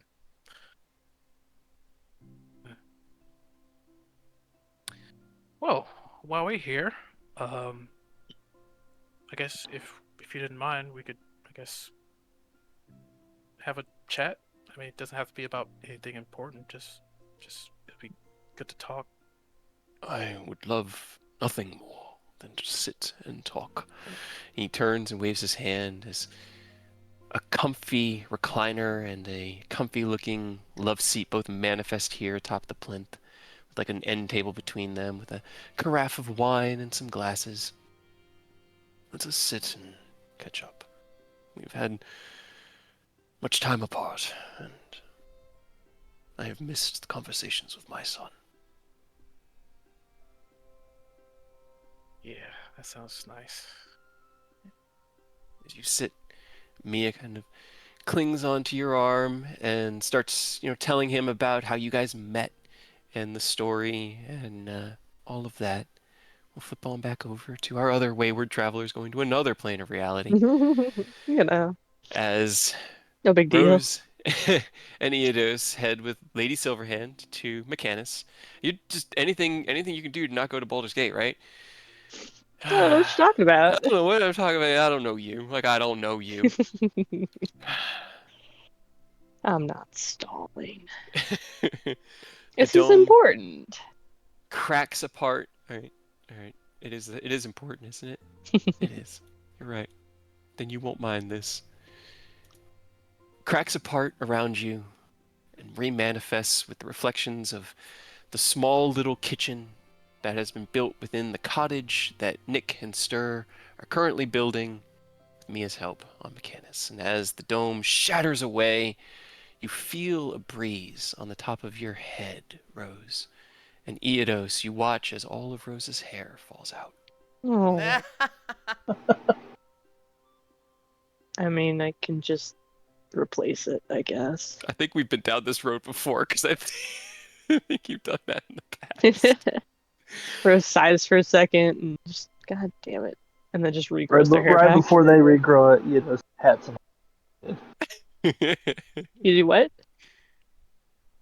pats you on your bald head. Oh, rude. As you do, you hear that pat, pat, as it gets softer and softer as the hair grows out at an obscene rate, and it just looks weird. Like, weird. I'm trying to imagine what it would look like to watch hair grow that fast. It's weird.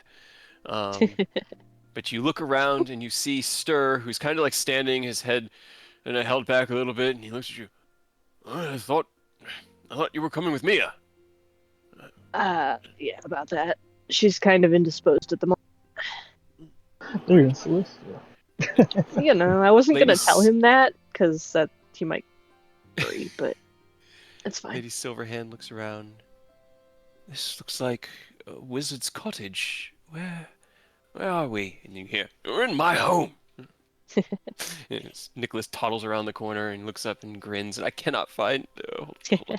Right. Then you got to be a good host. Right, Nicholas? Laryl, welcome.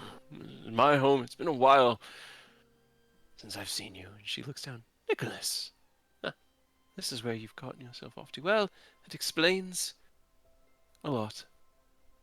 Is this really McCannis, or are you just having a laugh with me? Nick chuckles. No, they actually did bring you, McCannis. We need to talk. So, they sit down. Stir kind of paces a little bit and looks back. So, I guess I should start by telling you what's been going on here. Right. What the fuck did you guys do? We didn't do anything. It's the problem. It's the Modrons. They have been acting autonomously, which they shouldn't do. They should be listening to us, but they are not. Not always. We tell them to do something, and there's a moment, pause, minute, 5 minutes, whatever. And they finally look at us and go, "Yes, Master, sir, of course, Master." It's very annoying. They used to just do what we ask them to do, and some of them just don't do what we ask. Now, for the most part, it's been just mildly concerning, but now... Let me see, I remember you'd said something that spurred his... Now you're talking about someone being patroned? We're not patroning anybody. We're barely communicating with your lot. He I looks mean, down that's at what I told her. Laryl. Somebody is talking to the clerics and probably the warlocks of Mistra.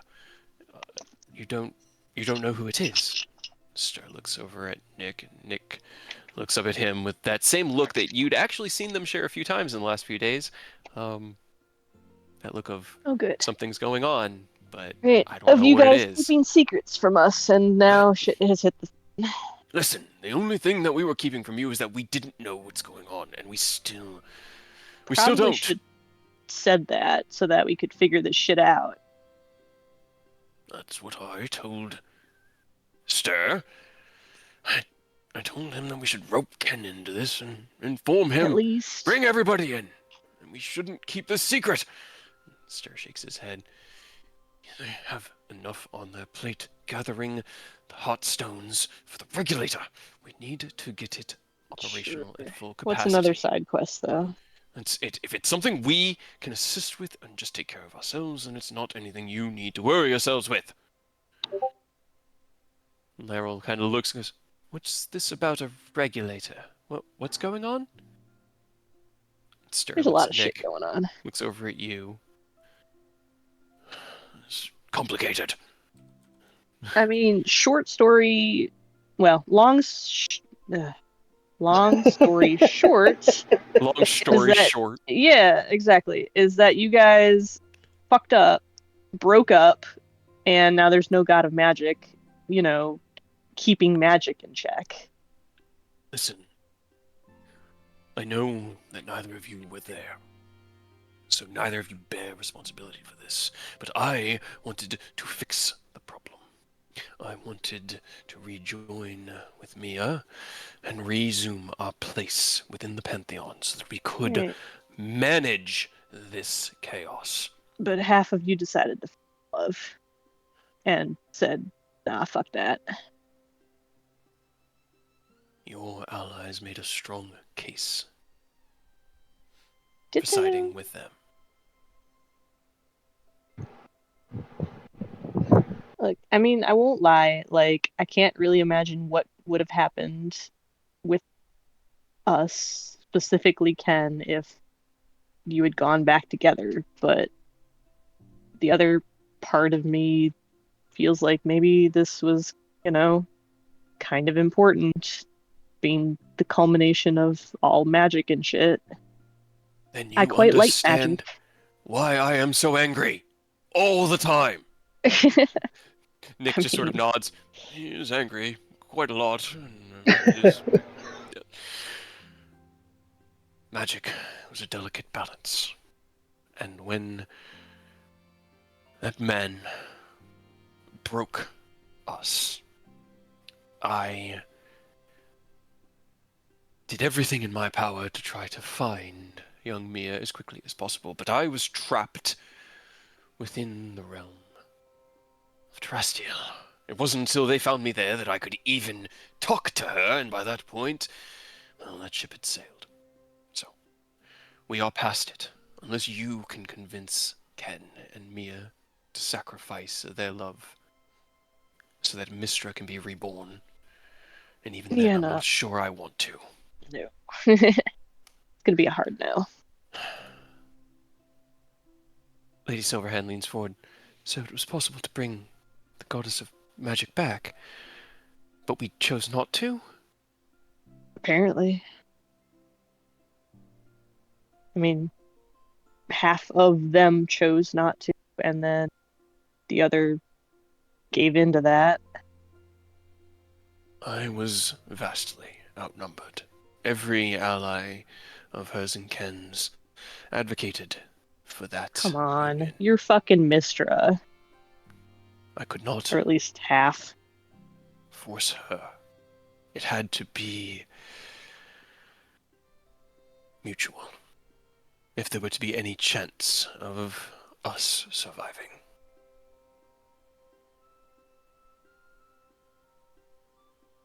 Yeah. So yes, they decided not to. And Apparently. now, there's this other voice. Has it given you a name? As Nick kind of speaks up. I know they have very similar voices coming out of me, so I'll try to narrate them as best as possible. She shakes her head. No, no name. It just identifies itself as the god of magic. And that all is well and being taken care of. I mean, so I know shit kind of like stabilizes on them sometimes. Did somebody else take over? No one has made themselves present to us now. If another entity did I mean, manifest from the...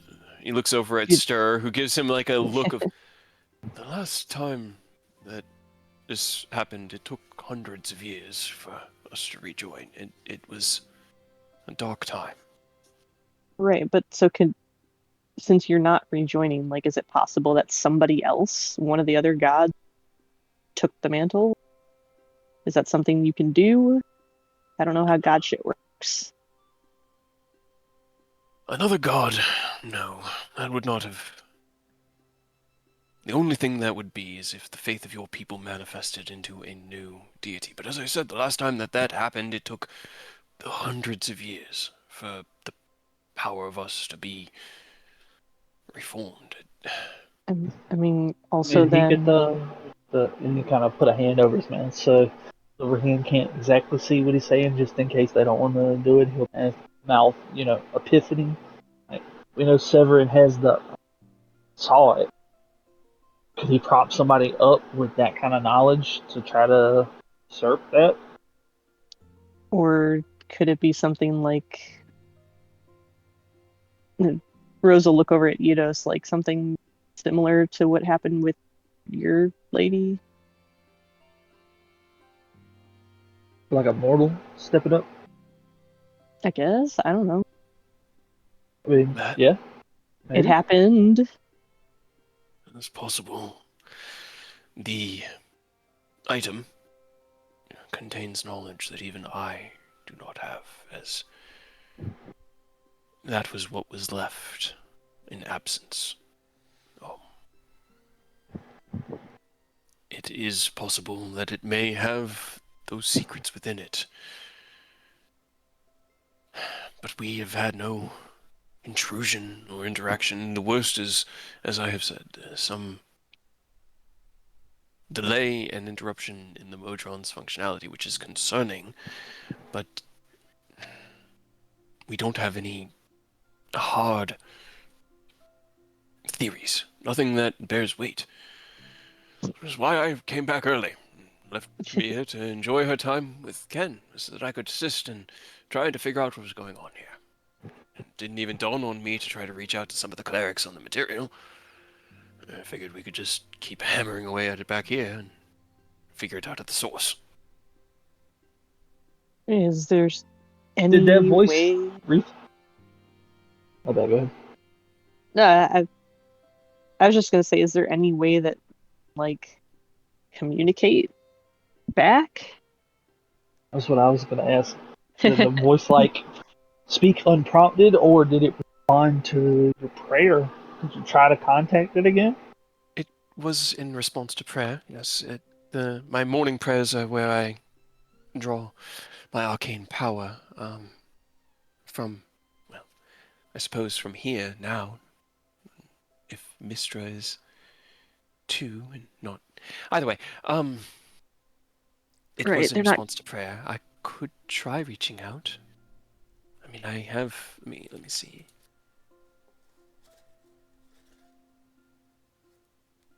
What were you going to say, Rose, while I'm looking this up?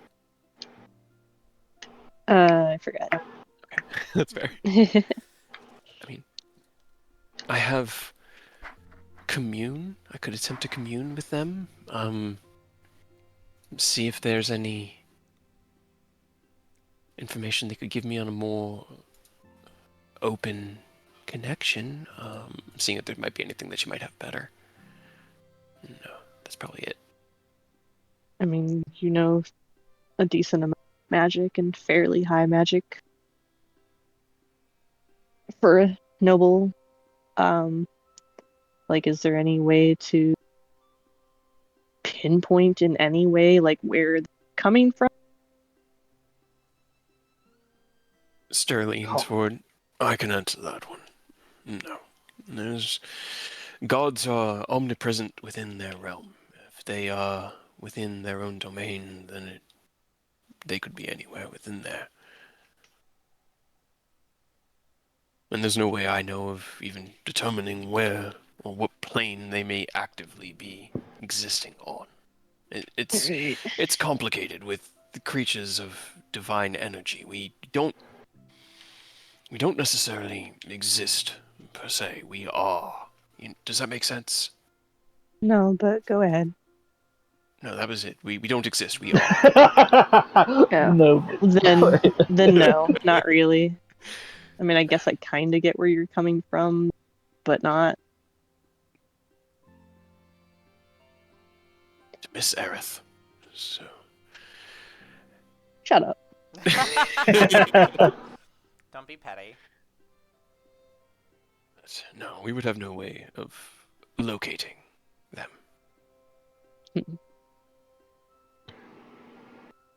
Well, I mean, if you can commune, it'd be worth a shot just to get a little bit more info.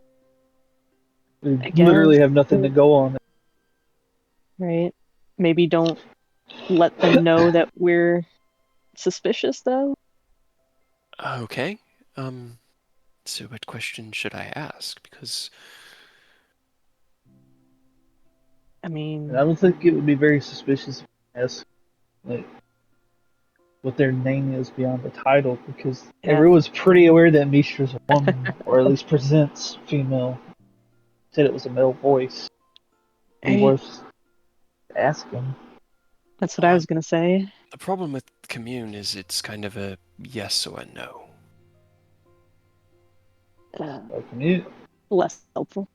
Yeah, I know. Yeah. It's a little limited. You can just ask if are you actually the god of magic, Mistra?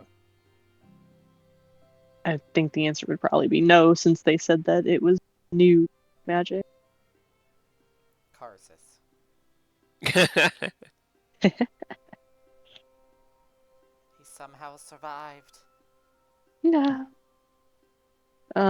Well, okay. Was Mistra based in Mechanus beforehand? Yes. Mechanus has always been the home domain of Mistra, and as far as I know, all the other gods of magic. It sits around the heart of creation, I believe it is referred to in some of the scriptures, the source of magic. Is that the thing that broke that we're fixing? It's the thing that's no longer being controlled that we're trying to control. Yes, the star. So, yeah. She Yeah, kind of magic looks back is and a forth. little fucked up. I'm going to go. You say it's a star, right? She kind of pushes herself back from the table. I just need to. You just need to go have a. I cannot spend the entire visit in this house. She goes outside. It should be And fine for her to look at it, right? It'll be whatever. She'll be fine. She steps That's the outside. worst that could happen. There's an audible gasp as she looks out through the like sandwich of stone and steel where the cottage sits, and out into the distance where the great burning heart of creation, the source of all magic and arcane energy, sits and Yeah. burns with the small, well, not small, massive, but from this distance, small rings circling around it. She turns after being It's a out little there for fucked about up right now. 5 minutes or so. Well, as she's outside, stir, look. So what do we... What do we trust that she's being forthright with us? She's not... I mean, Silverhand has usually been pretty upfront. Like, she was one of your biggest followers. She's one of my descendants, but... Even better, you had kids? How does that work? It's complicated. And a very, very long time ago. And Okay. it's not that complicated. And, okay. Kind of just like, he humps a bit at himself, and then he Whatever. shakes his head. I fell in love with a mortal early after my Again. resurrection. And, well, one thing turns to another. That's why When looks a god over- of magic falls in love with a mortal. Right, you should really stop doing that. It just brings up a lot of problems. it does. But we are magic. And what is love but the most pure expression of magic? A magic that doesn't need flash or flare to be seen. A magic that can just burn on its own. You all, your people, were the most precious thing to Mistra. So much so that she was willing to give everything about who she previously was and become who she... Well, actually, so much so that she was willing to sacrifice herself and become me and Mia in an effort to keep your world from snapping in half. Seems very, like, cyclical. Like, you keep doing this. What do you mean, you people? You're right. And we do. Which is why I thought perhaps to try a different path. And this time leaned in wholesale to who we are. We have been around for a very, very long time. We have seen much and lost more. I bear within me the memories of all our previous lives, and I am tired. Feel Looks that. out the door and past Laryl at the regulator. If this can be completed, and magic can be trusted to perpetuate itself, my mission will finally be done, and I can finally rest. Like, rest, or like, goodbye forever rest. I will live out my days astir, and grow old, say goodbye to everyone I love, and eventually return to the great sea beyond all. I will Alright. live a mortal life, and it That's will be nice. good. At least you don't just spontaneously explode and, like, cease to be once everything is fixed. No. No. A Pretty god kinda no sad. more, but I think a man is better suited to bear the memories that I do. you just gonna hang out like here with only Nicholas and Mia sometimes for company, or are you gonna like act to the material? I have not thought about it. Honestly, I have been only focused on creating and maintaining the regulator, and now discovering this subversion within the Modrons. Right. But Fair. You know you're gonna have to go to the. You're gonna be an. There's no shot they don't have kids.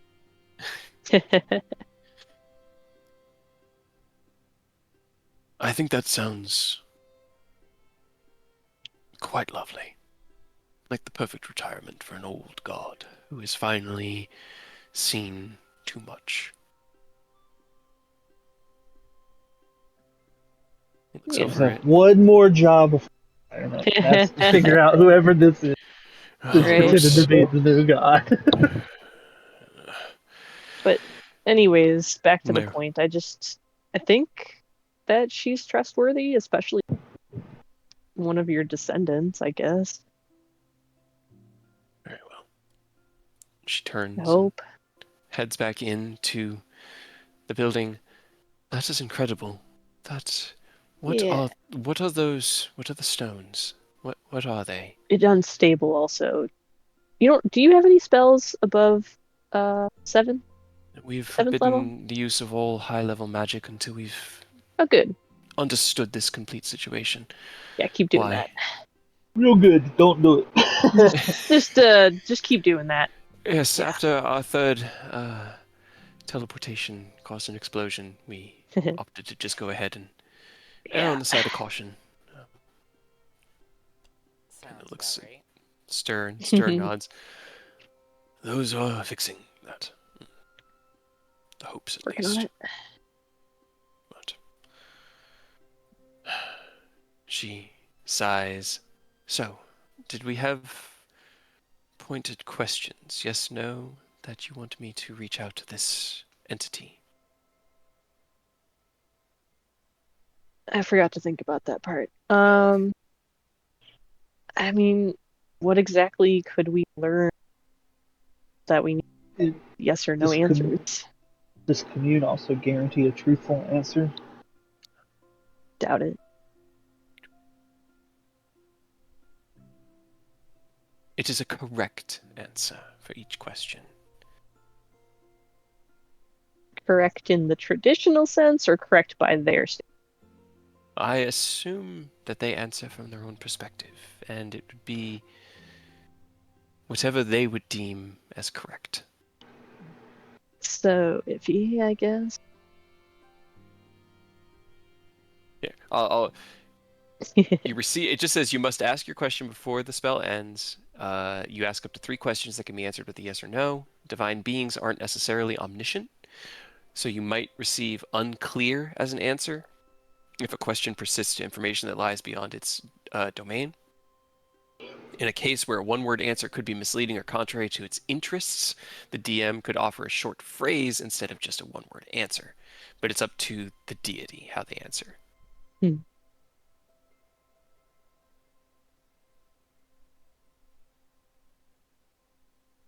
Yeah, I don't know. Quote deity. Right? I mean, I can potentially reach out from anywhere, so if you do think of things, and she takes a small stone out from her pocket that precipitated this entire meeting, you know how to get in touch with me. Right. Rather than commune, can you try prayer? Just try praying to, seeing if they respond in the same way, so we can maybe get something more than a yes or no answer. I As can long try. as you don't think that would be dangerous for yourself. I mean, such prayers are rarely dangerous. Normally, if they wish us ill, the ill will find us one way or the other. Closes her eyes, kind of like sits up, and begins to chant like a hymn under her breath, and Oh. Stir kind of like Doing it right here. smiles Okay. and closes his eyes. I haven't heard this in ages. she will pray to find out what the god's name is. What are the information that she's wanting to look for? Because again, you guys are the Yeah, I know I what's know. going on already. I don't know what questions you want to Yeah, ask, I so mean, it's hard to run one it from of an NPC. one of the most important, I suppose, would be like what the name of the god, Yeah, where, that's what I would suggest asking. right, where they came from. What's your alignment? Yeah, are you still a good god? All right. Can Who gave you permission? everybody roll me a d20? Because I just want to include the whole table in this. Everybody roll me a d20. Who said you could do this? Can Nicholas use his portents to help us? Sure, roll me 3 and then 1. Necessary. Natural 20. Natural Holy crap! 20. Holy shit. Hey, let's use that nat 20 right there. There's one 12. extra nat 20. We Okay, could get so there's 3 1 nat for 20s. Nick, 12 from Aerith, and what about for me? It was 18. Okay. Okay, that's Damn. really, really good. You could change Okay. Aerith's to a natural 20. Well, I'm guessing that Aureus is using Nick's Well, portent as his role. Let's roll Unless another he also rolls a natural 20. Nope. Okay. We're gonna use that 20. Yeah, there you go. She falls into her hymn, and then it kind of slowly fades away, and you hear kind of like this gentle, soft breathing as everyone watches her as she prays. And The rest of within us her just mind, you don't hear it, but within her own mind, she finds herself in a dark, kind of shadowy room. The ground, like the surface of water, deep and deep, but walking atop it as though it were glass. Tiny ripples out from around her with each step. She looks and can feel a presence. She will ask questions. Could I, right before she started doing this, could I have done something? What do you want to do? Could I have broken love from our full connection and put this group in so that potentially we could watch this happen? Sure. Okay. That's even better. You connect up love, and as she feels that presence in her mind, she looks at you curiously, but nods. Right? Just share with us. Okay. It's hazy as you close your eyes and begin to look into her visionscape, essentially. You try to see into her mind's eye, but it's shadowed and blocked. Like dark clouds swarm all in front of your eyes and anywhere that you try to see from her perspective or see her. But you can hear from her perspective as she calls out, "Great God of magic, whoever you are, we are your followers, the patrons of the arcane. My name is Laryl Silverhand. Do you have a name?" "My name has been forgotten, but it will be remembered." See, I told you it's Are racist. "Are you the god of magic?" "I am." What were the other questions? I jokingly said, "What's your alignment?" What's your name? Yeah, Are I you mean, good why not? or evil? There's a pause. What is evil? The world spins. Life flows. I am thus. Neither good nor evil. Okay, so Yeah, neutral. it That's could not be bad. worse. It could be worse. Yeah, sure. I mean, are you able I to mean, ask where? Mistra was neutral too, so. Yeah. Are you able to ask like where they came from? Where did you come from? Why only present yourself now? I have always been, and I always will be. What are you, Persona? Are you thou? Are you thou?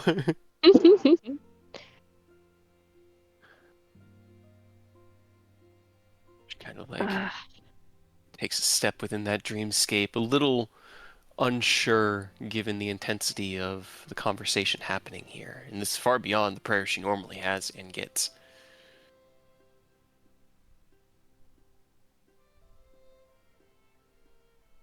I mean, God, what else would be useful? It's kind of ambiguous still. Did we ask for a name yet? Yeah. Yeah, He it didn't said it really. was forgotten, but will be remembered. Man, just tell us the name. Right? No, it's not that much fun. It's so much more fun to hit you with another riddle and make you, twist about it, because What it's is fun that the way. first Twist letter about of it. your name? I mean, are they a part of the original God of Magic? Like, is this a new entity, a new god? Are Have you been you a god of magic before? Right? are you a new Guess. entity? I have always been. In the beginning, there were three. They will be remembered. What does that mean?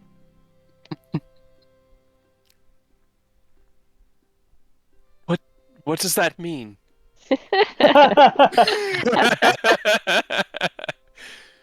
No answer to that one. Right? I mean, What are you not telling me? can she ask if they are part of the original Mistra, original God of Magic? Were you a part of the original God of Magic? Were you... What... We're trying to understand who and what you are. I am magic, and always have and will be. In the beginning there were three.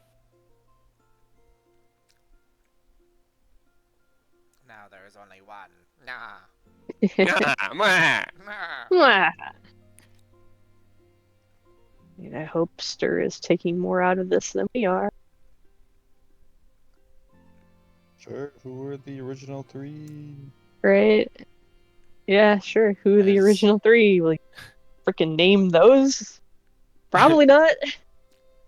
As you begin to have these thoughts between each other, there's a chuckling within the prayerscape.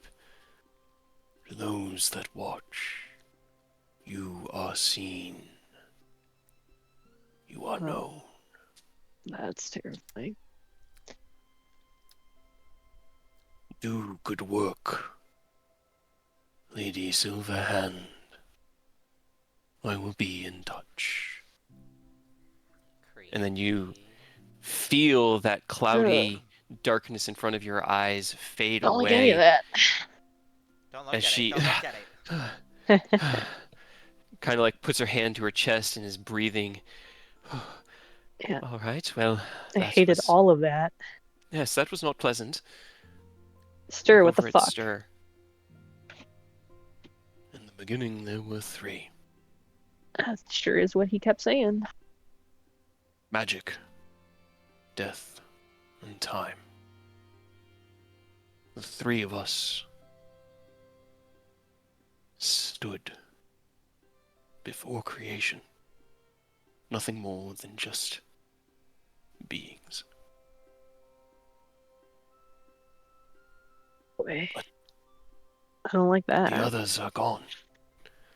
And now, with Mia and I the way we are, none remain. None. He shakes his head and kind of like turns and like paces a little bit. So, magic, God, and time. Death and time. Oh, sorry. So I'm gonna say I would assume they're still there because last I checked, time's still a ticking and death still happening. So Right? Your patron's still there, Eidos. She is Right? not. Yeah, She is she not. just stepped up though. She wasn't. So there's another god of death. There was. Long ago. He looks over at Eidos. When the Raven Queen enacted her ritual and rose to the seat of godhood, she supplanted him. And he was lost. And what about the time guy? Cronus. Kind of like looks down. A name I have not thought of in many years. The passion with which I felt love for your people, the living mortals of your world, he saw with frustration, like the tinkerer of a clock who was angry that the pieces never worked quite the way they were supposed to. And long, long ago, before the rebellion of Carsus, before the spell plague, before any of this, he vanished. And I have not heard or seen of him since.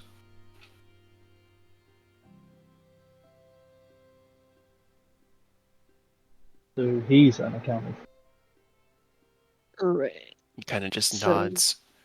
So he could have taken over? I suppose. But again, it's not something that the domains don't shift like that. And while we were different, as we were present before your people, we did not need to be shaped by your belief of us. Who we were was determined, and I don't. Why would he hide for so long, only to do that, only to seize power in a different domain? this is his name Dave. No, his name is Sorry, Sharon. I thought you heard his name. He said his name, but he said it kind of quietly, so it might not have picked up on my mic. His name's No, Cronus. Kronos. Oh, Cronus. yeah, that makes sense. That makes sense. So Kronos. So what were the names of at that time? I guess that he's talking about the beginning. Very In the beginning. beginning. In the beginning. Talking billions of years ago. So far past that your world was not even gravity. And words did not have the same meaning. In your last language, he was known as Kronos, and I as Mistral. And during that time, the time before the Raven Queen's ascension, the god of death was named Jargal. Okay.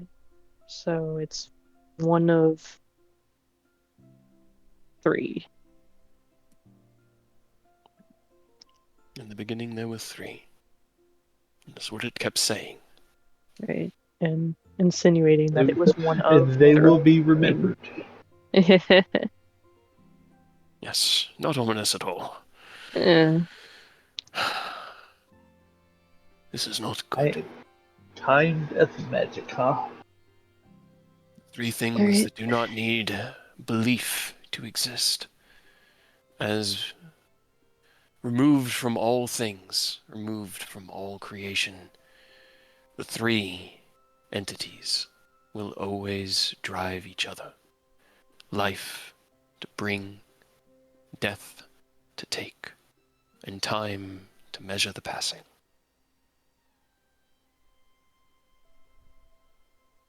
If this world ends, ends, and is destroyed, we will return to those three, as they are simply primal forces of the universe. But it will take eons, and none will survive that change. Yeah.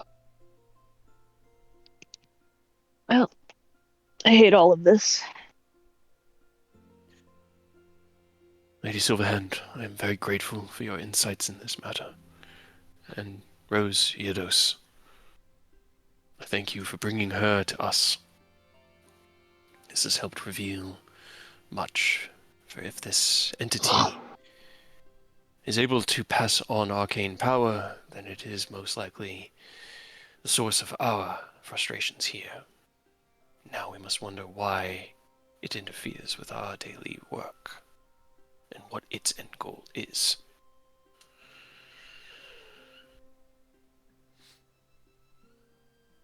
Yeah, that's a whole lot of questions that seem... How often would you like me to call you with updates? Should I use sending 3 times a day or 4 times a day, just to ensure that you are fully up to date on all progress? I feel like How strong are Mo drives? It depends on what you're asking them to do. What do you need it to do? Well, I don't need it to do anything. I'm asking because they've said here lately they've been delaying and before they respond. In the event that they start to be controlled, do you have anything to deal with that? Right, they get a turn on you guys? I mean, for the most part, they're as fragile as any of your commoners, maybe. Okay. So I mean, it'd still be dangerous if there's a bunch of them. Not something Sure. Yeah, if there's you like couldn't deal thousands. with. There's a harumph from Nick. Action economy is always a bitch. Right. I guess what we're getting at is are you gonna be safe here? Do you need to... We need to be here. We can be nowhere else. The heart of magic, the heart of creation itself, burns just off of this shore. And we need to be here to facilitate the arcane regulator and its existence. Whether it's risky or not, we don't really have a choice. And where we live, I can always lock the door. That'll keep them out, I'm sure. Yeah, I mean, as long as you guys are keeping eyes on them, I would definitely recommend if you notice more than just small gaps in that response time, just Yes. reach out to Ken or Rose. Just you don't even have to do it like emergency, just so that everyone's aware. So if something does happen, it's not last minute. We weren't expecting it. All hands on deck type deal. You know? It's so much more Right. fun to watch you guys scramble when you actually like proactively research things, and I'm like, oh. No, Anyway, learning about shit. Sterling, of course, and you all need to stay safe out there as well. And if you hear or learn anything about this, please reach out to us in the same manner. And then Laryl puts her hand up, and me too. I need to be included in this. All right? I am Mistress Hand on the material. I was supposed to be her high cleric. I need to know what's going on. She looks over at you pleadingly. Yeah. Keep you in the loop. Or, now you've met the two of them, they could just message you as well, I personally. suppose I could just reach out? You don't mind, Nicholas? And Nicholas might have minded when I was digging my way through caves and being eaten by a giant worm, but now I'm just mostly just working and studying. So if you need to reach Now you're out, just bored. please feel free to reach out. The conversation might do me good. She nods. See, perfect. All right. Has the headmaster of the Elf College found him yet? I don't know if anyone here knows to even ask. Nope. Alright, Theodos, right. maybe technically he was there, even though You were there, yeah. I was because that's when there. you had to like step away. Yeah, Oh, that's so right. you guys are gonna have to autopilot. And if Right. you open ass out, Enos might have been there, but Earth wasn't. Yep. Would Eodos have asked? I don't know. I don't know. Probably not. Probably not. Probably It's not. all good. There's more just curiosity than anything. Right, I know. That's the. Yeah. Well, if anything develops here, we'll let you know. If anything develops there, you do the same. And until then, we'll both just keep on Yeah. moving forward. Trying not to die. What is the plan on the next hot stone? I believe the heart of death is going to be necessary to Right. balance out the current insanity that the heart of life is infusing Is that what magic with. happens? Because it doesn't really feel like sanity. That's what it feels like to be over-infused with life, or to have the world around you succumb to chaos. Both of Right. which Will can that be... will that kill me? It hasn't happened since the one time, but I don't know. oh, good. We are in uncharted I territories, my don't dear. know. The last time that there was Awesome. no god of magic, magic simply ceased. But Right. this I am time, glad that you're keeping it going. I do enjoy magic. I have seen. I know. I'm Yeah, glad. I think that is the next one though. I'm sure if that's Yeah, the one we're shooting for, going. and then we have another one in a Dell that we have a side thing to deal with on top of getting that chunk. So Yeah. Yeah, whenever we stop dicking around in the material, I think slated to head to the Shadowfell next for the death one. yeah, Let us handle this for now.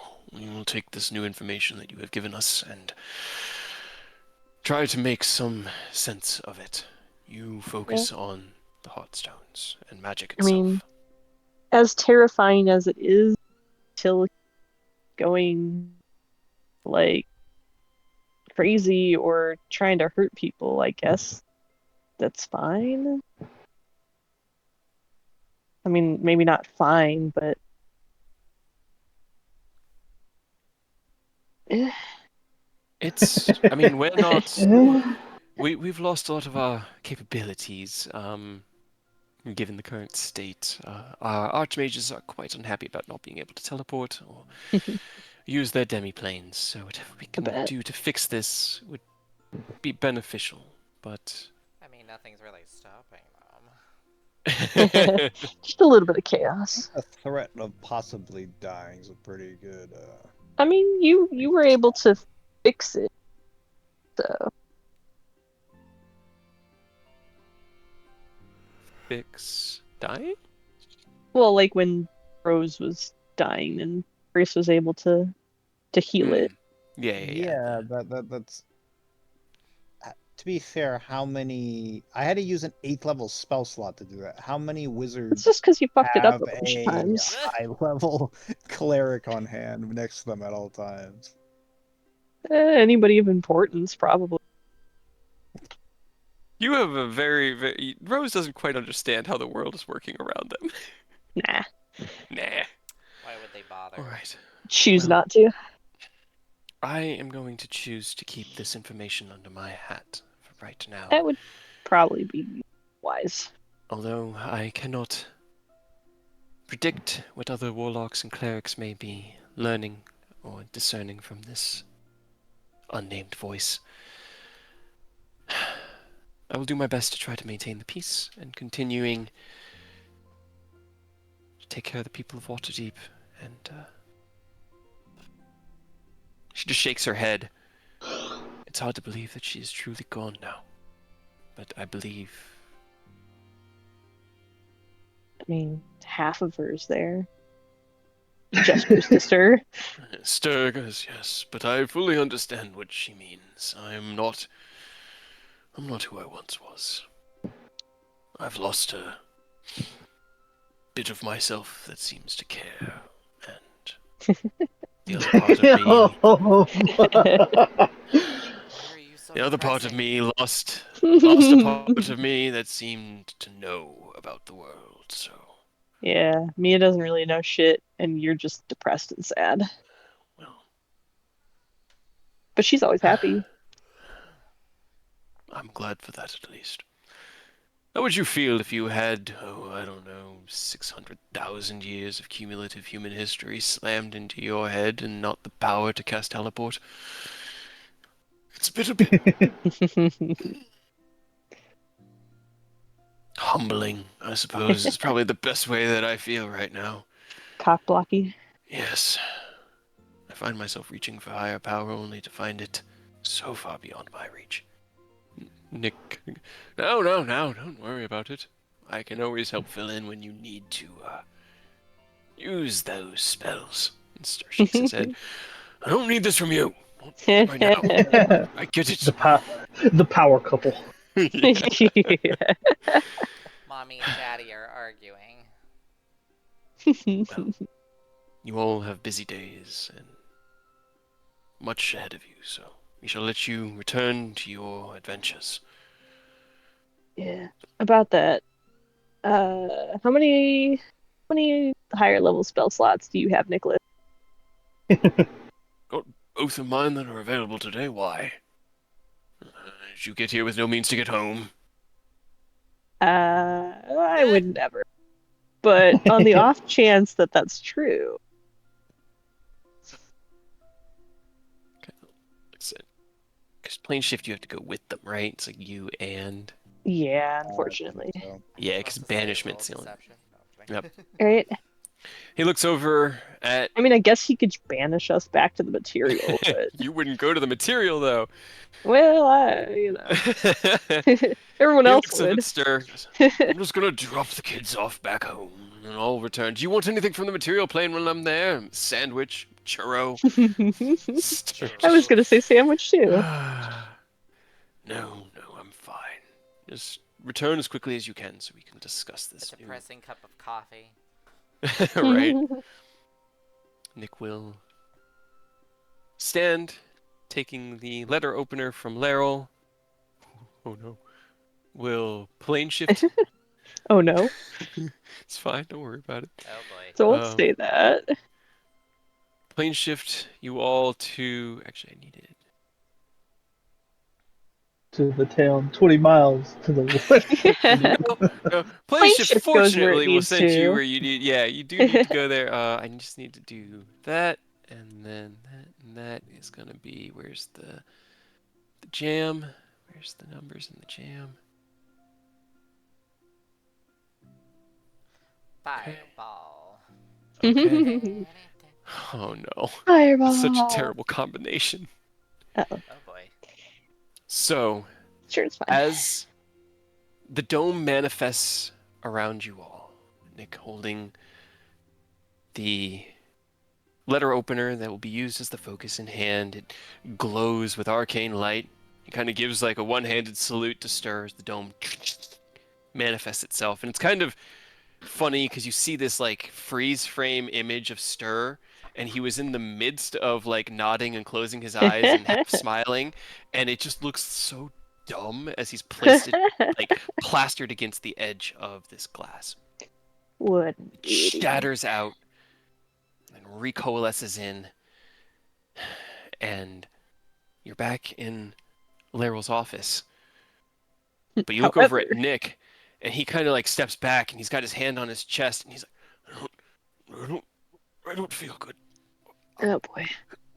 He opens his mouth, and there's this light that comes from within as a glob of fire Ew.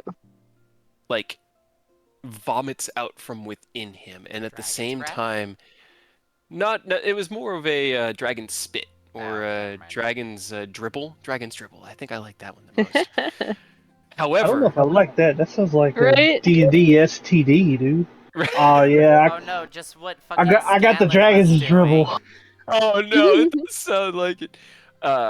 He does take 27 points of fire damage, which Nick can survive as. Oh no. Oh no, hits the ground. dude. However, Only this is half the his bad health. part because another thing also happens as Oh boy. both the heart of fire and the heart of life have both manifested in this one, and the heart of life is Ooh. now manifesting as wild magic, which Okay. means at this same moment that you see him struggling, his hand against his chest, this look of fear and kind of panic and pain on his face as his esophagus is literally burned from within as a fireball erupts from within his Oh my own mouth. god.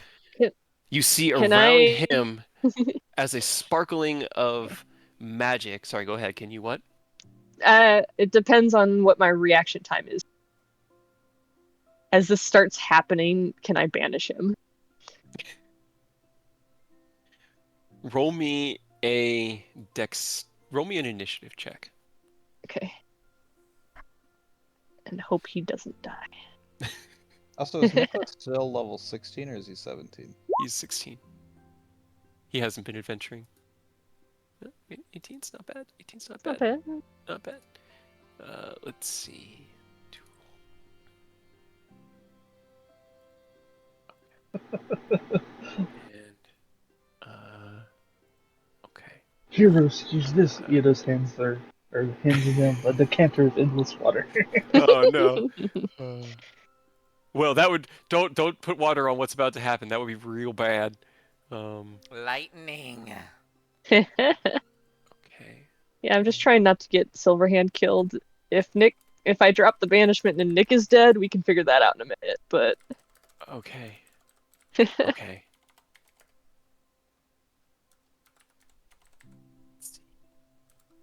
Trying to see.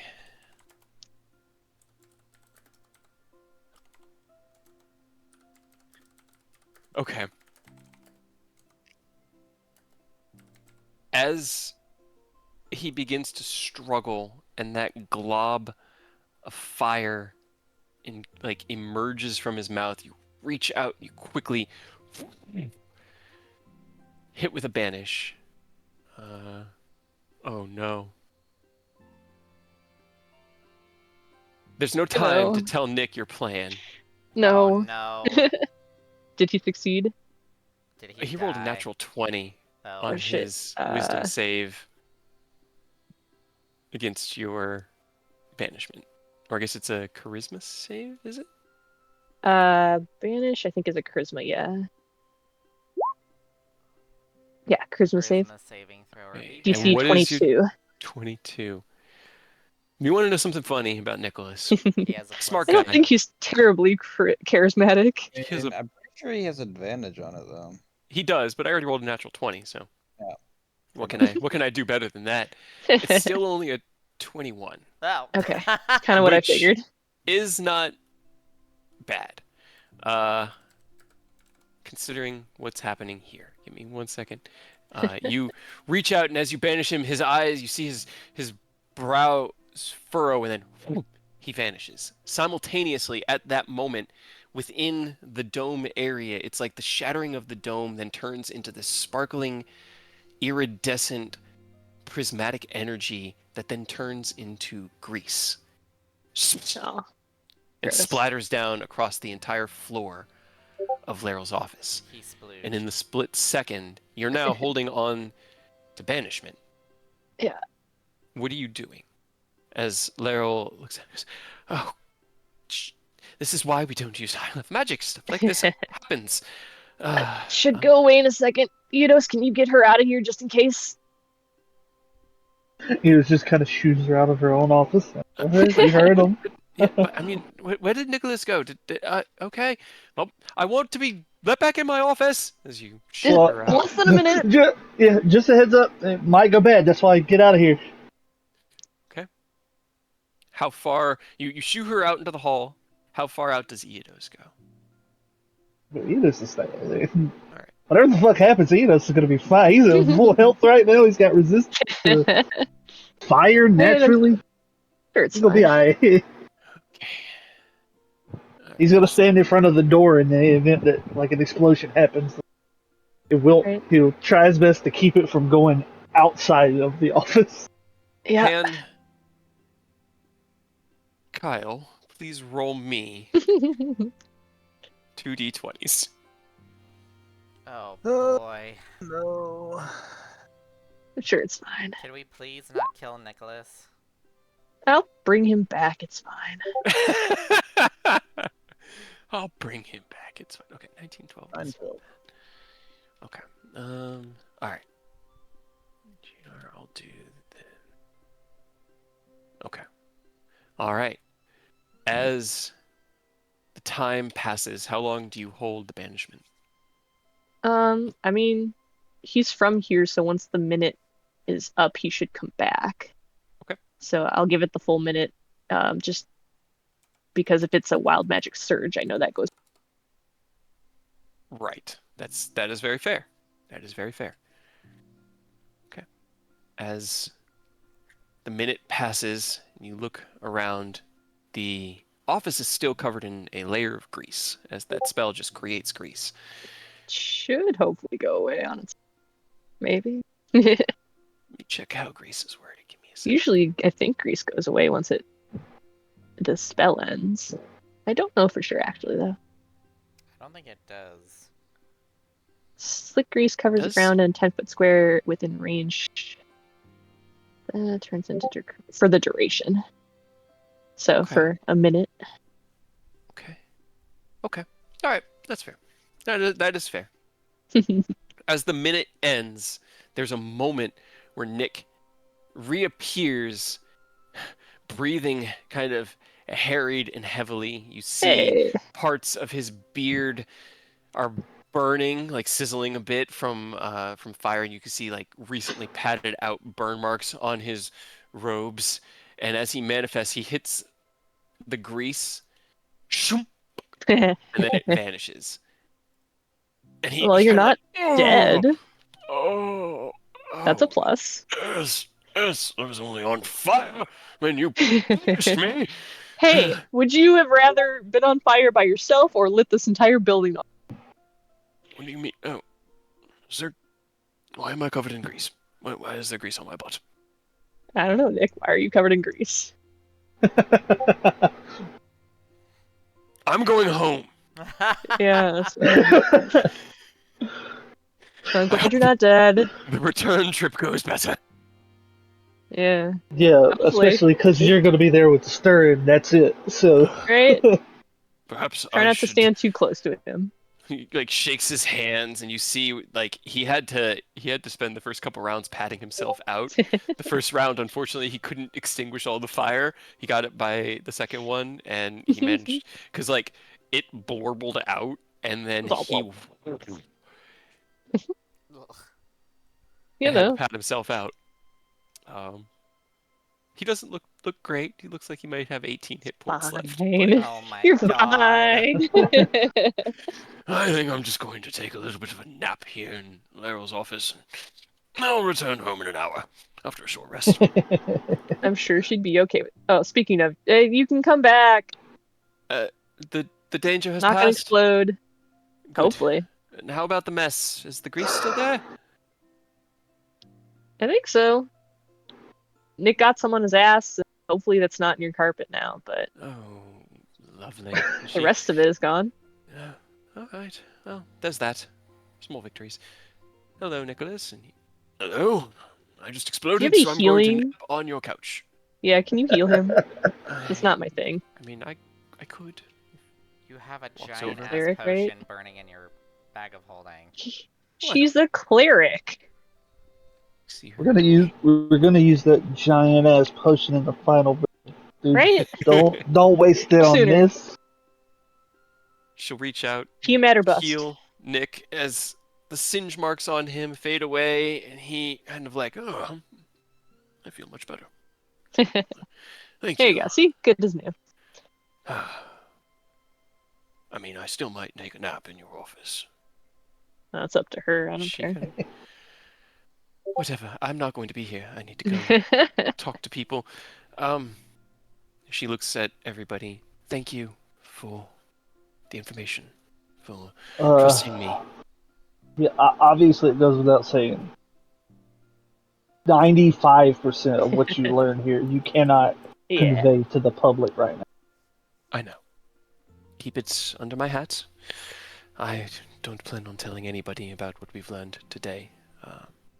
Just a little bit of more information finding on these three. See if anybody knows anything or has any more information. But I will be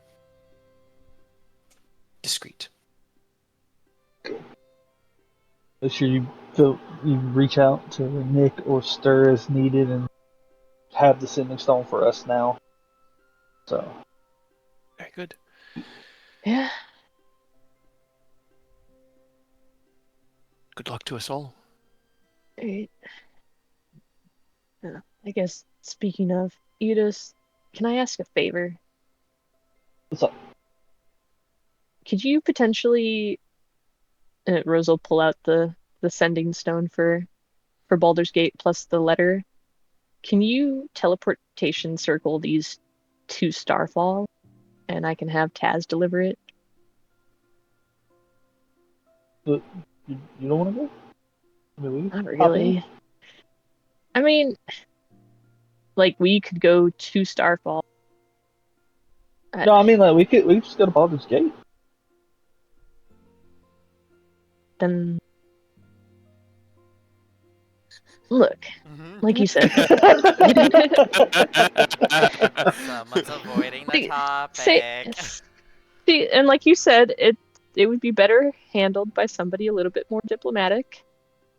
And that was And I'm gonna be already. real, Rose. You handled this really like surprisingly well. I really did not feel the need to step in at all. I would definitely still want to be with you, but like I don't have anything against you going there if you like you got this kind of level of restraint. You know what I mean? I don't think I have that same level of restraint for the leaders of Baldur's Gate.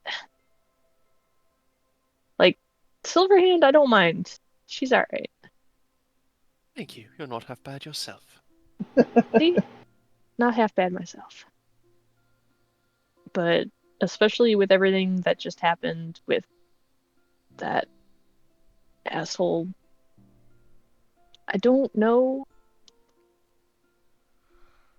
And if I could just, I mean, if I give it to Taz and then she can take care of it, and then we tell Ken mission accomplished and I didn't fuck it up. I mean, okay, I don't mind, but I don't think there's something you gotta hide from Ken though. You can just tell him you don't want to. I don't think he's gonna be mad. And it'll be the whole, like, told you so, like, you suck at talking to no one. I think it might be the opposite. This might be like, damn, good shit. You're self-aware enough to know, like, don't risk it, you know? Don't feel bad. I mean, Aerith will probably give you a hard time. You know, that's just Right. the dynamic you and Aerith have. He's gonna give you a hard time. And then it's like, Same way you're gonna give him a hard I time. told you so. Like, I want to trust that I could do it, but they just make me so angry. Not gonna lie.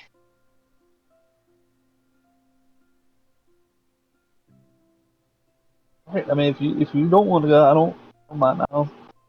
I'll run. I mean, do you want to go, or are you trying to go back to Erie more? Did you want me to just go drop the stuff off, or? I mean, we can go over there real quick and talk to her. I wouldn't mind. But I just, yeah, I don't know. I figured something she could take care of better. And she, you know, has more clout than a random band of adventurers. I don't know. You guys demand a bit of attention when you show up in our cities. Wait, Being okay.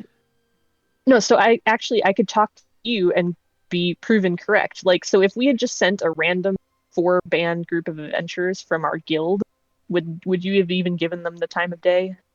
If they had said that they were sent by your party, I would have spoken with them in person, yes. Okay, Oh, there but you you're I'm pretty go. sure like that's why. a nice I think that's person, why though. Kit sent the letters. You know what I mean?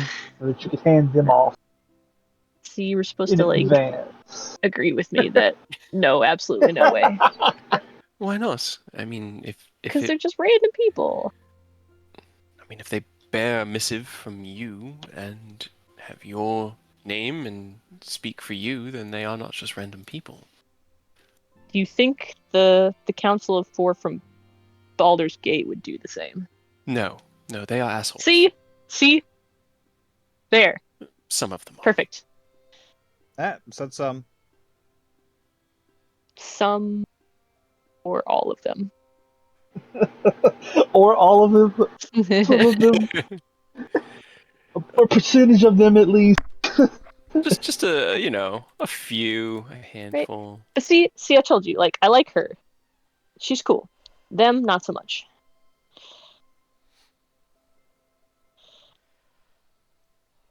Abdul's not bad. I mean, he's a good man who just wants the people to benefit. Silver Shield can be shrew, but I believe he truly does want his city to prosper.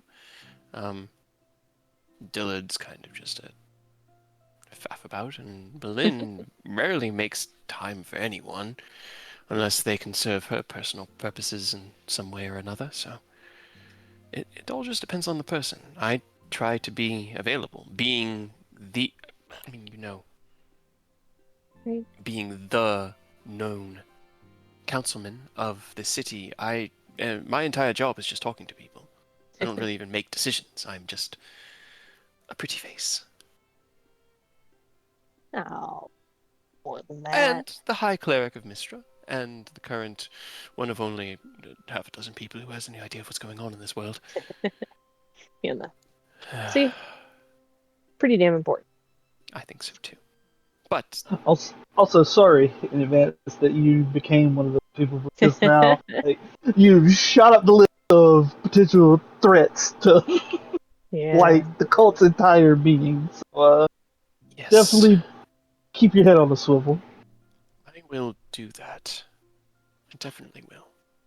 Up your security a little, maybe. It's not a bad idea.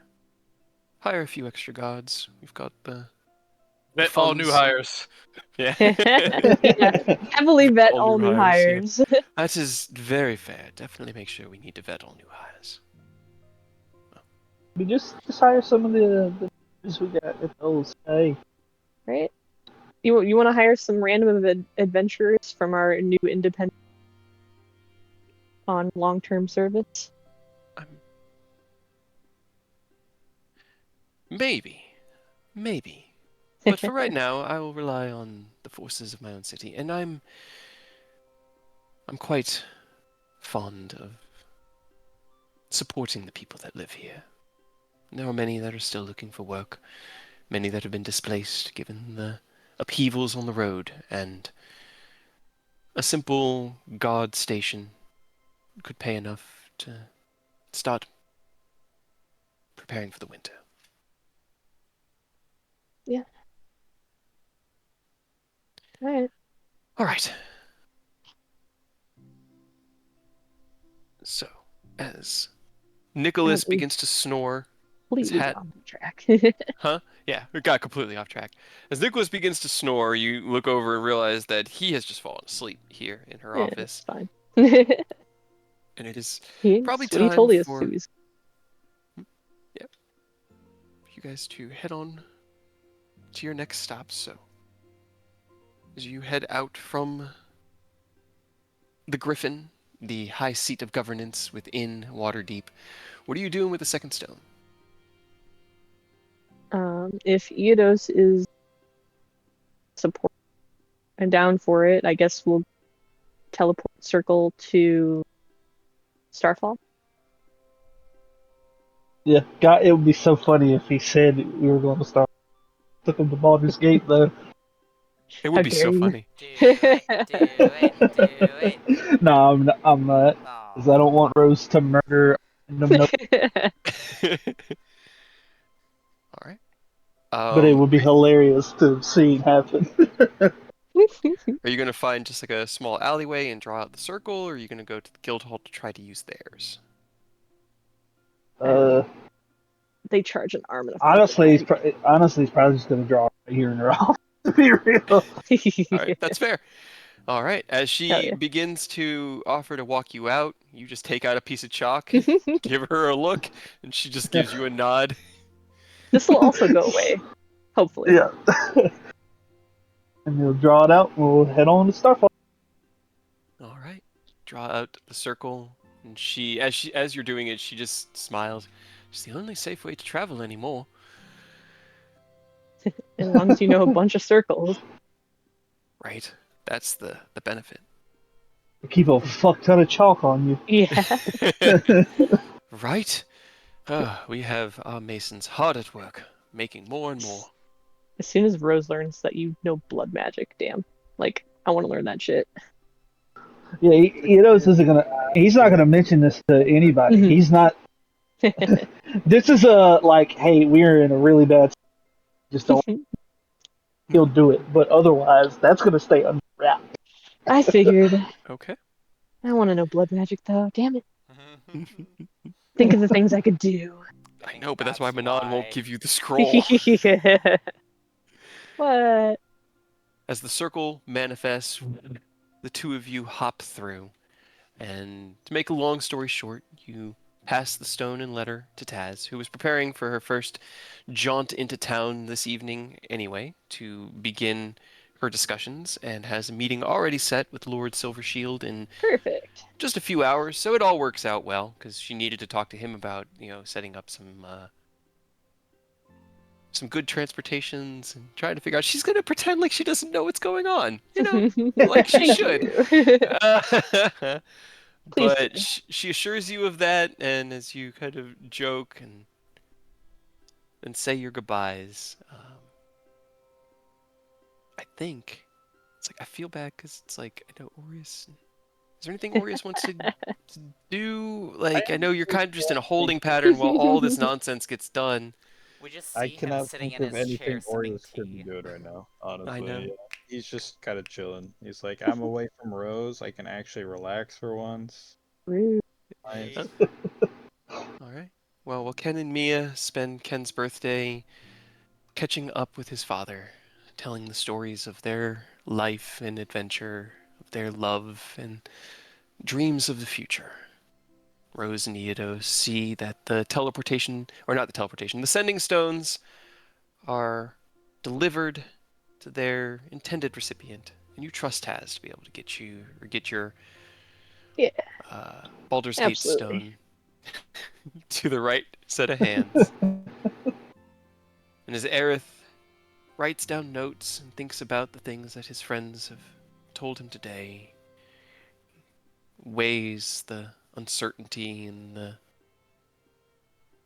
wavering that he's felt in the last few days since receiving this assignment against the truths that have been born. And they haven't all been just positive, not just glazing up, but there's been a lot of good.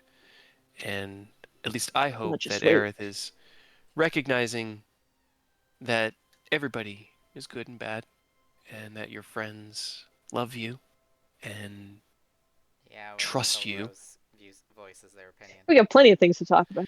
Yeah, but that too will be cathartic and helpful and informative. And as you sit kind of in the same, well, actually, you probably went back in the archive. As you sit in the archive, drawn to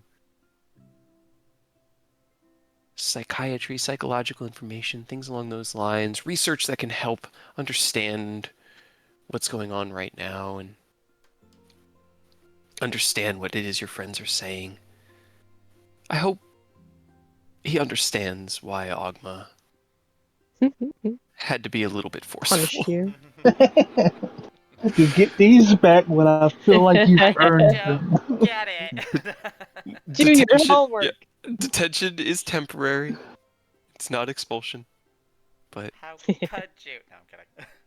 but understanding is the first step, and on the path of knowledge, you can't be afraid of what truth may be revealed.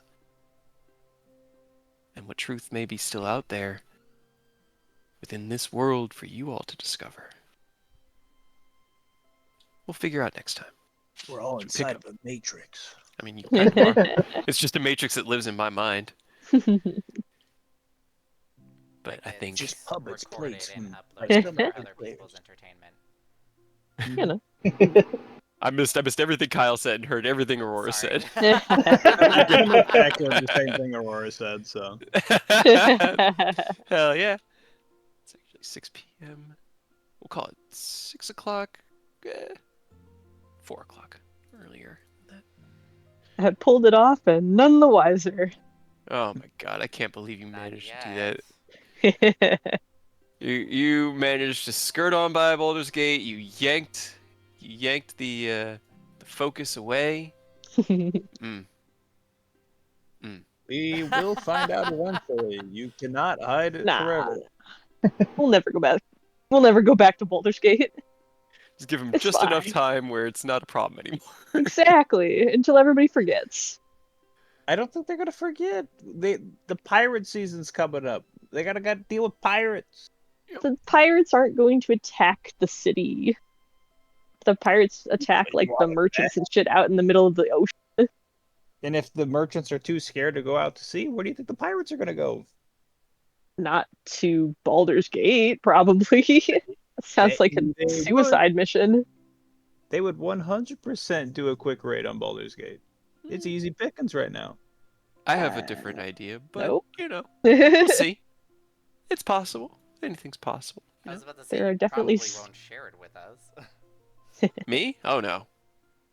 See, I got They're a feeling also- we're gonna figure out because the guild's gonna get a request saying, "Hey, there was a kraken that took We're out not the part of the entire guild navy." anymore. We're independent.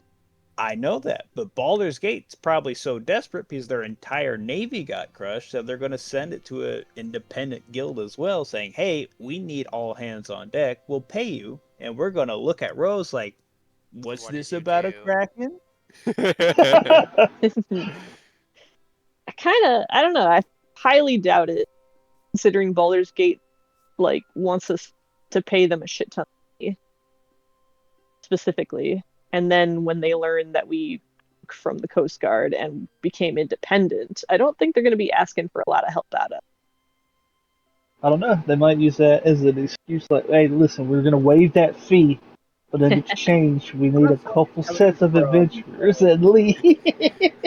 We know you got a strong team of chucklefucks. They need to go hunt a kraken. Yeah, I'm not saying Well, that overlook the it's taxes other and guilds. I'm money. saying, like, the nobles hire us. The nobles would probably hire us, or our other adventures that we have at the guild, just because they need the people. Well, I don't know anything about a Kraken. I told you guys I'm not Kraken. Rose, we're not stupid. The timing is too consistent. It could have been anybody It could have been or anybody. anything. It 100% was you. It could have even been a kraken. It could have been anybody. Maybe the transportation and wake of 30 fleet-sized ships made him mad. He You got know angry how that they stopped spinning around in circles. Oh, I was watching that show. Right? I'm gonna smash everything Get back here. Ugh. You cannot escape your reckoning, Rose. It's Sure I pretty can. funny how For as long how as much possible. effort you put into making sure Rose escapes all consequence. Like, it's very I funny. don't have consequences. There were you had to have a hard conversation with your girlfriend about disappointment, intention, and the things we learn from life. But And see that the party still doesn't trust you around nobles to the point that one of us had to go. That has Right, to have an that was impact pretty on rude. Rose. yeah, I was That had surprised nothing. Orius let them go. Like that was shocking. But trusting Eidos, and you did good with I Laryl. do trust Eidos. Like I know Eidos is gonna mitigate most of the problems, and then also like it's just gonna be bickering back and forth the entire time. So it's like yeah. Finally move. got you guys to ask about the Modrons too. Got some information. I've been dropping that for like 3 months now. Little hints from Stir, little looks from Nick of things that they're hiding. The who was it that also mentioned the new god of magic? It was It seems like a last session. problem. Last session it came up. Someone said something about, does this have to do with the new god of magic that just presented itself? And you guys were like, yeah. You We know. just assumed that was Stir doing his thing. Yeah, I know. It was good. It worked well. Hey. Act 5, Act 6, this is the end, so things are happening. We'll continue to fuck around until forever. No. We got. Story has to. What level are we? 17. We still got 3 whole levels. We got plenty of time. Plenty of Right. time. So much time to fuck around. Just randomly, like we're still level 17. You're like, you know what? You all gained 3 levels. Wait a minute. Oh god. Oh, The fucking Metal Gear Solid alert sound plays immediately.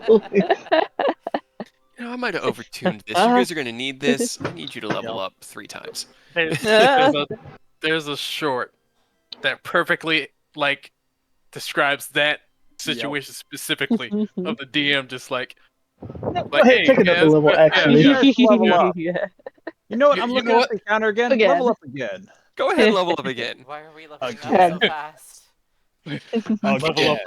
Level up again. Yeah. No, please. No. I don't want to do it anymore. Oh, we get a level up at Staircase next game. We all survived.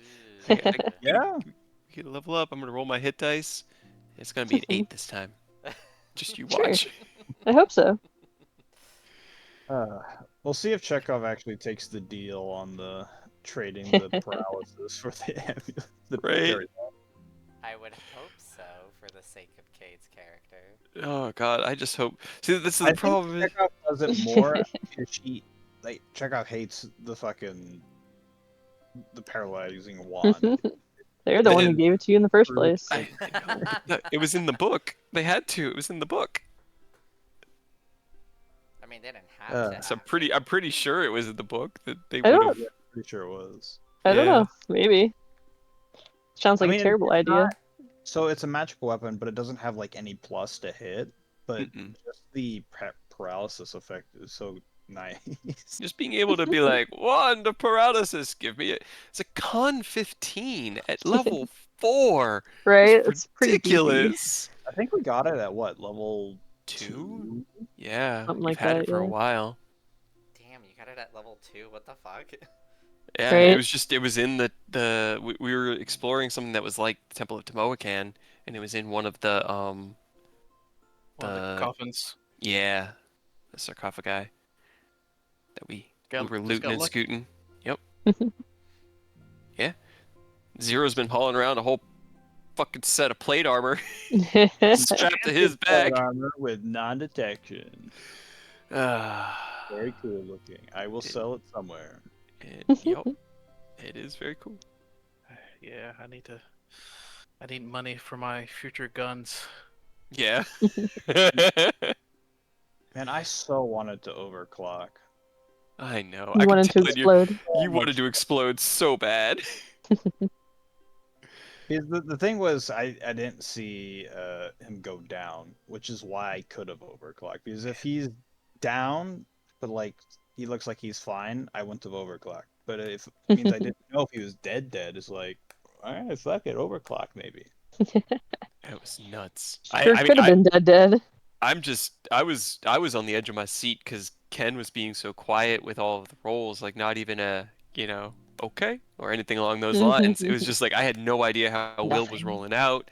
I could tell after the fourth round around that Chekhov was skipping over your turn because you had either died or stabilized. Had to hit one of them. It was crazy, man. It was That was- crazy. Clusterfuck just back and Great, forth. stop dying. So glad that you stabilized me because I was going to die. I rolled Yeah. a 2 and then a 7. It was not going well. Figured that was probably the best bet. Every time we try and do an ambush, it just never works out. Right. Man, we sold it so well too. You know, Tried so hard. we tried so hard. One good perception check was all it took for them Bullshit. to notice Will's glint of Will's eye from behind the door. That was it. That was all it took. It's like, dang. Everything went tits up from there. Yeah. Well, I mean, at least we got him to shit himself, so I'll take it. Yeah. It almost TPK'd the party. I mean, It's you had 12 hit points left. Yeah. If Fane had been the only one to survive after being the first one to just go down like 20 minutes earlier, it would have been so Yikes. crazy. Oh my god. Wouldn't have been good.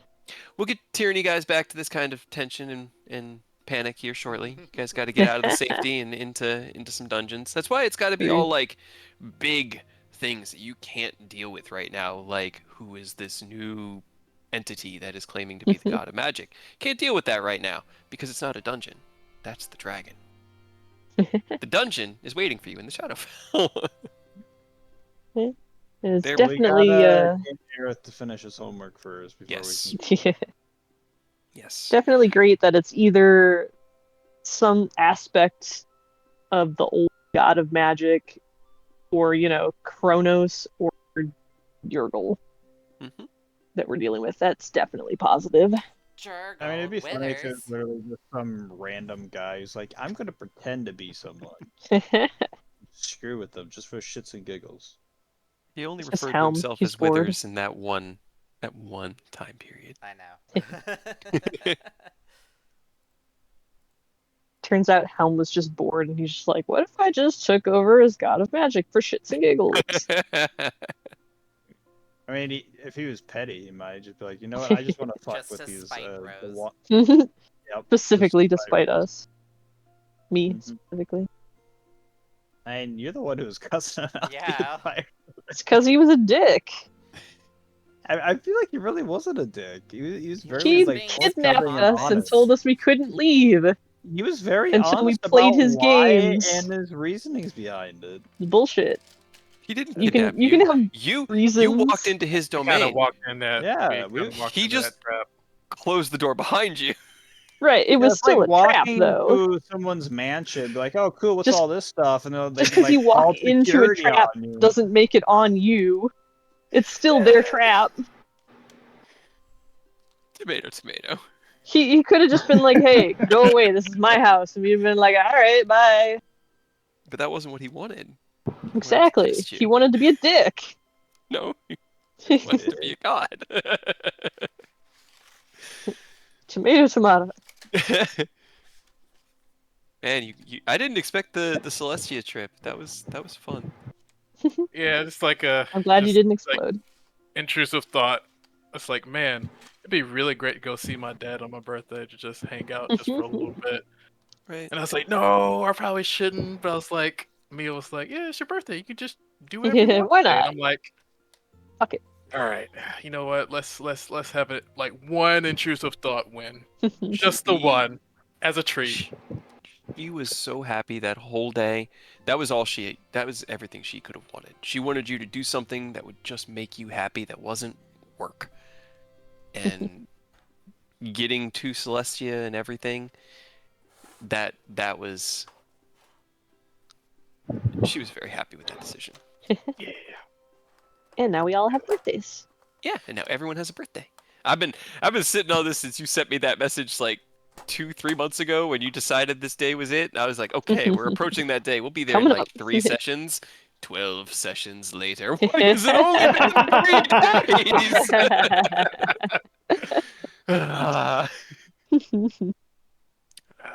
that pen is really cool though. I love it. Right? I was when you messaged me, I was like, she would get him something. And I started to look and I found that one. I was like, this is so perfect. It's so great. And not only that, that pen actually comes. Oh wait, no, is that one from Fizzbands or the one from Book of Many Things? Might be Book. Hold on. I saw it was Fizzbands when I searched up Okay, Emerald cool. Pen. Yeah, it came from Fizzbands, so it is actually one of your father's. Creations. Yeah, I was about to say it should have been Fizzbens because it has emerald in its name. Mm-hmm. Oh yeah. Oh yeah. I guess Ken also learned that. Yeah, you're actually a fucking dragon completely now. Yeah. But You know, just always more- have been. Yeah. Or I guess mental and I guess subconsciously gotta work through it. Little, it's It's pretty a much what Kaz process told of you. coming to terms with it. Yeah. Just Coming to understand who you are. accept Guys, life is a journey about questioning things, asking questions, and understanding who we are. That's what it is. It is that for all of Slightly us. concerned about what he's gotta ask when the time comes though. I'm like, Sure, it'll Yeah. only be something good. Oh yeah, totally. That's why he didn't want to mention it on Yeah. your birthday, because it was too good for your birthday. Exactly. What's the worst that could happen? Oh, I'm curious Mhm. what you might think is the worst thing he could ask you, because I know what he wants to ask you. But you will have to wait. I Until the already plan have is some ready. ideas in mind and I don't like them. Good. Sure, it's fine. I need to head to bed. Y'all have a good night. You too. I'm gonna Take go it something easy. to eat. Yeah. Bye. Have a good Bye. night, all. Good night. Catch you all laters. Ken question. Take it easy. Yes. Did you want to try and watch K-pop Demon Hunter? Do it. It's good. It's so. I- It is I really know, good. but I'm like kind of tired. It's up Tomorrow, to you promise. tomorrow. Tomorrow, It's only promise. like 4 in the morning for you, or Yeah, right. It's like yeah, That's 3. why I'm Yes. asking. Yeah, it's 3 a.m. basically. So yes, tomorrow, promise. Okay. heck yeah. Yep. It is You're really gonna good. have So you're gonna have all those songs stuck in your head for days. Forever. I Oh, yeah. promise Probably. you. It is fucking. It's really good. Like I am the prepared. yeah. I saw the clips of Derpy, and I'm like, I want to see more of him. So dumb. Yeah. I like. Yeah. No, like I intro. I like Sussy. I was forced to sit down and watch it. I wasn't like against it, but it wasn't really my first go-to, and Fox is just like, I'm just gonna put it on while you're playing like RimWorld or whatever, and you can just. I ended up just like vibing to it on the couch the whole time, just like this is actually really cute. This is really fun. Yeah. Golden. It was really good. I loved the animation. It was so solid. Oh, Right. yeah. It was really smooth. Okay, Alright. but yes, tomorrow, I promise, Hey. or later today, technically. Don't get technical with me. I'll catch y'all's later. Yes. Bye. Bye. Bye. Take it easy.